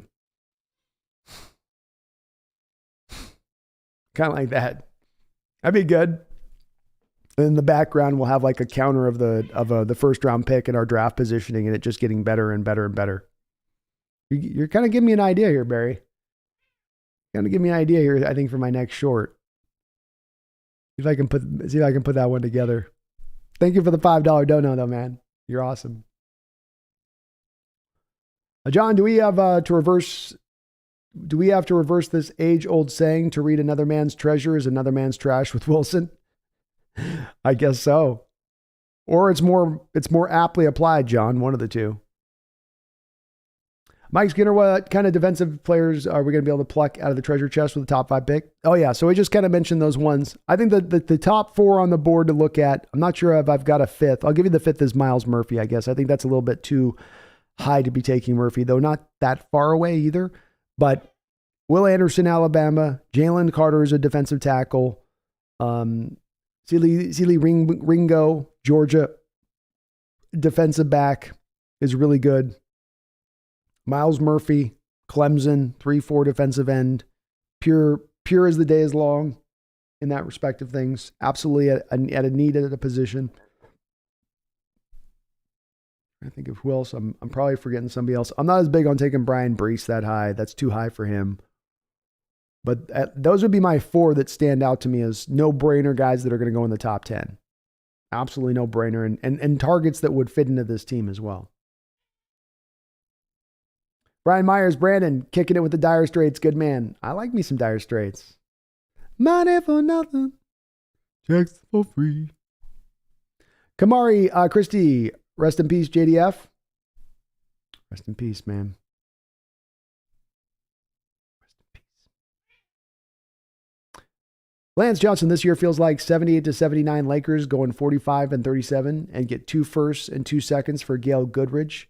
Oh, the first one happened to be the first pick overall to a guy by the name of, I don't know if you heard of him, Magic Johnson. The stuff's worked like this in the past, hasn't it, Lance, for these teams? And we mentioned the Dallas Cowboys a lot on what they've done, but you're right. You've seen this in other sports. Basketball definitely can lend itself to being like that because teams are definitely getting into more of a go-for-it approach, and because the contracts are guaranteed, the only assets you can really offload are draft capital, and that can get you very high selections. I think the Spurs were able to do this also with Duncan, right? Like they got Duncan at a time when they still had David Robinson and a pretty good team built around them with the Spurs. And that helped them project them to a dynasty. When I talk about this is what gets you to a dynasty, this is the makings of a dynasty. It's not to say I'm saying that we're guaranteed to getting there or this is me gassing you guys up. But this is how dynasties are made. Yes, it's sometimes brilliant coaching and guys like a Bill Belichick coming in with the connection of Brady and that, but it's also made off of this, where you just put such a talented team together, it's undeniable. And they're able to stay together for a couple of years and get it rolling.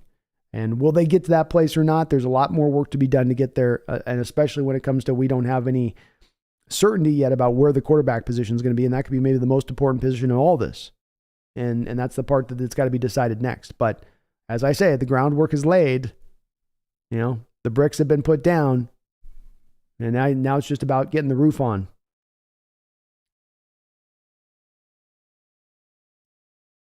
Johnson's, they're going to pull out the stops for Wilson next year, and I think he'll get back to success, just not this year, baby. Just lose, baby. That's it, John. He can get back to success next year. I'll celebrate that with Russ. There won't be no hater in that, but this year it's just the tough year, and it's for our benefit.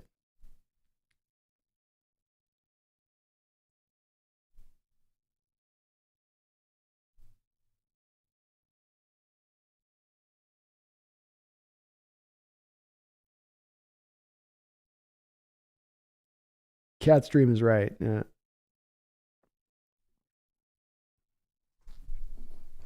Stephen Piddle says 7 teams with only 3 wins, plus Texans with 1 win and a tie. There you go. Yeah, I don't think the number 1 pick's there, but certainly can reach in other directions of things. Maybe the number 2 pick still there. Megan Roger with a $5 donation says, I'm still waiting for the Coach Carroll speech and the vocal stylings of Howard Cosell, B. Well, thank you for the $5 donations. I got you. Rare is it, NFL football fans, that you get the opportunity to see the reemergence of an aging coach long put out to pasture. They pontificated and exacerbated the downfall of one legendary coach, Pete Carroll, saying he had nothing left in the reservoir deeper than that which you would find at the Hoover Dam. Instead, we now have come to see he is an ageless wonder of a man, an ageless wonder of a head coach and motivator of young men. Give this man a young, talented roster. He will show you the pathway to success. It is rare in this broadcaster's career, one Howard Cosell, that I have ever seen such an amalgamation of greatness inspired by wholesale wonder. That's what I got for you, Megan. Thank you for the donation. Howard's very impressed, though. Very impressed. It's only a matter of time before he wins Coach of the Year. Take Nick Sirianni and put him in a cheesesteak for all I care. Coach Carroll is the only one to win this award this year, unless you've got your head so firmly up your own buttocks that you already can see the back of your throat. Thank you, Megan. Appreciate you on that. Mumbles with a $5 donation. Thank you, Mumbles. Says, one of the few times I'm thankful that we're isolated here in the Pacific Northwest. when the rest of the league have no idea how bad Russell has been as of recently. That great point on your part, Mumbles. Great point on your part. That has definitely factored into this success of this situation. This has been a bit of a perfect storm as it hit the Denver Broncos, in that you were in a position of need. You thought your roster was in the right place to be able to be just a quarterback away from elevating it into a Super Bowl contender. You were in a position to have a quarterback who had a great pedigree on the open market, which was very rare to see happen. We think about this trade now, and it's like, oh yeah, we traded Russell. Like, these trades do not occur for these kind of quarterbacks at this age. They just don't happen. And so that was part of it. Then there was the part of it being that they first had their eyes so set on Aaron Rodgers. And we had guys like Mark Schlereth reporting on the day of the draft that the Aaron Rodgers trade to Denver was all but done, all but cemented, all but sealed. And then it sort of fell through, didn't it? Or not on the day of the draft, but something right around in that territory. It wasn't the draft. I forget where it was, but there was definitely there's going to be a trade. This is going to happen. And then it just didn't. Came this close. And Denver went this close to getting the quarterback who was going to put him over the top. And then their eyes started to desperately search around the room for anything else that would be close to what they were looking for in Aaron Rodgers. And they landed on Russell Wilson. But then the part that really fixed into this is the part you talk about, Mumbles, being the part that you don't watch the games out of the Pacific Northwest. You're going to be asleep or doing other things at the time of night when we're playing, or the time of day we're playing more often than not. I think even in NFL circles, it works that way a lot. And so you go back to look at Russell and go, let's bring up what the first thing you're going to do for the quarterback. Let's bring up his highlights. Let's see his big time throws. And if you looked at Russell's big time throws in his highlights over the last couple of years, he looks like one of the best quarterbacks in the sport. There's some throws he can make that nobody else can make, that are wow factor throws that'll get you up out of your seat. And if he was able to do all the other stuff in between those throws, he would be that guy. But you have to go and then watch the whole games to end up seeing all that tape to know what was what. And not only was it, I think, the people in NFL circles that weren't doing that, Mumbles, I don't think it was also the media obviously weren't doing that as well. And they all kind of worked together, where the Broncos got talked into it by the media too. Oh yeah, he is like an Aaron Rodgers. So let's just go do that. Let's just go do that trade over there then. Absolutely fantastic. I'm going to do a video someday about breaking down exactly how this trade came about, how Seattle was able to get this swindle across. Because I think it's important how this got set up. It's not important, but it's interesting how this whole process kind of got set up to play out, how we were able to take this much from Denver in this situation, snooker them, or as I called it a couple weeks ago, pull off the heist of the century. Thank you, though. Appreciate you, Mumbles, on that, and very cool thought with that. Jeffrey Nicholson has been celebrating 7 months as a Hawks Nest member. Thank you, Jeffrey, for doing that. Appreciate your longtime support on the channel. Says the pick we get from the Broncos is turning into pure gold. Pure gold, man. No tungsten at all. This is pure. It's been melted down from, we melted down their golden Bronco statue that they had. We melted it down, got all the gold out of it. It's now sitting underneath Lumen Field in our little Fort Knox-like vault. And we're going to bring it out come draft day. We're going to start spending those bricks. We got them bricks. Got them gold bricks. It's a good feeling, isn't it, Jeffrey? Again, just makes this season a sweet season all that much more sweeter. You know, having this great meal is just one dish after another. That's good. That's good. Oh, Denver's going to lose to the Colts at home early season.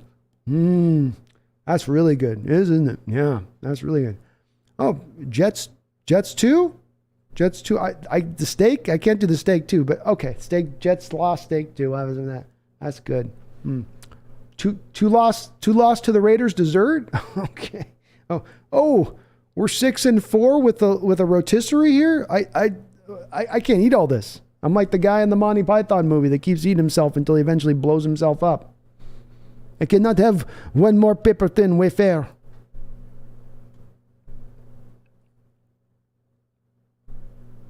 R. Sanchez with the $2 donation says, stop teasing with that 10K, bro. I know. I got to stop teasing until I'm super close. We're close.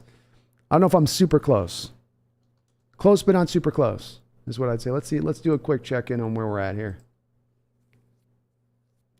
Oh yeah, we're still a little ways away. So we're still like, yeah, I'm 69. I'm 69. All right. 69 away. Emir 69.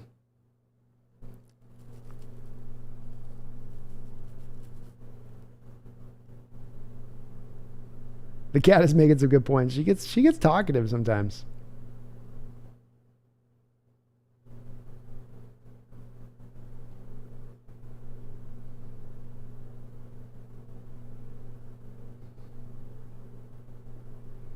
Travis says, I feel nothing for Perna. I hate the Broncos and their fans. Fair enough. Love the song, Shirk. Thank you, man. Hopefully we get him back here in the next couple years. ADL Williams, I've watched Perna for years. It's funny to see him flail at the hands of the Hawks this year. It's glorious. Watching Bronco fans have to be in misery from Seahawks once again is... every little bit of this just has a little extra topping to it, an extra layer. Creamy extra layer of filling deliciousness. Robbie Red says the Lions are getting sneaky good picks for the draft. They are, man. The Rams are continue to fall back more and more and more and more. Okay, kitty. Okay. Continue to fall back more and more and more here. And, it's not going to bode too well here for the Rams in the respect that they're giving the Lions some really good picks. I've said I think Campbell's got that team moving in the right direction. And you're going to give them some really good capital this year to get even more going forward. They're also in good shape, I think, as far as their cap situation goes. So, good on the Lions, man. Saijin, what's up, man? Good to see you.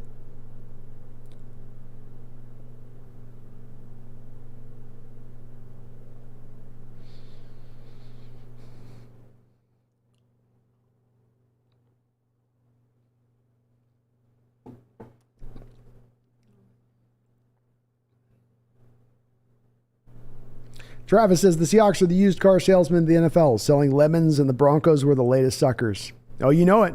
John Schneider came out there on the lot. He had his comb over working, right? Chest hair popping out of his chest, right? Little greasiness going, right? Just got done smoking a cigarette. You can still smell the whiff of the cigarette smoke off of him as he walks towards you. Denver general manager was just like, I don't know, just looking for a real, reliable car. We've been driving around a lot of cars lately, and they just keep breaking down us, or we're underperforming. We just want something that we can, is good. I hear you guys have a good running car. Oh, we got a great running car. Hardly ever off the road, but just this year, let me tell you, this car works as good as any you'll ever find. Oh, yes, sirree, Bob. This one's going to be the best car you ever had in your life. But, Mr. Patton, there is a little bit of a inventory shortage right now. Well, yeah, I had heard that. Yeah, it's a little bit rough right now. We just can't seem to get any cars on the block. They just get sold right out. Come in, go right out. It's tough, yeah. So, Patton there, it's George, is it? Yeah, it's George. All right, George. Well, how bad do you need this car? Pretty bad, I guess. I gotta have a car, don't you? You can't get anywhere without a car. That's true. Well, we got this Wilson model over here. Oh boy, it's a runner. It's a runner. I'll tell you that. It's a runner. Well, that sounds good. It's having a runner is what you need in this day and age, isn't it? It is, isn't it? It is. So we're just going to want from you 2 first-round picks, 2 second-round picks, and 3 real useful players. How's that sound? With a couple of years of club control that aren't that expensive. Whoa, that seems a lot. Yeah, but he's a runner. I mean, he's gonna run. Well, that is important. It is. So we got a deal? You wouldn't sell me wrong, would you? No. Okay. That's how the deal got done. That's my replay of it for you guys. If John Schneider was a car lot, dirty dealing, used salesman. Jordan Kraft, did I hear about Hendon Hooker? I did hear about Hendon Hooker. It is brutal for the kid. You feel horrible for the kid. It's going to definitely cost him a good couple of rounds of from where he will be selected to where he will be selected. Goes from probably a 1 to 3, 4. Sucks. Jarasco's, you can pick him up in the second or third now, though. But yeah, maybe he makes that a target for us in the third. We sign Gino. We go take a Hendon Hooker in the third. I wouldn't be mad about that. Yep, Hendon Hooker's out for the year. ACL. Osama says, anyway, the Mariners can get Rodgers from the Rockies for cheap. Can they? I didn't know that was the case. Is that Well, if you can, then do it. Pull that if you can, Osama. I always get worried about Rockies players, though, Osama. With that thin air in baseball. I always get a little bit, even the pitchers. I don't know if to trust them. A dicey lot. Megan Gok Roger, my lady from Danenda, with a $5 donation. Thank you, Megan. B, dropping Mr. Crisote references from Python. I know we were good friends for a reason aside from the Hawks. Oh, yeah, Megan. I just went back and watched the documentary. They got it on Netflix right now, the Python documentary. And yeah, I was raised on Python by my daddy. At the knee of my daddy, he showed me the Python. And a lot of people have their favorites with it, the Holy Grails and Life of Brian, and I love those ones too. I do love those movies. I don't know why, but Meaning of Life just hit me in a way that was different. The bits in that one, and that one especially, just, come on, sir. Well, certainly you can eat one more paper-thin wafer. Kind of off. It's a good scene. Such a good scene. He feeds him the wafer with little toothpick, little tweezers into his mouth. If you guys haven't seen the movie, this guy's really fat and coming in, and he's like vomiting on everything, and then the servers overfeed him, and he ends up exploding. It's pretty funny. Brian Myers, big question of the week, pumpkin pie or not? To me, this is the only time of year pumpkin pie is acceptable as a pie option.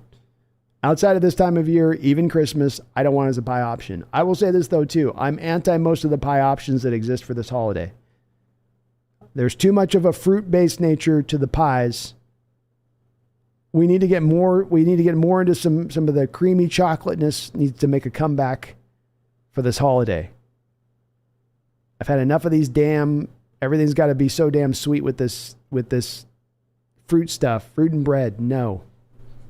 But I do a pie when it comes to Thanksgiving, man. You got to for Thanksgiving, you got to do it. It's American tradition. You're not American if you don't do it. Big Country CMC trade is great in the short term, but long term it's bad.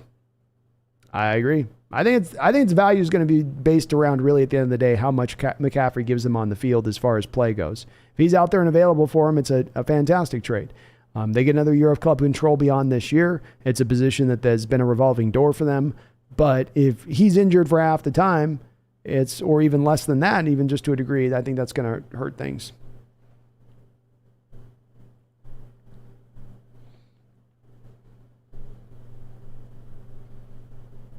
Cora Pennington, I'm looking at the Panthers schedule. They have quite a few winnable games left on it, including the Broncos game next week, right? Yeah, they do. They do. I think all these teams outside of maybe the Texans are teams I look at and I go, they're every bit for where the Broncos are. We should be landing in the top 3. That's core part of what gives me the confidence to say that I know we're at 5 now. We're going to end up at 3. That's where this will end up heading towards. Mark Harbicorn, we need for a middle linebacker first and foremost, then maybe a quarterback. I'm good with that, Mark, but of course you're not going to want to take a middle linebacker in the top 10 of the draft. I think you've got that second first-round pick to maybe target that linebacker a little later in the first round where they tend to go. There's a couple of guys out there that could be interesting targets. For me, the guy that jumps out to me, Mark, right out the gate here is Trenton Simpson. But I think there's other guys you can look at as well. James says this whole small market thing makes no sense. Seattle's 12th largest. Denver is 16th. He downgraded in that regard. I agree. I never understood that as well, especially James Black, because of the fact that it's not only the 12th largest market, but because you have the whole surrounding area as well, up into Canada, up out to Alaska, out even to parts to Hawaii, out into Montana, out into Idaho, into Oregon. I mean, that's a huge swath of land on top of that has a much higher amount of Seahawks and 12s in it than other fans of other teams. You think that would have factored in as well, but it doesn't, I guess. I don't get it either. Sam the Great says, I was watching the Ohio State game yesterday. Stroud does have a nice arm. Still would rather have Geno, but he's not a bad plan B. No, he's not. That's why I do say too, Sam, that it's one of the reasons I say he's going to be probably the number 1 pick when it's all said and done. He's pretty clean for that. I don't think he's as exciting as some of the other number 1 picks of the quarterback position we've seen in recent years, but pretty clean as far as that goes. Paul says possibly could say all this started at the end of Super Bowl XLIX. I think that's the 415 one we went to, right? The back-to-back, the second year. You could, yeah. Travis says, I'm a Chiefs fan, and I wouldn't put it past Denver to beat us. All those AFC West teams, no matter how bad they are, play us tough. Possible, Travis. It does come down to at that point, though, they're just shorthanded. They've got guys they've lost for the season like Patrick, Garrett Bowles, Javonte Williams. You could make a very keen argument that those were 3 of their top 10 most important players on that squad. Then you take out Chubb. That's a 4th player. That's a top 10 player for you, gone for that team. Judy's out right now. I don't know when he's coming back. They've got a multitude of other injuries across the board with guys, and it's not going to get better for them anytime soon. You're going to, I think, be dealing with as short-staffed, short-handed a Denver Bronco team as you guys have run across in recent years. Travis says, I think Geno Smith's a good quarterback, but I don't ever think he will lead to a Super Bowl. Are you making that based on your assessment of what he's been prior to this year, or are you making that assessment based on what he is this year? And if you're making that assessment off what he's done prior to that year, what is it about his performance this year looks unsustainable or looks like just a flash in the pan 1 year off? Because the way he's playing the quarterback position right now is absolutely the way a guy that could get you to the Super Bowl if you've got the right supporting staff around him. Some of this comes down to Travis too. I think you're used to having a Mahomes guy that carries your day like some teams are hoping, where you have a quarterback who's going to put the team on his back at times and be almost enough in his own. We're building more back to a team-based element of things. Same kind of blueprint we put it in 2013. Both ways can work. I think that ours is just a different path that doesn't require the quarterback to be Superman, kind of like the Chiefs can sometimes require of Patrick.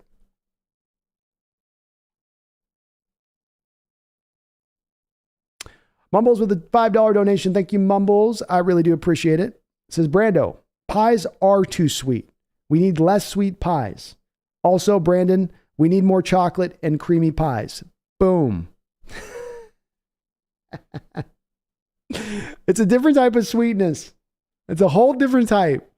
I don't like the soury, fruity sweetness with bread. It's never done anything for me, really. I can fight my way through apple pie, but it's only after I've dumped a half a gallon of whipped cream on top of it.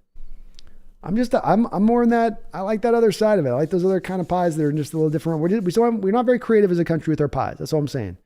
We got a different thing of every other thing's got 15 different iterations and colors and flavors of it. But with our pies, it's like apple, pumpkin, apple, pumpkin. Oh, you want an alternative? Cranberry.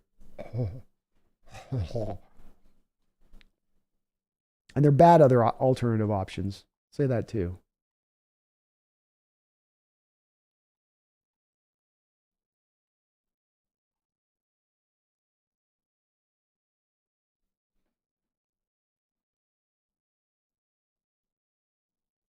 Of course, as the Broncos get one more first down, they win that game in regulation. They did, yeah. It's key 3rd down stop by the Raiders that helped get them through on that one. Well said. Zalzero says, yes, he does, but I still don't trust Ohio State quarterbacks. All have failed in the NFL. It's a fair point, man. It's a fair point. And some of the things that help them to succeed at the college level and then potentially fail at the next level, you're going to see with CJ Stroud too. I think it's a fair point. It shouldn't be the end-all, be-all assessment of Stroud, but it should be taken into account in the history they've had there. Daniel Bailey says, if the Panthers beat the Broncos next week, I am going nuts. I will be going nuts right with you. Number 2 overall pick in the NFL draft. Anyone with a possibility of the number 1 overall pick?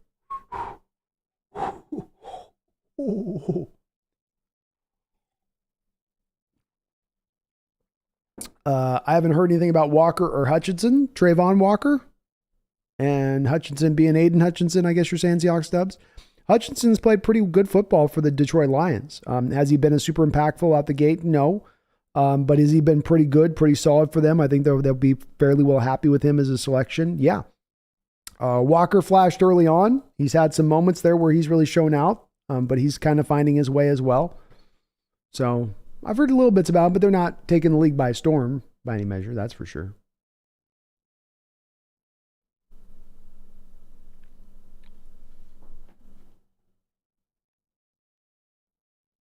Mari Taylor, how do I feel about us getting a top 5 pick now? I feel like I'm in NFL heaven. I'm dancing on a cloud, picking at a harp, scratching my halo. NFL teams don't get to be here. I was told that I was having to go to hell. I blink my eyes and I find myself on this cloud. That's how I feel. And to say you are so ahead of the curve right now in getting this team to a place of being elite, to being a place of a perennial team that you can put together into the future on the back of this trade, it's not to undersell it. And part of this is that you have the future draft capital coming up that is that top 5 pick. Part of it is also that you killed this draft. You murdered this draft. This was a Sunday, bloody Sunday again. I don't know when it was draft's 3 days, but it was a bloody weekend draft for the Hawks and what they did this draft. It was absolutely unbelievable, the players they pulled through. And now the fact that you have an opportunity to double up on that with now money freeing up. You're in first place right now with $44 million of dead money on your books. You're in first place right now having just moved off of 2 Hall of Famers. You're in first place right now with 20% of your salary cap burned and blowing into the wind. What are we going to do when it's an even field? What are we going to do when our arm isn't tied behind our back? Get excited for this team and this future. ADL, Kitty is hungry, and Kitty is definitely demanding salmon treats. Zal says, what I love about this season too, Seahawks had 0 expectations for this season and are exceeding anything and more, but the Broncos were top 3 Super Bowl favorites after Wilson trade, and here we are. Oh, it all the way around beautiful. Expectations are a bitch. They do make things tougher. Of course, as we can still find common ground with the Broncos, we're both going to be rooting for the 49ers to lose every week. Well, there is that. There's a little bit of brothership there, Cora, as we put the knife into their back.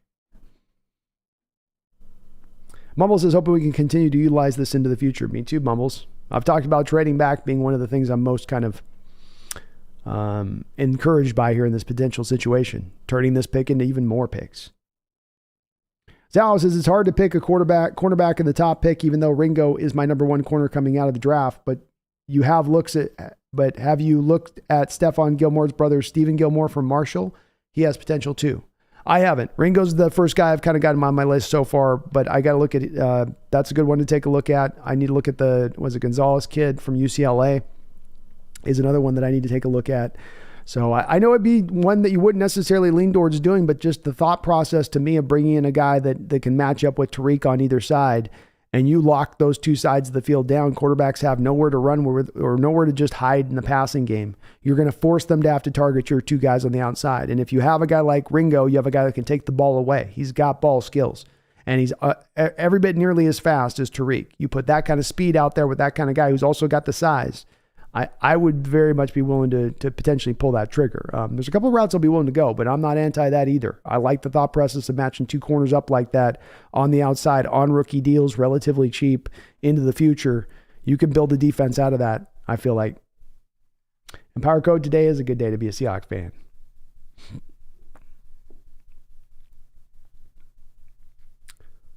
Power Code, bro, imagine losing to Josh McDaniels twice. Just imagine. Broncos are helping Josh McDaniels keep his job single-handedly. Oh, seriously, they lost to the Raiders today without Darren Waller, without Hunter Renfrow. I mean, Travis says, I love seeing enthusiastic football fans, whether they are with my team or not, except Broncos and Raider fans, because screw them. That's right, Travis. That's that AFC West hate that I knew and loved as a kid growing up. High five is right. High five to Travis. Greg, the more I think about it, the more I like the idea of trading back. Imagine we could draft Myles Murphy, Trenton Simpson, and a really good edge rusher all in the first round next year. It's a possibility, man. And yep, I am. You can sign me up for it, brother. I'm not against either. It's kind of the thing that's most enticing to me at the moment as it stands. Zal says, but I think we can pick up a cornerback in the 4th or 5th in Julius Brents from Kansas State. He's literally the same size and frame as Tariq Woolen, but just a little slower. I think Carroll would do wonders here. You're right. I mean, look, you've had the pathways, Zal, that you've taken with cornerbacks in the last 10 years of having a lot of value you found beyond having to take one in the 1st, 2nd, or even 3rd round, really, outside of Shaquille Griffin. So it certainly has been the pathway for success for them here in the past. It is. And it's less about Not liking the other options in the back of the rounds. I haven't looked at him enough to know whether I like him or not. And that guy might be a great fit, and there might be other guys really close to it. It's more about how impressed I am with Ringo's tape and what I've seen from him.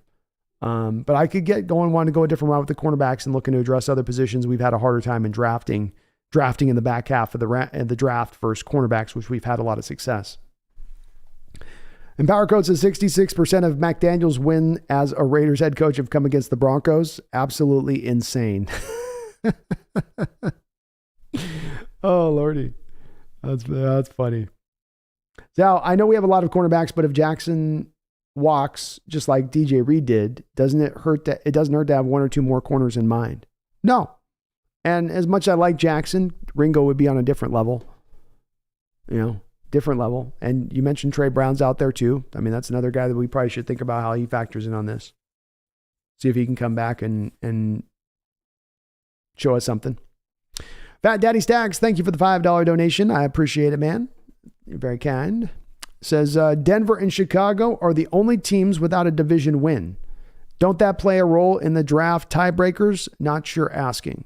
Right. So yes, it would. So you have teams that are all matched up that have the same record. I think the first decider is head-to-head record. And then I do think that the second decider is the division record. And then it goes from division to conference if it's all tied beyond that. I think that's the pecking order of it. So if the Broncos don't have a division, they'd essentially be the ones at the top versus the other teams. Great point, Fat Daddy. Yeah. Great point there. I do believe that is the tiebreaker. I don't think they get to common opponents until they get past conference. I think that's when you get to common opponents or something like that. Mumbles with a $10 donation. Thank you, Mumbles. I really do appreciate it. It says, if the Panthers win versus the Broncos, Texans to win either against the Browns, Titans, and Jags, unsure which of the two are more winnable. Other games don't seem that winnable for them. Yeah, I see the Panthers having a lot more of a possibility of getting to number 2 with the Panthers than I see of the Texans getting out of that number 1 slot. I believe when they play the Browns, by the time they play the Browns, Deshaun Watson's back. The Browns aren't going to lose that game. Titans are really coming together at the right time this year right now. Henry's still running really well. They've gotten over the loss, it would seem like, of A.J. Brown and kind of been able to move forward a bit on that. And the Jaguars are the only one that you could look at to me that's the one there with the Texans they might be able to pull through on, but even that would only put them at 2 wins. Still would be left with, I think, the number 1 overall pick. I just don't think there's a pathway on the Texans. But yes, absolutely with the Panthers, Mumbles, and thank you for the $10 donation. Panthers got a couple winnable games. Even outside of this Broncos game, there's still some games that they can win through here. So their pathway to staying in that number 2 spot is not cemented. It's helpful too. They've won some games. Like the Texans, who only have the 1 win. Panthers also have a couple wins at this point. So it's a matter of just a 1-game flip one way or another in the other direction that could get us into that number 2 spot at that point. And if the Broncos don't win next week, who's the team they're beating on the schedule going forward?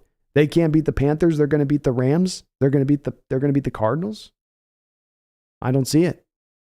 I think they lose out if they don't get this win against the Panthers. And in many ways, I mean, hell, they might just start shutting some guys down at that point and going, who cares? Let's just preserve out. There's nothing left to win this year. Thank you for the $10 donation, though, Mumbles. Very kind of you. Thank you, Fat Daddy. You guys are awesome for the donation. Megan, I appreciate you, Mumbles. Thank you. But yeah, it'd be nice if the Texans could get a little hot at the end of this year and give us the chance at that number 1, because then that'd make this conversation really sticky. But it's already going to be tough. There's already so many different routes we can go with this, which just makes this so interesting to me. Northwest Fugitive, I remember chatting with you last season and calling you crazy for wanting to dump Russ. I think his fall off is greatly exaggerated in his final 2 seasons here. He looked like a different quarterback. I couldn't have seen it coming, and I don't know how you did. Well, it helps when you're a psychic, Northwest Fugitive. You know, I was touched at a young age. No, not that kind of touched, you folks. Get your mind out of the gutter. I was touched in the way that, you know, something ethereally gave me this foresight ability to see it coming. Northwest, here's what I'll say with this. I came to where I came from on that by doing a lot of film study on Russ, watching a lot of all 22 shots, which is me looking at, not the fun television copy, but the stuff where you're 1,000 miles up in the sky looking down at the position to see what was going on a given play, and watching every single snap of his career as a Seattle Seahawk, kind of following him very closely and trying to do this as I do, as I try to analyze this stuff. I might be wrong and I might be completely off sometimes in where my assessment is. I got this one right, but I get plenty of them wrong. And even this one I was partially wrong on, because I still said, well, if it comes down to Carroll or Russ, so even on this, I got this right, but kind of. But it was the things in Russ's game, as I pointed to that time, Northwest Fugitive, and I'm sure we had the back and forth on, it was the things that you see from him in the Broncos, which were the same problems he had here. Not being great at the line of scrimmage, not being great against the blitz, not throwing with great anticipation, not growing his game from the neck up. And remember, the key I said to that at the time was that you have to grow from the neck up because you're losing from the neck down. You're offsetting the loss to gain up. And he starts to lose the loss from the neck down. He loses a few RPMs on the fastball. He loses a little bit of his legs, or a lot of his legs, and he doesn't gain the up. And so you had only loss, no gain, and then the game starts to fall back. I agree with you in that I don't think that the fall off to this state of things was going to be this severe. I didn't see that. So I didn't see him here at this place of things either. I wonder a little bit, Northwest Fugitive, if some of this is still the finger affecting him as well. We have a Megan Gock, Roger, you'll see her in the chat right now. She's someone who suffered one of those mallet fingers, and she can speak about to how long that stuff lasts. And when you got to grip a football and you've got one less finger that can't grip that football quite in the same way, it's kind of maybe understandable why that starts to affect that. Then when that comes in conjunction, Northwest Fugitive, with the stuff from the neck up that I was talking about. And then that goes in conjunction with the fact that you have the Denver Bronco offensive line, which has been awful, as far as especially in pass protection, and then injured beyond that. And all that goes together with a first-time coach and a new scheme with new personnel around him, and Cortland Sutton and Jerry Jeudy are not DK Metcalf and Tyler Lockett. It all kind of goes together to make this what this is, Northwest Fugitive. So it was just it really was a feeling I had about Russ over the last few years. Houston, we got some problems here in this game. There are things he's missing that a quarterback who's a Hall of Fame quarterback 10 years into his career, if his name's Drew Brees, Phillip Rivers, Aaron Rodgers, Peyton Manning, Tom Brady, Tony Romo even. Those quarterbacks may have had their deficiencies as they moved into their 30s. Drew Brees couldn't push a ball up the football field. Tony Romo couldn't stay healthy after he got past the age of 30. But the one thing they could do, whether they were up at the heights of Tom Brady, Peyton Manning-esque, or down a little bit lower on that mark, the one thing they could do is have ultimate control at the line of scrimmage. You dare blitz them, they'll kill you. They catch the blitz, they can change the protections right. They always got their hot route ready. They're able to throw with better anticipation as they age. They can anticipate things happening faster because their head has come along a little bit further in those way of things. Just didn't happen with Russ. It just didn't happen. It still could, Northwest. He could still tighten the stuff up because it is not all just physical based. It's stuff that you control from the neck up at that point. But he's got to accept the fact there's some holes in his game and problems he needs to fix, which I think he probably will. I think that's very likely the case of where this is going. Mumbles with a $5 donation. Thank you for another donation, Mumbles, man. You're very kind for doing so. I appreciate it, brother.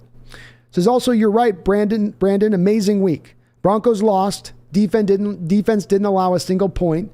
Jamal keeps his streak of not allowing a pass since week 1. Woo! That's right. Lockdown Adams is what we're calling him out there now. Lockdown Adams. Not one catch given up on the season. Not a one. And defense did still pretty good another week forward. So that's good to see too. Defense going to round out to around middle of the road here. I think now 10 weeks in with another week of games and a slate of games. Kind of cool to see. But yeah, this is an amazing week. When you could say that about a bye week, that's a beautiful thing.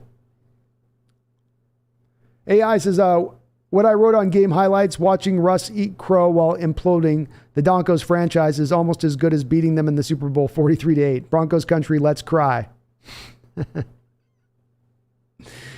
Oh, Lordy. Cora Pennington says the Super Bowl would be the piffer thin wafer that explodes us. We'd be happy to explode on that Super Bowl, though, especially if it's a win. Mumbles, what, Brando? You didn't see Bronco Brando a few weeks ago? He's now Bills Brando. He's Bronco Brando no more. Are the YouTubers bailing?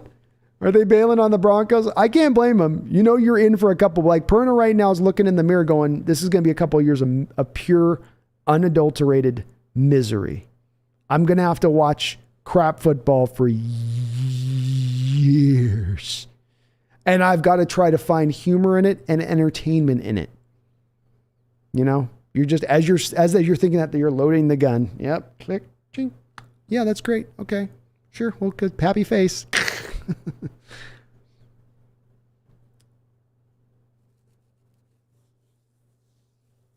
Daniel, every time every team that traded their quarterback looks like it's paying off. Seahawks, Broncos, Lions, Rams, Texans, Browns, all in good shapes. Just shows you football is still a team game and relying on one guy is overrated. Well said, man. Well said.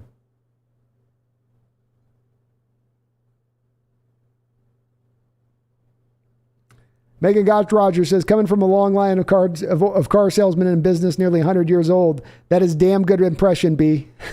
When I was a very young man, I dabbled in a little bit of car sales. So I know a little bit of the tricks of the trade. I know a few of them. Greg, how would you feel if we moved on from Geno after this season and let Drew Lock have a shot next year? Do you think he can turn his career around like Geno Smith? I think it's possible. Greg, I do think it's possible. I don't think he's had quite as much time in the league as Geno did to those same skills I talk about, Russell with the neck up, that Geno has taken those steps forward in his own game. I don't know if Drew Lock's come along quite long enough in the league to get to the same place Geno has in that development. But I think it's a good backup plan to go to, Greg, if Geno's going to end up costing too much, if he's going to be demanding too much, if there's another team willing to pay him too much. Drew Lock is a backup plan, trying to re-engineer the same thing you did with Geno this year, understanding that not only are you going to be giving Drew Lock the same parts and pieces that Geno Smith had to elevate his game, those pieces will be improved. You will probably get better at the center position. You'll probably get maybe other offensive linemen in other spots like right guard and get that stuff improved. You're going to get the second year returns of your two rookie tackles coming back, along with your running back coming back into his second year, which there'll be some leaps that he takes forward as well within that. So Lock, in a lot of ways, is going to have even a better position for success than Geno was set up with if they wanted to go that route. Megan says, I watch Life of Brian every Easter, B. It's a great movie. Very funny. Big Country Pecan Pie is great. I can't do pecan. I wish I could. It's one of those ones for me in the spot, Big Country, where I'm just like, I can't mess with it. I can't. I've tried it so many times.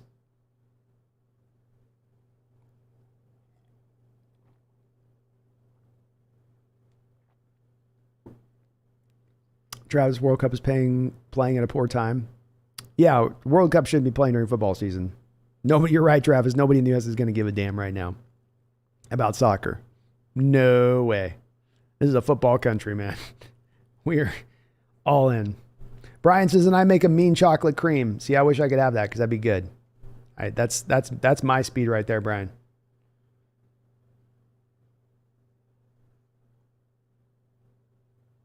Jason Wolf, how about those Broncos? Not a lot of riding. I was trying to tell Russ this offseason when he said, let's ride. I was like, Russ, Broncos are wild, untamed horses. You try to ride a Bronco, you're going to get bucked off. They're not saddled up. That's what makes them a Bronco. You got that, right, Russ? I don't think he knew. I don't think anybody told him. Somebody in Colorado should have told him. Jason, we need a defensive tackle first, linebacker second, OG or center third. I'm with that, Jason. I think that's about right.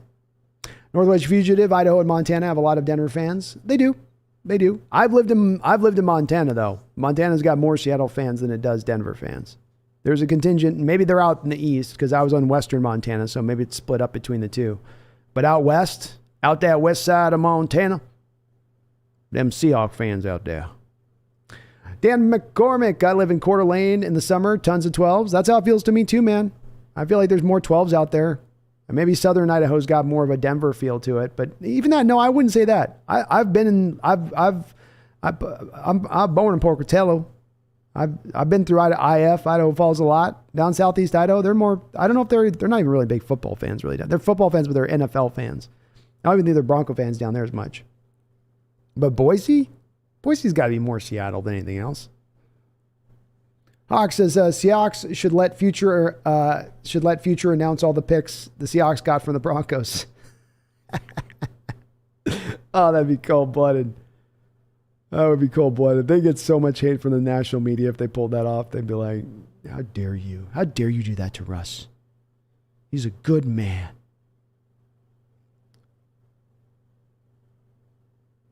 Peach Cobbler's the bomb. I wish I liked these, man. I wish. I've tried them. I just can't go for the fruit and the bread. It just doesn't go together for me.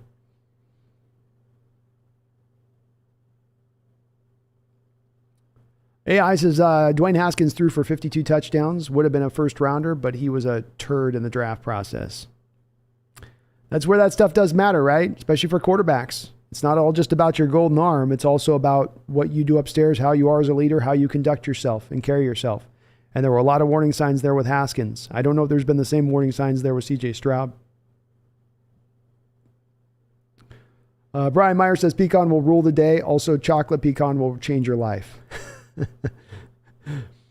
What's up, Alan Armitage? Good to see you, man.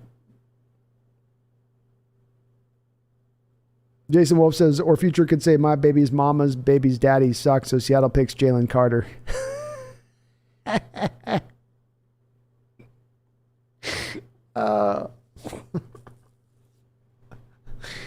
Oh, yeah, that'd be...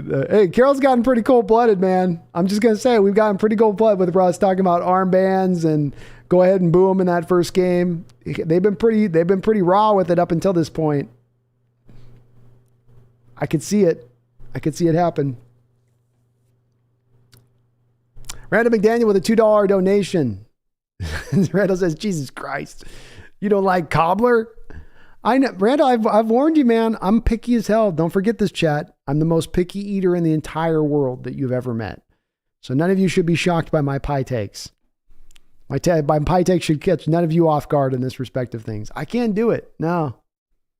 There's just too much of a sliminess to it. I get the same thing with apple pie. I don't like the slimy consistency element of it. I don't want to chew like I feel like I got a fish flopping in my mouth. Maybe I just haven't had the cobbler done right or something.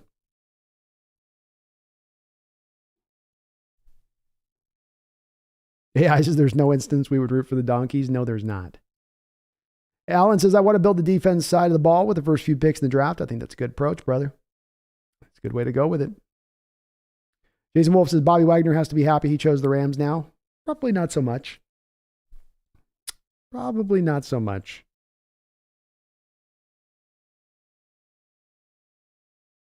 Mark says, I still got the Seahawks going 11-6. You did call it. You did call it, man. Props to you. They could be on track for that. They could definitely be on track for that. Herbicide says, imagine Chenna and Will Anderson would be sick. That'd be a pretty lethal combo. Boy, Mafe coming off the bench is the rotational guy.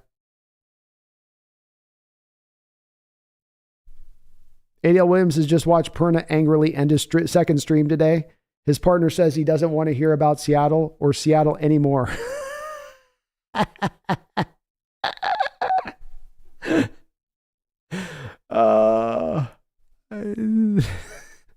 I shouldn't enjoy this so much, but I really am.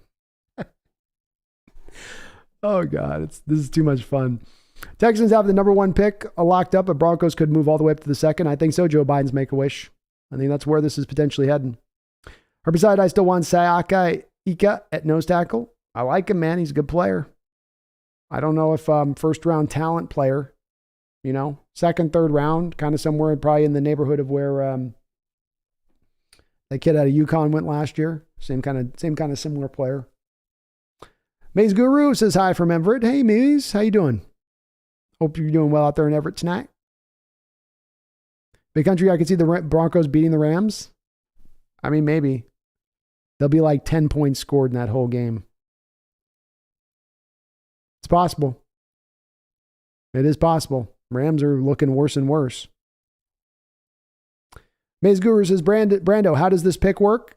Well, we got the Broncos selection, so wherever the Broncos end up, we have their selection wherever they finish. And we have the second round selection as well. So right now they're at the 5th overall selection in the draft in the first round. And I think they're going to be probably finishing somewhere 3rd. So we'll probably end up with about the 3rd overall selection where it all stands. The same thing with the second round pick. That's kind of how it works. You just get their first round pick no matter where it falls. Now, if you have teams that are all slotted against each other, and there's a bunch of teams, let's say they end up with 3 wins at the end of the year, you got like 4 teams, there'll be some tiebreakers that are brought together to determine where the pick is at. First it's head-to-head record, and then I think it's division, then I think it's conference, then I think it's, if those keep getting tied up and you have to keep progressing, then it gets to like common opponents or something as a determining factor. But usually you can get it decided by division record, especially as you'll have the Broncos kind of on track for potentially no wins within their division right now. I mean, they're not going to probably beat the Chargers again in that second game. And are they going to beat the Chiefs twice? How? Yeah. AI Broncos remaining schedule is effed. Laughing out loud. They're in trouble. Ravens, Chiefs twice, Chargers, Rams, Cardinals. Yep. I say it's going to be good. Kitty always wants loving. She's got her back turned to me right now. She's pouting a little bit. Maze Guru, nope. Broncos did not win today. They lost. Amari Taylor, do you think we should draft Dorian Thompson-Robinson for our franchise quarterback? Nah. He's a late round flyer guy to me, Amari. I don't think he's got a big enough arm to be a pro NFL quarterback. Jason Wolf, Brandon, rate B-Wag's happiness choosing the Rams 1 through 10. I would imagine it's probably about a 3 right now, Jason. But I remember too, Jason, he wanted to stay with Seattle. He was going to be willing to restructure to stay with the Seahawks. They didn't want to even go that road with him. But I'm sure he's probably would have liked to have rather probably maybe gone to like a team like maybe even the Chargers would have been a better bet for him. Because I know he did want to stay probably on the West Coast. So that might have been the better road to take.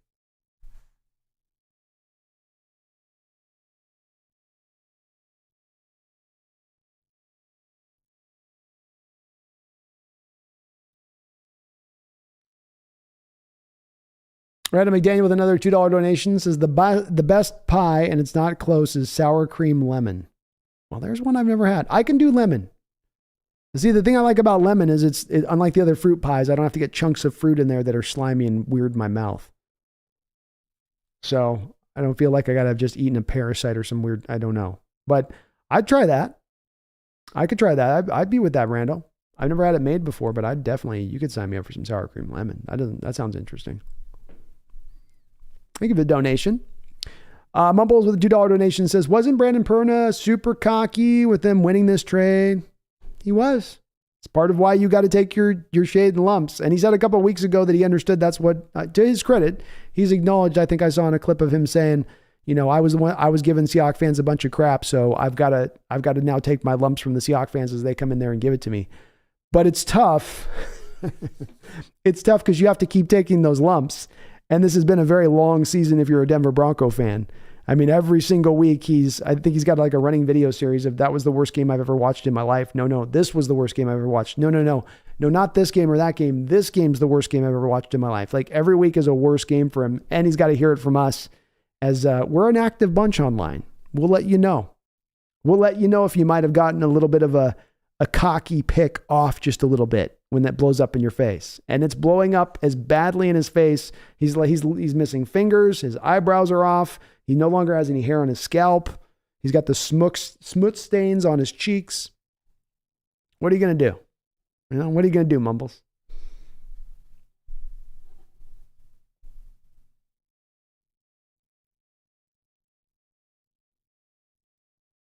Joe Biden's make a wish to Surtain let Devontae Adams have the wide open touchdown at the end. Somebody was mentioning Joe Biden, like maybe the Bronco defense was like, as an FU to Russ, like, not bail him out again one more time here. Like, no, you can't get 16 points, then the hell with you.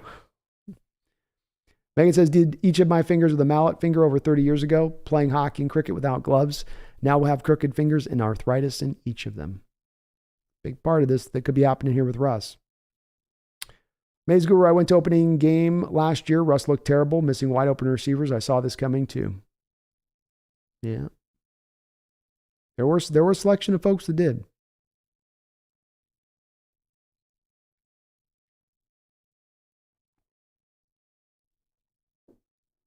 Gino's the man. Pay that guy, says Larry.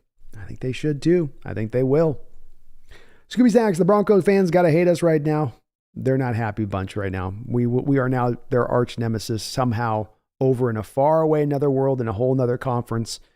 We have suddenly become their arch nemesis. Just and it's a one-sided thing. We're like the bully that comes in and steals their lunch money every week. And then they're just angry and trying to devise schemes of how they're getting us back. And then just every other next new school day, we're still just, yeah, your schemes are great. Thank you. Give me the $5 bill. Give me the $5 bill. Thank you. And the other one, yeah, I see the extra $5 in there. Come on. Yep. Thank you. Just taking their lunch money every day. Can't do nothing about it. Can't blame them to be a little bit bitter. But we're going to still take your lunch money. Travis says, Perna having to watch crap football for years. Can I possibly have that wish, please?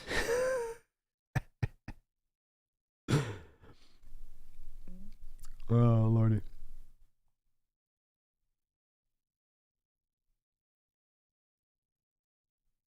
Yeah, it's Brandon Perna, I think. So same name as me.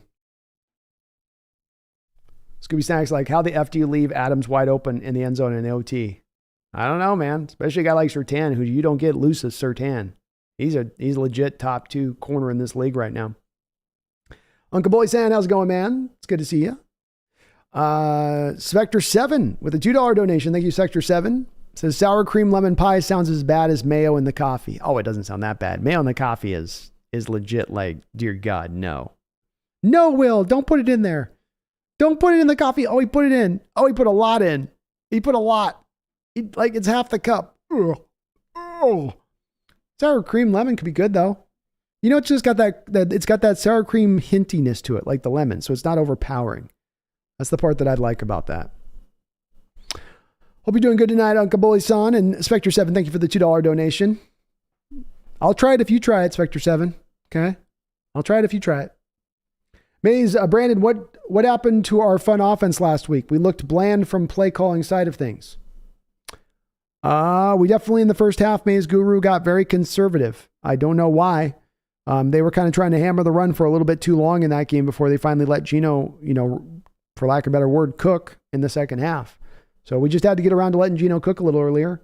They eventually got around to it. It was just a little late to do so. I would have liked to have seen them trust Maze Gino a little bit more early on in that football game.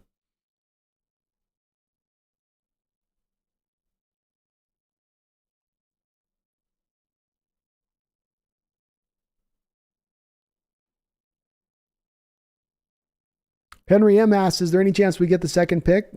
Decent chance, Henry.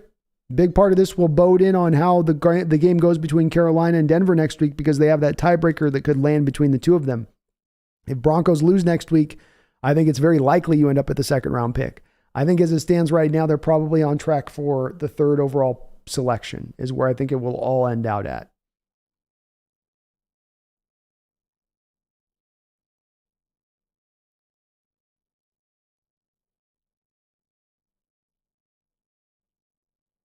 Maze Guru says 5 out of the 7 games are at home for us. That helps, doesn't it? Henry M., who would I draft with the second pick? Probably Jalen Carter or Will Anderson as it stands right now, Henry. That would be probably my selection. And I'm not sure which one I would select between the two of them. I love them both. I got a little bit of a Sophie's choice thing going on between those two guys right now. I've got to give one of them up? Yes. Pick one of your children. One? I like them both. I need to keep them both. You cannot keep both. You get one. Okay. Don't know who yet. I'll have a good pick between those two guys, Henry, but you can say between those two guys, sign me up for one of them. Boys End's got Nuoso, Will Anderson on the edge, and Jamal leading the team in sacks, laughing out loud. Could happen. Seattle Supersonic Boom Shakalaka. What's up, brother? Hope you're doing well out there. Says Russ out there trying his best to give us the best first round picks. Boy, is he ever. Boy, is he ever. Herbicide says, where do we play Carter if we get defensive end or nose tackle? Where do we play Carter if we get defensive? I think he's a guy you put at actually defensive end. He can do some nose if you had to, but I think you just put him at defensive end. 3-4 defensive end, that is. Because a lot of what you have your 3-4 defensive ends do in this scheme versus other 3-4 defensive ends is you have them shooting gaps. Whereas a lot of times the 3-4 defensive ends are just asked to 2-gap and take on blockers and keep the linebackers clean on the backside. Whereas this one will let them actually shoot the gaps. So you get to operate almost like a 3-tech would operate in a 4-3 defense as a 3-4 defensive end in this scheme. AI says Wilson was so bad he got his Subway ad pulled. He didn't just get the ad pulled, AI. He got the sandwich pulled. That's how bad he played. Have you ever seen an NFL player play so bad he got his sandwich pulled?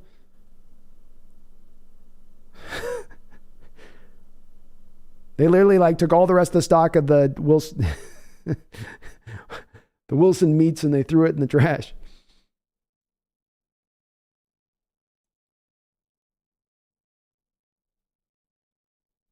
CL Sonic Boom Shakalaka says, what are my thoughts on UW Husky Michael Penix? I think he's a 3rd to 4th rounder. I don't think he's a 1st or 2nd rounder. There's some injury question marks with him. He's got a very good arm, a very live arm, can make a lot of the throws that you'd require of an NFL caliber quarterback, and he's warming up on me. I thought he would be a late round guy at this point, but I'd probably put him into a 3rd, 4th round range of things as it stands right now. Don't think he gets up into the 2nd round. Don't think he gets up into the high 3rd round. But I could see him go in the 3rd. Obviously, as a lefty, it's a little bit unusual with the way the ball comes out, but he's got a pretty smooth, quick delivery, and the ball comes out a lot more velocity and RPMs than you would think, I think, for his size and build and kind of how he throws. So it really does jump off of his hand, that ball. He throws a good catchable ball, throws with pretty good anticipation. It's not really a big processor on the football field and 1, 2, 3 going through the reads, but that's part of the simplified nature of college offenses as well. So I'd like him, but as more of a 3rd round guy. Travis says, wow, I never really followed this broadcast carefully, but as much as Brandon gets as far as comments goes, he goes back and reads all of them. I respect that. I try to, Travis. I do. I have people here take the time to come in here and watch. I can't always get to all the comments, man, but it's been kind of I'm 4 years into this channel, so it's been kind of my thing, and I like it. And in part, I really do enjoy my interactions with you guys in the chat on this stuff. I always end up coming out of these kind of chats a little bit more fuller in my knowledge and understanding of stuff, maybe I'm wrong on something and somebody raises my eyes to it or attention to it. So it helps educate me as much as anything else too, Travis. And then you always keep me laughing too.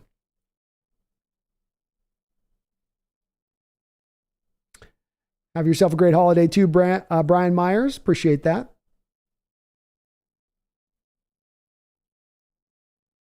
Travis says, I'm not a lemon pie person. Cherry, blueberry, pumpkin, those are my favorites. Again, I know they got a lot of people who love them. Can't quite get there. Big Country, I can do banana cream pie. What started to win me on that is I was living in New York at a time, and Grand Central Station has this bakery underneath in the bowels of Grand Central Station, and they've got this place that does these little pies in a cup thing. It's only New York, right? Pie in a cup, whatever. But it's absolutely outstanding. It was worth taking the subway all the way out to Manhattan just to get the pie from Brooklyn. I get like 3 of them and take back home. They were so good. So I'm officially on the banana cream pie. I will do that.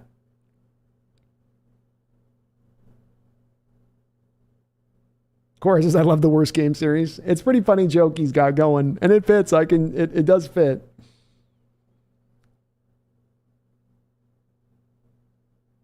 Megan says, I'm on Perna and Grossi streams and have been crowing for weeks. Hell yeah.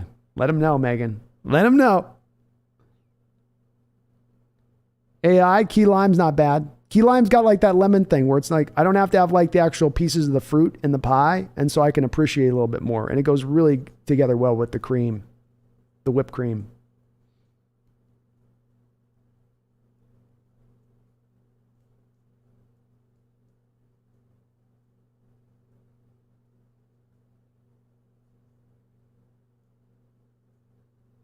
Yeah, I wouldn't say. Uncle Bully's saying you're right in the fact that Jamal Adams is not soft. You can say a lot of stuff about Jamal Adams if you want to take nitpick shots at him, but you can't shoot him for being soft. I mean, the guy's had his fingers dislocating every other play last year, and he fought through it as long as he could until some other injury ended up holding him back. And the major injuries he's had have not been ones where it's like, well, you can gut that through. I mean, hell, he got his fingers fused this offseason, and then his finger breaks in training camp. If he was soft, he would have just shut it down, gotten the surgery, and been like, I'll be back in 7 weeks. But he said, put a cast on it. He did it was just short of the Ronnie Lott, cut it off, just short of that. Jamal Adams is a tough guy. His body's just, breaking down a little bit, or at least it has up to this point. And maybe it turns around for him, maybe not, but it's just something that happens sometimes. But it's not about toughness.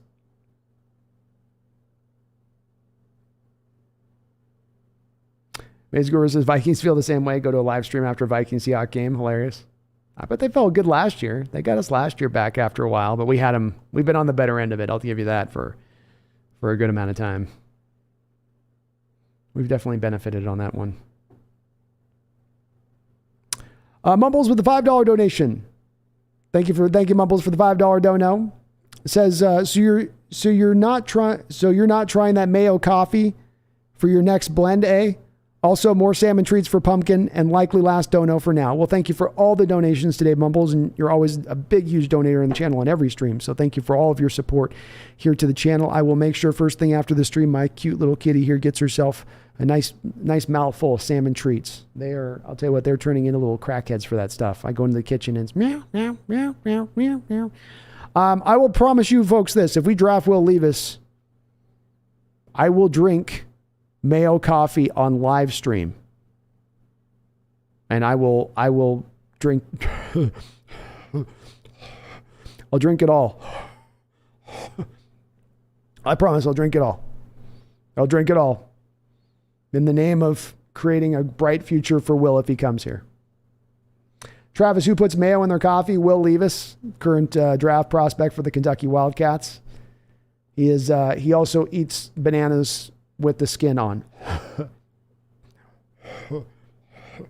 He also does that too. Can we all talk about half the fan base that constantly talks shit about our players? Can we talk about the half of our fan base that constantly talks us about our players? I'm okay with, and I've gotten into some lively debates in recent weeks and folks in my comment sections about, having anything negative to say about players on the team, or when is it okay to kind of say negative things? When is it not? When is it helpful? When is it not? Should you not? I do still always end up landing back in this place of things where I say we can come to a disagreement on things fundamentally between a difference of view on the player or outlook on the team or that much. I do think you get into a place when you try to tell a fan how to be a fan of the team, what's the right way to act as a fan of the team. The only place that I land in that I will push my fellow fans and say, this is where I'm going to be pulling your ear and saying, this is what you should be doing. And that's when you're in the stadium cheering on your team, helping your team win, helping the other offenses get false starts, as we've done in the past. Part of what helped us to land the Guinness World Book of Records as we did before the Chiefs messed with it and, cheated in order to overtake our record. Sorry, Chiefs fan, I know you're in here, but that measuring device was much closer with the microphone to the fans than ours was. You guys had that thing right up near the fans' faces where you're taking it. Ours was like 5 feet away. That's another talk for another day. But I think this is a tough debate that happens at times. James, the tough part for me that happens is that I'll have a video where I'll say 90% of the things that is overwhelming praise. And then I'll get people saying, why did you have that 10% of anything negative to say? Why would you say anything negative? How dare you say anything negative? And so when you do get to a place of saying, don't criticize any players to a person, even if they're wrong and they're criticizing and who they're criticizing them and why they're criticizing them, it is a tough place to get to start to tell a fan where and how they enjoy their fandom and all that. I think you can disagree with their take, that's for sure, but I don't think you can wave at them and say, you're not allowed to have a take. You're not allowed to be thinking these things about that. Because I get the other end of it where people will flame me on stuff where I'm like, really? I'll say Gino played a couple of weeks ago. I talked about how Gino still played a good game, but he had his worst game of the year, still a very good game. And people were like, how dare you say that about him? It's like, well, he had 4 throws that could have been intercepted in this game. Like, that's not worth talking about or mentioning. No, you should never talk about that stuff about anybody bad about our team. Well, that's not any fun. I don't want to do that. But I agree with you too. You shouldn't, I think to your point on that, James, you also shouldn't ask, crap on guys that are being productive and being good players or things that are outside their control that they can't do anything about. Uncle Bolly Sands got butter crunch pumpkin, American apple, banana cream pie, Hyupi pie, and taro pie. These are hands down the most tastiest pies that chefs have ever eaten. I haven't eaten a couple of those, so I don't think I've ever had taro or hapia. So I'll have to go look those up. Butter crunch pumpkin. I've never heard that one either. You got some unusual ones in there, Uncle Bully-san. James Gordon says, I always thought the Niners were the arch nemesis. No, there are arch nemesis, James. That's right. We're the Broncos arch nemesis, but it's a one-way thing. So it's the, it's the meme, right? It's the Mad Men meme, right? So let me see here. I'll bring it up for you.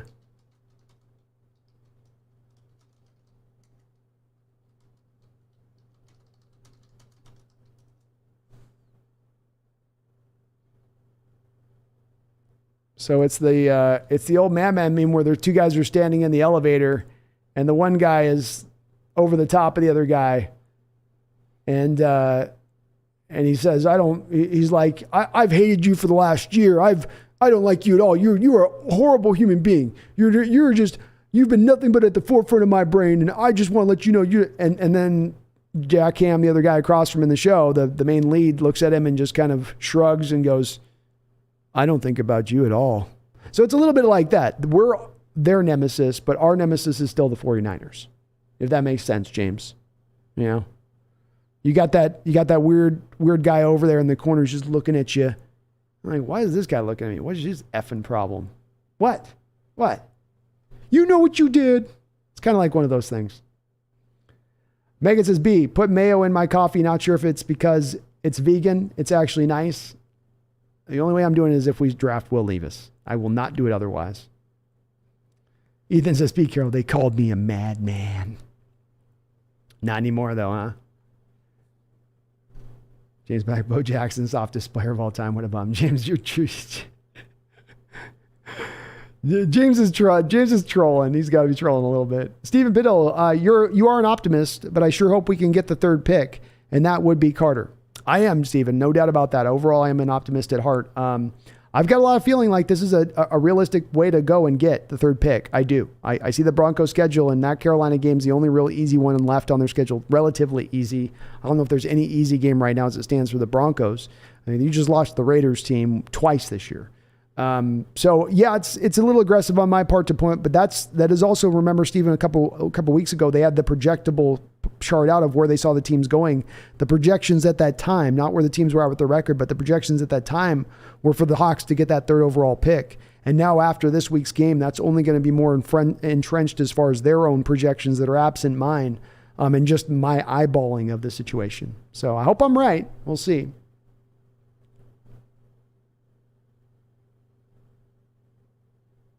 AI says black coffee only. If you take cream, turn in your man card. What if it's just a little bit of cream, though? I mean, come on, I get a little bit of cream. Drew and Charles 4, you absolutely can get a shout out, man. Welcome on the chat. Appreciate you.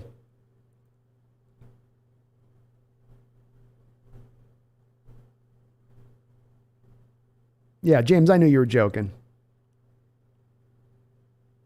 Yeah, I wouldn't call anybody soft on the injury fronts either. You can call a guy injury prone maybe, but the soft thing, I mean, you don't get to the NFL really being soft in any respect. You got to be pretty tough.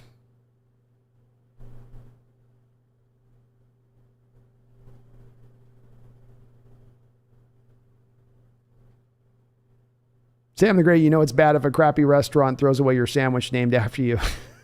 Yeah. Cora, I want to see Seahawks fans in the front rows by the tunnel in one of those Broncos away games ask Russ for an autograph after he loses a game. I have a feeling he's going right through that tunnel. Travis says, wait, what? Who got the sandwich pulled? Wilson in Seattle? I'd never heard of a Wilson sandwich. Oh, Travis, they were running this whole Subway campaign at the start of this year. Subway sandwich was. And Wilson had what was called a danger witch. is what they called the sandwich. And he kept having cringe commercial after cringe commercial came out until the cringiest of the commercials came out that was the worst of the worst. And then they pulled the sandwich within the next like 24 hours of that commercial coming out. Go Hawks 2022. Sophie's Choice. That was a good one, Brandon. I like them both, man. They're good players. Uncle Bully said, oh, for sure. My homies in Colorado are straight texting me. It started with confusion on some. Yo, can't this guy read progressions? And then it turned into anger. Now they just text me F-bombs. It all leads to anger. Anger leads to hate. It's the path of the dark side, Uncle Bully-san, and they cannot stop themselves at this point. I feel him, man. It's frustrating sometimes watching Russ play because he misses some of the simple, easy things at the quarterback position, and he'll do some of the hard things, the impossible things he'll make easy. It will drive you nuts. Super Shakalaka says, have you seen the NFL meme of Russell Wilson? Teams out here clowning on him so hard, from the Mr. Unlimited to the Danger Witch to the Let's Ride and high knees. It's great. I have enjoyed it.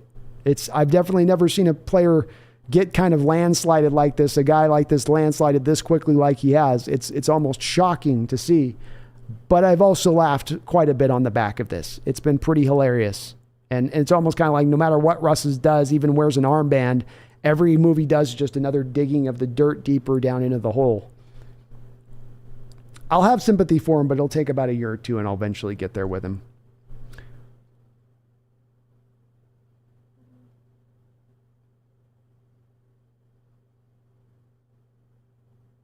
Boom Shakalaka, you like that shirt?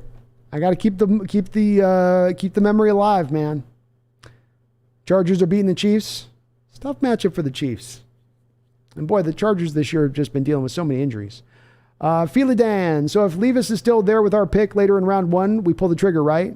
If he's there later in round 1, Philidan. I think he's picked in the first top 10 picks, if not top 12 at the most. Jason Wolf. Brandon, who is your favorite Sonic ever? Mine is Dale Ellis. That's a good pick, Jason. It's a fantastic pick.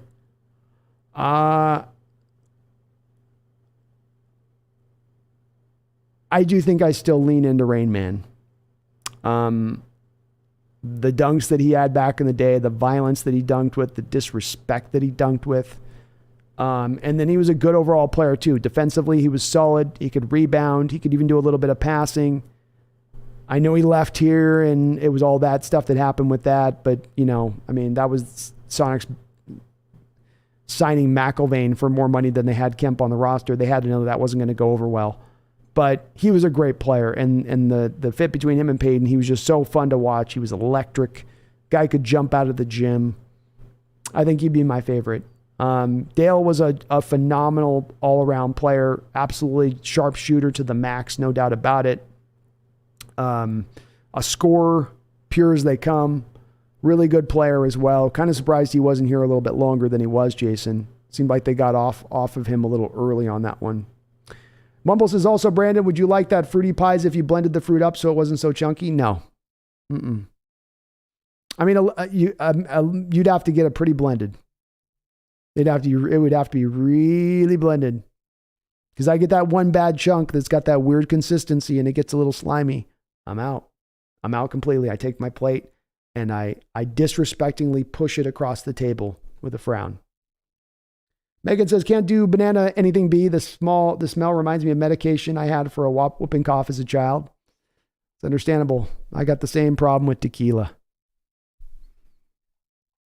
Got the same damn issue with tequila.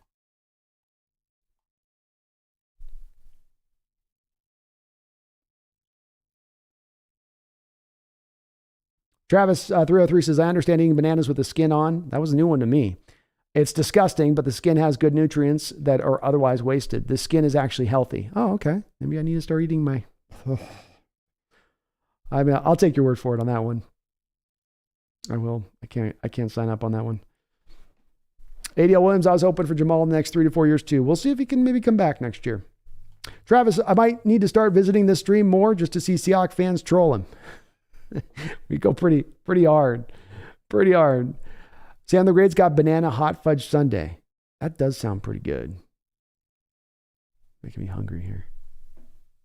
James Gordon, the Buccaneers loss is heavy. Didn't show up till second half. No, we didn't. No, we didn't.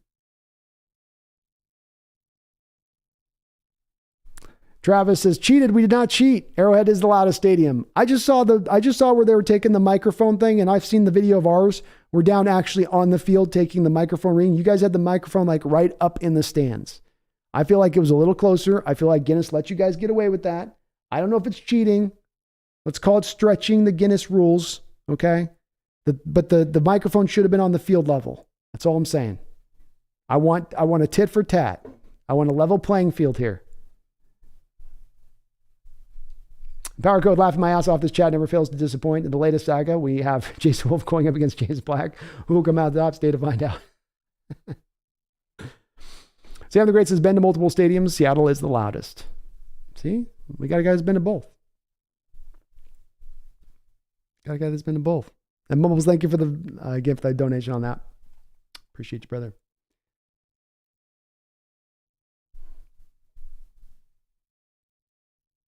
And yeah, Jamal's not, I agree with Power Code. Jamal's not fragile or weak.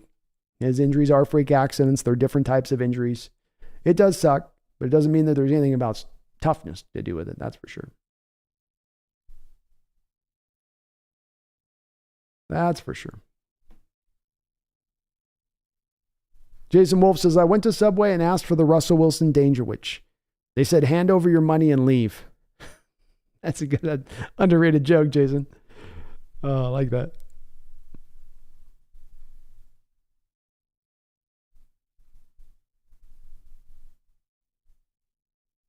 Watch out. It's spicy. Sam the Great says, Jersey Mike's, Jimmy John's, Quiznos over Subway. I agree. Subway's gotten awful. It's fallen so far.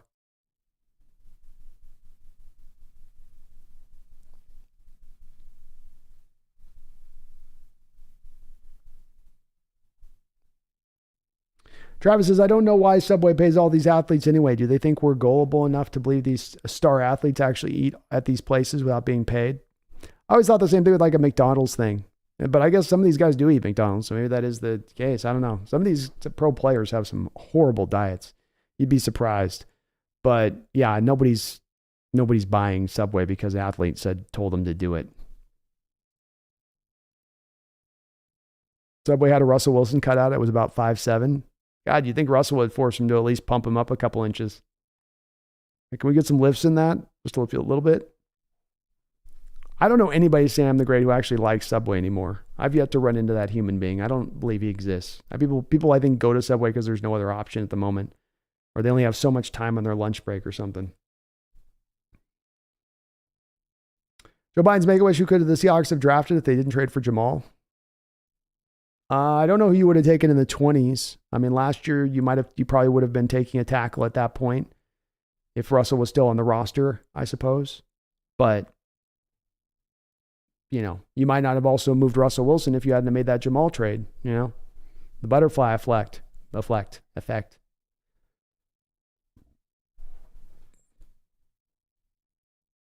Yeah, boom shakalaka. Duo Kemp Payton, man, that was too sweet a combo. And Kemp was just a freak. He was a freak player. Sucks he kind of just fell back as soon as he got traded a bit, but he was really a good player.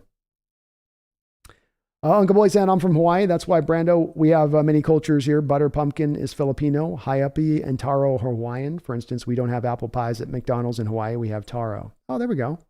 I do know there's some unique stuff there to Hawaii. Remember, Uncle Boy-san, I've done a good 2 years of my life in Maui over a couple of different stints. So I know a little bit about the Hawaiian culture. I speak a little pidgin, bra.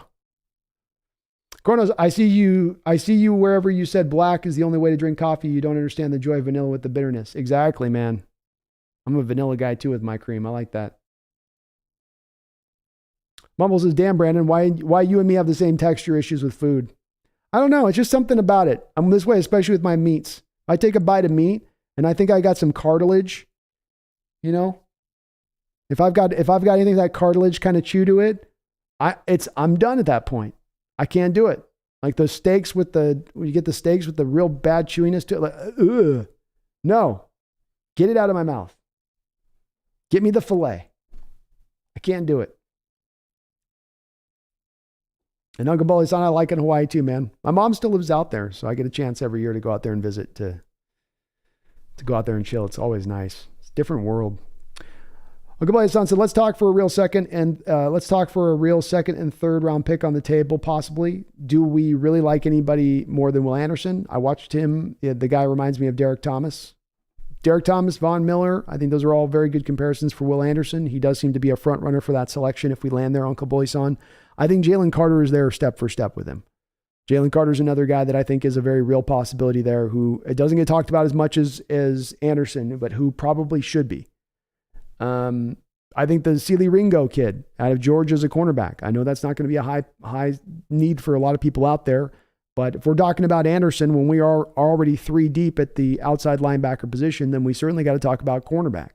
I think those are guys that are all very, very, very talented. All well should be picked within the top 6, 7 picks, if not sooner.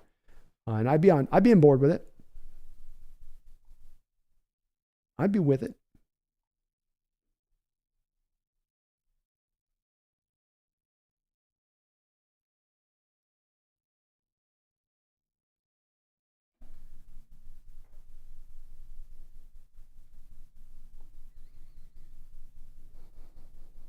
James Black, I'm looking at DK eating 4 bags of candy a day. Yeah. I had a guy I was sitting down, I was talking to, was a chef for an NBA team. I think it was the Lakers, one of the chefs for the Lakers, just randomly kind of just was BSing with this guy in public one point, got to talking. And he was talking about how many of the NBA teams, you have teams that are on it with their diets and the food that they serve. And when they come in, they dictate to the Lakers chefs what they've got to cook. When they come into town. So Lakers chefs will cook for all the teams, not just for the Lakers. And they have a very specific menu. And so some teams have like crap menus, like the guys don't eat well at all. And the other teams are the teams that actually do eat well on the other side of it. And he said what was interesting about it was the teams that had the good menus, the organic yada yada, and the fresh this and the vegetable that, and blah, blah, blah, versus the teams that were eating just garbage, were the teams that were actually performing better in the league too. So there is something definitely linked to the diet, but some of these guys just don't. You guys, I'm sure, have heard of Chad Johnson. Famously, all he eats is, I believe, McDonald's. And yeah, it's Sam the Great. You mentioned that there. Yeah, it's like, really? Every day? Mumble says, ouch, Brandon. I like Subway. E2, Brandon? E2? E2, Brutai. Yes. Subway has gone downhill, Mumbles. And if you saw what it was 20 years ago, you wouldn't need another day at the place. They have lost their way. It started with the bread. And it just kept going backwards year after year until we find ourselves here. Boom Shakalaka says, I wanted to play ball like Kemp, but my game was close to Peyton because I was better on defense and at passing, plus my layup and my shot was smooth. Oh, me too. I like to work on with the Peyton. The move I always like to work on with Peyton, I still love doing it in the gym, and it's still a tough shot to hit, but Peyton really kind of mastered it, is when he's got the back to the basket, and then he's coming back around off of his opposite strong hand, the way he's shooting it. So he's falling away basically opposite direction to how Michael Jordan would with his fall away. And Peyton could just shoot that and still be so accurate with it. He could work the glass off of it. He was so good down there in the post too as a point guard, but yeah, those were the days, man. Those teams were so much fun to watch. So much fun to watch.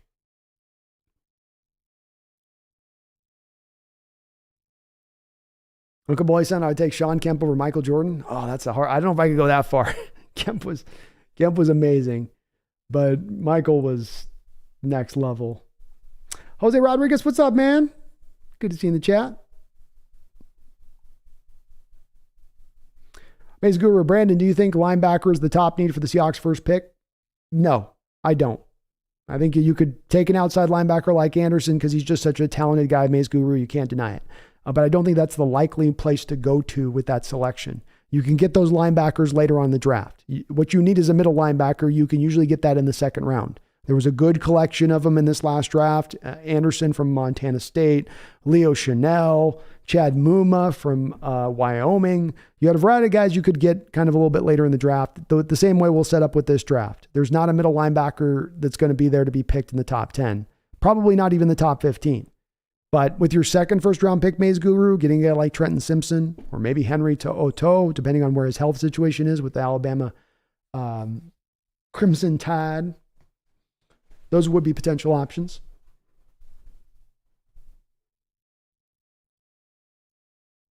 Have a good night, Grug. Appreciate you, man.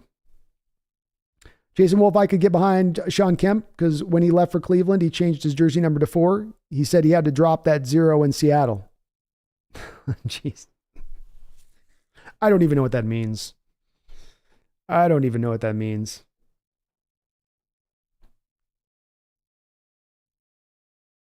What was Sean saying with that? Was he calling us zeros? Uncle Boy Son, Gary Payton was the best defensive point guard of all time. I think that's a pretty good case to be said. So yeah. Sean Kemp was the best power forward of all time, and Detlef Shrimp was the best 6-man of all time. Oh wow. Uncle Boy Son going all in. I like me some Detlef. He was a guy, if he was playing in today's game, he would probably be even more of an effective player because of his skill set. But he was a good one. UW guy too. Say on the Grace is my oven roasted chicken sandwich I got from Subway tasted like oven roasted giraffe meat. It's a problem I had. I tried their chicken before and I'm like, is this really chicken? Like, this ain't chicken. What am I eating? What is this? It doesn't taste right. Or like it's been frozen and reheated and frozen and reheated like 10 times. Giraffe. Oh, that's hilarious. Oh, Uncle Boy said, eating the skin of a banana is savage, bro. Straight savage. I'm all about it. I need to try it, I guess. Hey, if my quarterback's doing it, I'll tell you this. I see my starting quarterback biting off the head of a banana like it's Ozzy Osbourne biting off the head of a bat. I'm going to say you earn some cool points for me as a quarterback at that point. I'm going to say I think you got a couple extra fearlessness points to you if you're going that hard. Or R says, hey, Brandon, when Vince Carter came into the NBA, he ate 1 pound of candy per day, and he lasted 23 years in the NBA, 6th all time in 3-pointers. I know, man. Somebody's mentioning DK the same way, or I didn't know about that story, but DK, we got the same story here with him. Some of those guys just have those freak genetics where they can just get over. Maybe they're burning so much they need the sugar to keep themselves constantly kind of rolling. It's insane. I eat a half a bag of candy and I get a headache and irritable. I don't know how they do it. You just got to get used to it, I guess.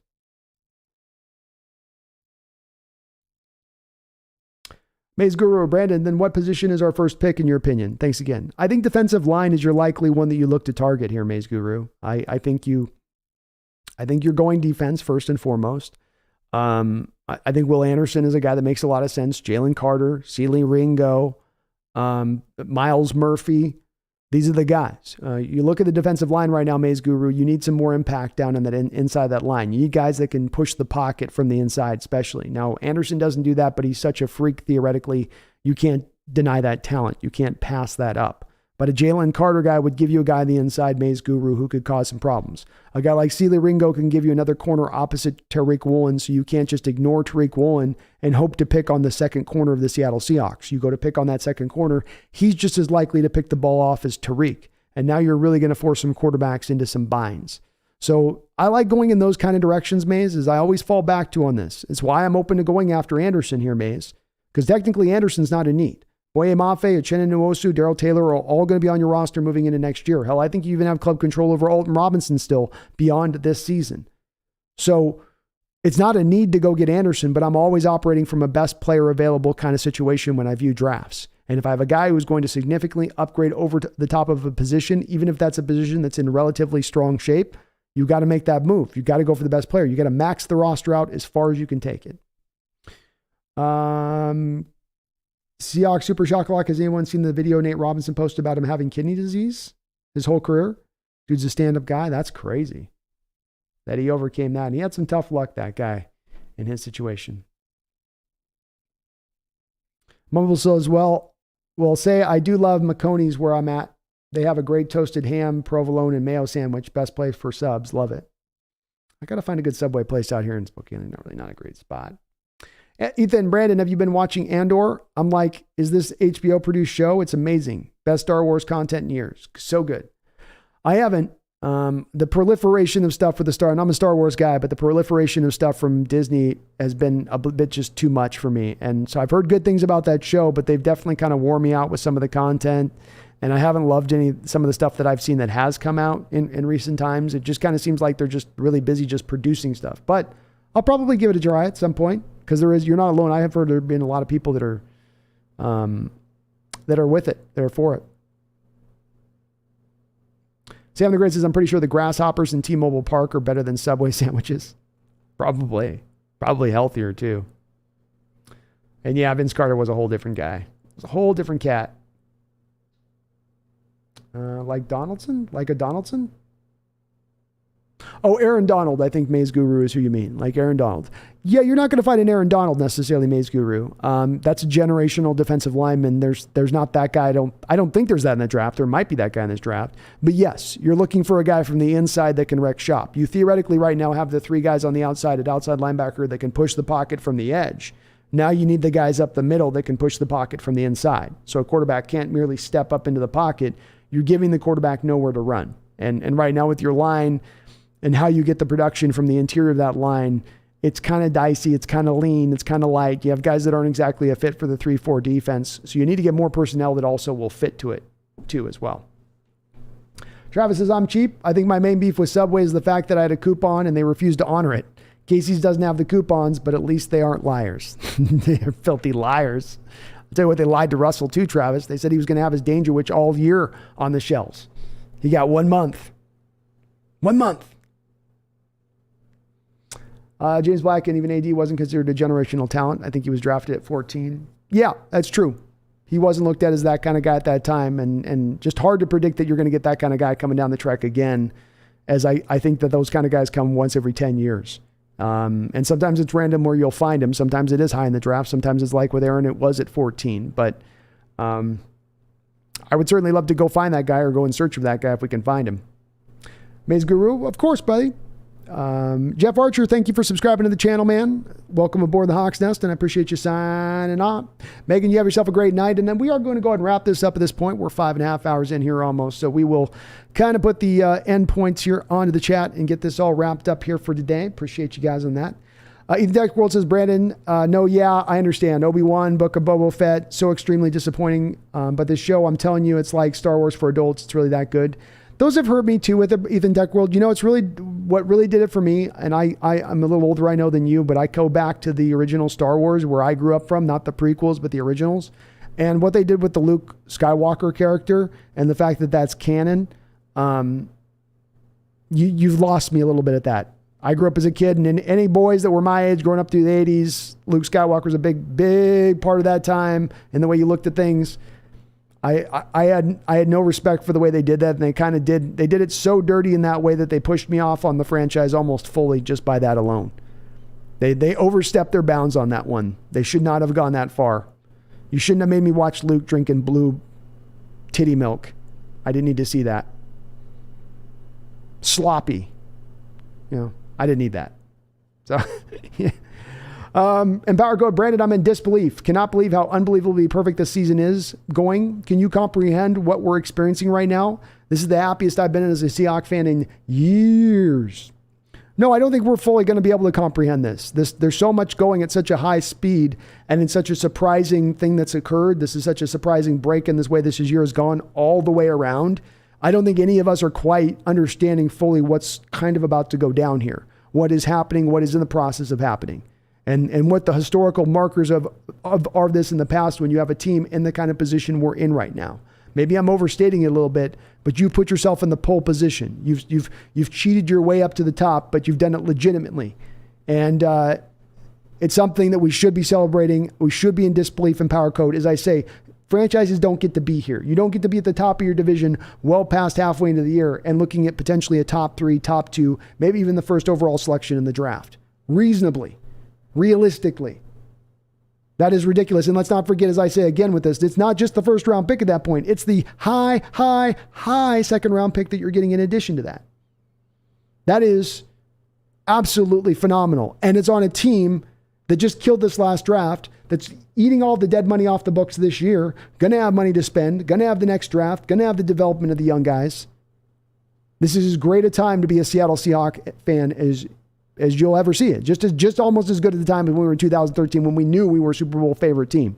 We're not quite to that point, but we're getting close. We're getting very, very close. Sam the Great, can't remember the last time athletes promoting really good restaurants. It's always something like McDonald's or Subway. Yeah, agreed. And it's kind of disingenuous by them. It's really a bad look on their part. They're going for the money. I can't blame them on that. But you're also encouraging kids at this point. That's really where the message is going for to kids. And, it's not healthy. It's not good for them, yet you're encouraging it. Not a great look, I don't think, by athletes on that part. Maze Guru Brandon, where did you get all this football knowledge? Did you play or coach? I played back in through junior high, a little bit into high school. I went to a really big high school with like thousands and thousands of kids. Wasn't quite talented enough to be able to roll with some of the big dogs once we got to high school, which sucked. Wasn't really the most athletically gifted myself. Decent size, just couldn't move very fast or jump very far or run very fast with much quickness.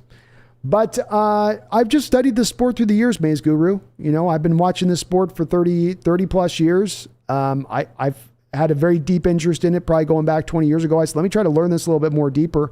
I try to add every year more to my knowledge and understanding of the sport.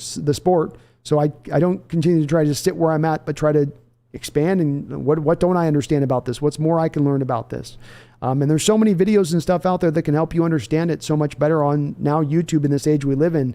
You can go and learn anything you want about any type of defense, about any type of style of play, about fundamentals and how to play positions and how to do things right. And it's all there for the taking. It just takes the time to sit down and follow it and learn it and understand it.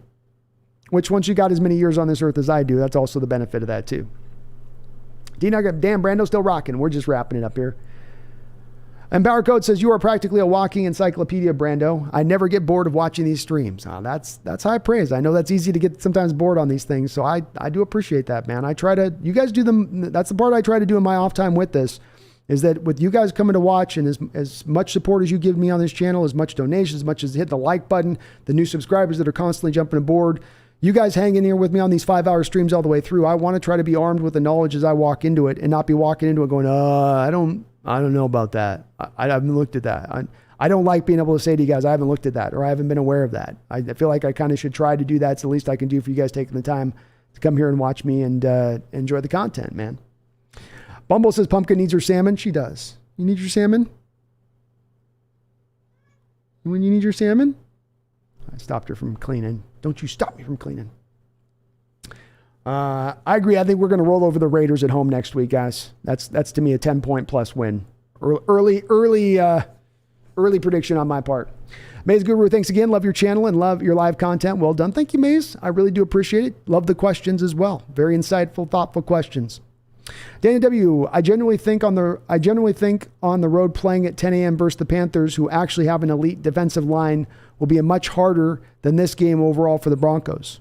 I very well said, Daniel. I could see that as well. Certainly defensively, they're going to pose a much tougher task than this Raiders team did today. I know they got Crosby and the Chandler Jones, who's had a bit of a down year, but that Panther defense is still pretty solid Panther defense. So they're going to be able to keep that Denver offense, I think, within striking distance on that particular game. Maze Guru, the peeps in here are also great also. I 100% agree with you that, Maze. I've said what makes my channel as much unique and different than any other YouTube channel out there is I've got people in my chat that are truly engaged in this process of discussion and want to get to the depths of it. We don't have people here to troll. We don't have people to provoke. We have people here who love football and love thoughtful, deep discussion as far as football, not just coming from me, but coming from everybody within the chat that you see it very often. It's part of what I love doing with this channel is just to be able to put this brain power all kind of together and to come out the other side of it to see where we think and where we land and how we view things. And it makes it very entertaining for me on my side of it. So yes, shout out to the folks here in the chat too. You guys, you always keep this such a great place. James Watson says, love talking about the draft, but Pete Carroll could also add a free agent this offseason. Which position do you think would you look into filling in free agency? If I could find a guard, right guard, left guard, center, I think that would be great if we could address that out there in free agency and get more of a guy that we've got a little more certainty in knowing what we're bringing in at that line position, because they'd be filling the line out, James, at any of those positions. I mean, maybe Lewis stays at left guard and you look at center and right guard, and now you can really move this in not just a position of strength on the football team, but maybe one of the best lines in all of football if you're able to go get that prime guy. I don't know if there's going to be that guy available. I think the free agents right now are pretty light and paltry as far as options go at the offensive line, and they tend to be overpaid pretty well. but that would be a place I would look to target. I wouldn't be opposed to maybe looking at middle linebacker if you can find it. Probably not likely you can find a middle linebacker out there that would work, but I wouldn't be opposed to going that route as well if they wanted to take a little bit of a different track there too. So middle linebacker could make some sense in free agency, though I don't want to spend usually in free agency for defensive players. Seems like going more offense free agency. Let's stay young. Let's stay fast. Let's stay fresh on the defensive side of the ball. So it would be really offensive line I'd target, maybe even receiver. Maybe even if receiver, there's that guy that's going to ring chase and come in a little bit of a less contract, and he can be that extra kind of insurance receiver out here. Being even a little bit of an upgrade, even as good as Marquise Goodwin has been, maybe even an upgrade over the top of what you've gotten from Goodwin as far as play goes. So probably offense, James, is where I'd lean for free agency. Defense draft, free agency offense. Hawks fan, should we get our second round pick on the interior offensive line? I think that's the best place to go with it, Hawks fan. There's not a center or guard that you're going to want to pick with probably either of your first round picks. There probably will be either a guard or a center there with one of your 2 second round picks available. That's about the right value at that point, and it would hit a need. So yes, I think you're looking, especially center, Hawks fan. I think we end up taking probably a center somewhere in the second round. Mumbles says, yeah, Brandon, have a good night, mate. Thank you, Mumbles. You have yourself a great night too, man. Thank you for all the donations and the support to the channel, brother. I really do appreciate you. You're very kind in that respect things. So you have yourself a great night. Randall McDaniel finishing us off right here with this big fat $5 donation. Thank you, Randall. Says, give me an outlook on the rest of the year where we can make the biggest improvements. You've got a few players to break out. The main place you could probably improve going forward into this year is, I think defensively staying more with your 3-4 defense, Randall, which will help take away the running game and make you sit more closer to defensively how you've been this year. So staying away from those fronts is probably a good place to go. Keeping Darrell Taylor out on early rundowns, keeping Boye Mafe out on early rundowns instead has been very good for them, and they should stay with that. Keeping Cody Barton off the field as much as possible is for the team's benefit, I would say, Randall, at this point. So you've got to find ways to keep him off of the field 75% of the snaps, because that just seems to be a death knell for our defense if he is. I'm not putting the whole blame on him, just this is what helps our defense operate at the best point. I would like to see them, Randall, use more of the 3 tight end sets, make it even more of a mainstay rather than just a sprinkling in that you're utilizing, because it has been so effective for you. I'd like to see them lean into more of Geno's arm as we go into this future of the season, and less of we have to establish the run at times as Carroll has gotten into. I think Geno's earned the right to trust his arm and let him sling it at times. You don't have to throw it at a high volume level, but you can throw to set up the run, Randall, rather than run to set up the throw, which is what they were trying to do last week in Tampa Bay and which was not working. So I would like to see them take a little bit more of that track with it. Let's lean into what Geno's done this year. Let's lean into how good he has been and let him go. Let him flow. Let's trust in his arm, trust in the pass protection, which has held up pretty well up at the line of scrimmage. I wouldn't be opposed. One last thing, Randall, is to see defensively them maybe enact a little bit more of a pressure look at times when they can't get pressure with the front 4. When you go through 2.5 quarters and you can't get your front guys to get any pressure like we saw last week, start dialing up some blitzes. Start dialing up some pressure packages. Manufacture ways to make quarterbacks a little uncomfortable. When they've done it this year, they've had some success, but they very often will go away from it. And they've gotten away with it at times and been able to get the pressure on the front 4 alone.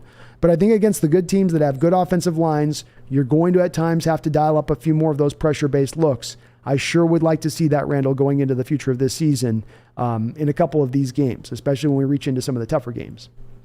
Travis says, you've been talking for 5+ hours. Wow, you put a lot of work into this broadcast. Hey, my pleasure, Travis. This is, if you look at me, man, I've been doing this 4 years, and 5 hours is a short. I'm doing a short stream today. Normal game day Sundays, I'm going 8-9 hours.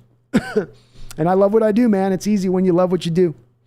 Kraken Hawk, what's up, B? Hasn't this been one of the most fun seasons to watch? Hawks playing great and get to root against Denver every week. It's been fantastic. It's like having 2 games a week, Kraken Hawk. It's having 2 games a week that you're invested in. And there's been nothing like it that I've been able to enjoy as a Seahawks fan in my history. It's one of my favorite seasons that I've gotten to experience as a Seahawks fan, partly because of the expectations, part that were so low and how high we've come, but partly because of how shocking everything has been. Shocking in the favor of your Seattle Seahawks. That's been wondrous. And yeah, I'm having a ball, man. An absolute ball.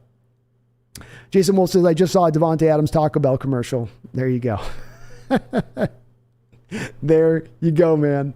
That's what I'm talking about. And Power Code, have a good night, man. Absolutely. We'll be back on Wednesday this week. I will be back on our next stream, 5 o'clock Pacific Standard Time. So appreciate you guys. Megan Gock, Roger, you have a great night. I appreciate you for all your work you're doing on the modding. Thank you so much. Guys, do me a favor and please do hit that like button on your way out the chat. Just a small thing, but a big thing that helps me out considerably by you doing. So if you haven't hit that like button, please do hit that like button. Makes me show up on YouTube searches. They're looking for Seahawks content and fan channels in that respect. Really do appreciate it if you guys can remember to hit that like for me. Thank you for reminding me of that, D Nugget. D Daniel W says, any chance for the 10 a.m. Panthers stream next week? I only ask, as I think if the Broncos lose, we're getting number picks 1 through 3. If they win, we are getting picks 3 through 6. It's kind of a pivotal game. Potentially, Daniel. It's hard for me at that point because it's at 1 o'clock stream. We're going to go 9 hours after the stream. And then as soon as my 9-hour stream ends, I have to get to cutting up the post-game stream, which means I, right now as it is, don't get to bed till about 3 in the morning on that point. So it might be tough to pull that off, but I'll consider it. I'm trying to get to 10,000 subs, so that will help me get a little closer the longer I stream on things. So I think it's a good idea. I'll try. I'll see if I can get the tea going this week, the honey tea, and get the throat all loosened up for a 12, 13 hour, because that's going to be a 13 stream hour day at that point. It's going to be a long day on the stream side of things, but potentially I'll try. Fat Daddy Stacks with a $5 donation. Thank you again for all the donations, Fat Daddy. You're very kind, brother, and I do appreciate it so much. Says, hey, bro, good hanging out. Just put the baby chickens to bed, so I'm going to get some me time. But let's not forget the Broncos also beat the San Francisco 49ers. That's true. They did the Lord's good work in every which way this year for us, Fat Daddy Stacks. Hopefully those baby chickens are doing good and sleeping in a warm little safe area, no doubt about it. Thank you again for the donation. And yeah, they've helped us out, man. They've helped us out in a big time way all the way around in every way that we could have asked the Broncos to do so this year. They have, including helping us with that San Francisco game, which may come down to being the difference between us taking this division or not, Fat Daddy. That game could be the deciding factor game on their win-loss record when this all shakes out. And wouldn't that be even more hilarious amongst everything else as far as just, it's like a scripted year, man. Fat Daddy, if I scripted this year up in a show, you wouldn't believe it. If I put this on Netflix, you go, let's get them a little more realistic. They got rid of their 2 Hall of Famers and they're better for it. Come on. Stop BSing. Stop messing. Thank you though, Fat Daddy. I appreciate you, brother. You have yourself a great night. James says, what are the chances or the percentage of chance of Bobby becoming a Hawks next year for one last run? The fact that they weren't willing to restructure him when he was offering to restructure his contract this year before he was released seems to indicate to me that the team just wants to move on with younger players. So unless he were to take a very, very stiff discount to come back, I don't think that the Seahawks are interested in doing that. They didn't even come to the table to negotiate with him on a redone deal. They just said, no, we're going to release you. And then they didn't even call him. They were like uber cold-blooded about it. I don't know what brought that out, but that is the way that sort of played out. And that would make me think they're not going to. John Paul Bacon says, I dislike how Subway employees never change the gloves they wear when they make the subs. So there's always what is called cross-contamination when making all the subs. That's true. They used to do that, John. I guess they don't do it anymore. They used to flip new gloves on and off every time, but yeah, things are getting a little lazy now, aren't they?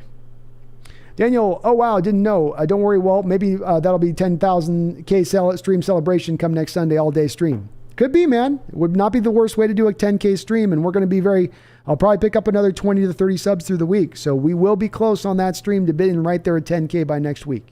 No doubt about it. Maze Guru, you're awesome for liking the sub. Thank you for stream. Thank you for doing so. And Megan, you finished us off right. She says, my pleasure, B. You know I love spending time with you in the 12s. Megan, I salute you. Thank you for all your hard work on there, and hope you're celebrating tonight with the rest of us on this, on feeling so good about this team. I know you are. Sam the Great, the gloves are the reason why beef, chicken, and tuna taste like giraffe at Subway. It's cross-contamination, Sam. Cross-contamination. Well, we're going to wrap it up on that note, folks. I really do appreciate you guys. It's been an awesome stream. I've had a ball talking with you guys regarding our Seattle Seahawks. Denver Broncos lose. We're picking top 5 right now, minimum, maybe even 3, maybe even 2. Dare I dream and say maybe the first overall selection. What if we went out this year and had tremendous success, the ultimate success with the number 1 overall pick in the background of it? No team in NFL history would have ever crossed that particular bridge, and what a nice benefit it would be. I'm dreaming big. I'm dreaming large, but this kind of year's got a man dreaming big, dreaming large. I feel like every button pushed is working. Everything is breaking in the right direction, going our way. It's just kind of our year. The stars are aligned. So let's enjoy it. Let's revel in it, as I say, and as I've said a couple times in this broadcast. Seahawks fans, NFL teams, NFL fan franchises don't get to be here. The Cincinnati Bengals have never been in a state like this where they sat there going, we're at the top of the division and we got the first potential top 3 pick coming. Teams don't get to be in this state. You don't get to be in this place as a fan. You're picking top 3. It's because you've gone through misery and suffering that year. Y'all feel miserable? Y'all feel like you've been suffering? Well, if this is suffering, then you just keep on a torturing, I say. So really enjoy these times as an NFL franchise as we are now on our rise, as we sit atop this division. Enjoy this. Enjoy what's coming into this future. Things can at times get dark. Things can at times get bright. And that's why you've got to just wrap both hands around and really enjoy these moments where you're seeing things really breaking so well in your favor. Your Seattle Seahawks are going to have an unbelievable draft coming up here. A draft that could set the stage for not only a team to get back to elite status, but to get back to Super Bowl status, but to get even back beyond that to a place of potentially onto a dynasty-like run. It is that good. It is that much in our favor. The deck is stacked up towards us just as so. So enjoy it, love it, revel in it, celebrate it. Allow it to have that big smile planted on your face throughout this whole rest of this week. And let's get ready to go pound the Raiders into the sand. Let's go get ready to take this AFC West opponent and show them who the real big dogs on the block are on this West Coast this particular season. My name is Brandon Kane, and this is the Hawks Nest. Please hit the like button. Please subscribe. But beyond all that, don't you ever forget, go Hawks.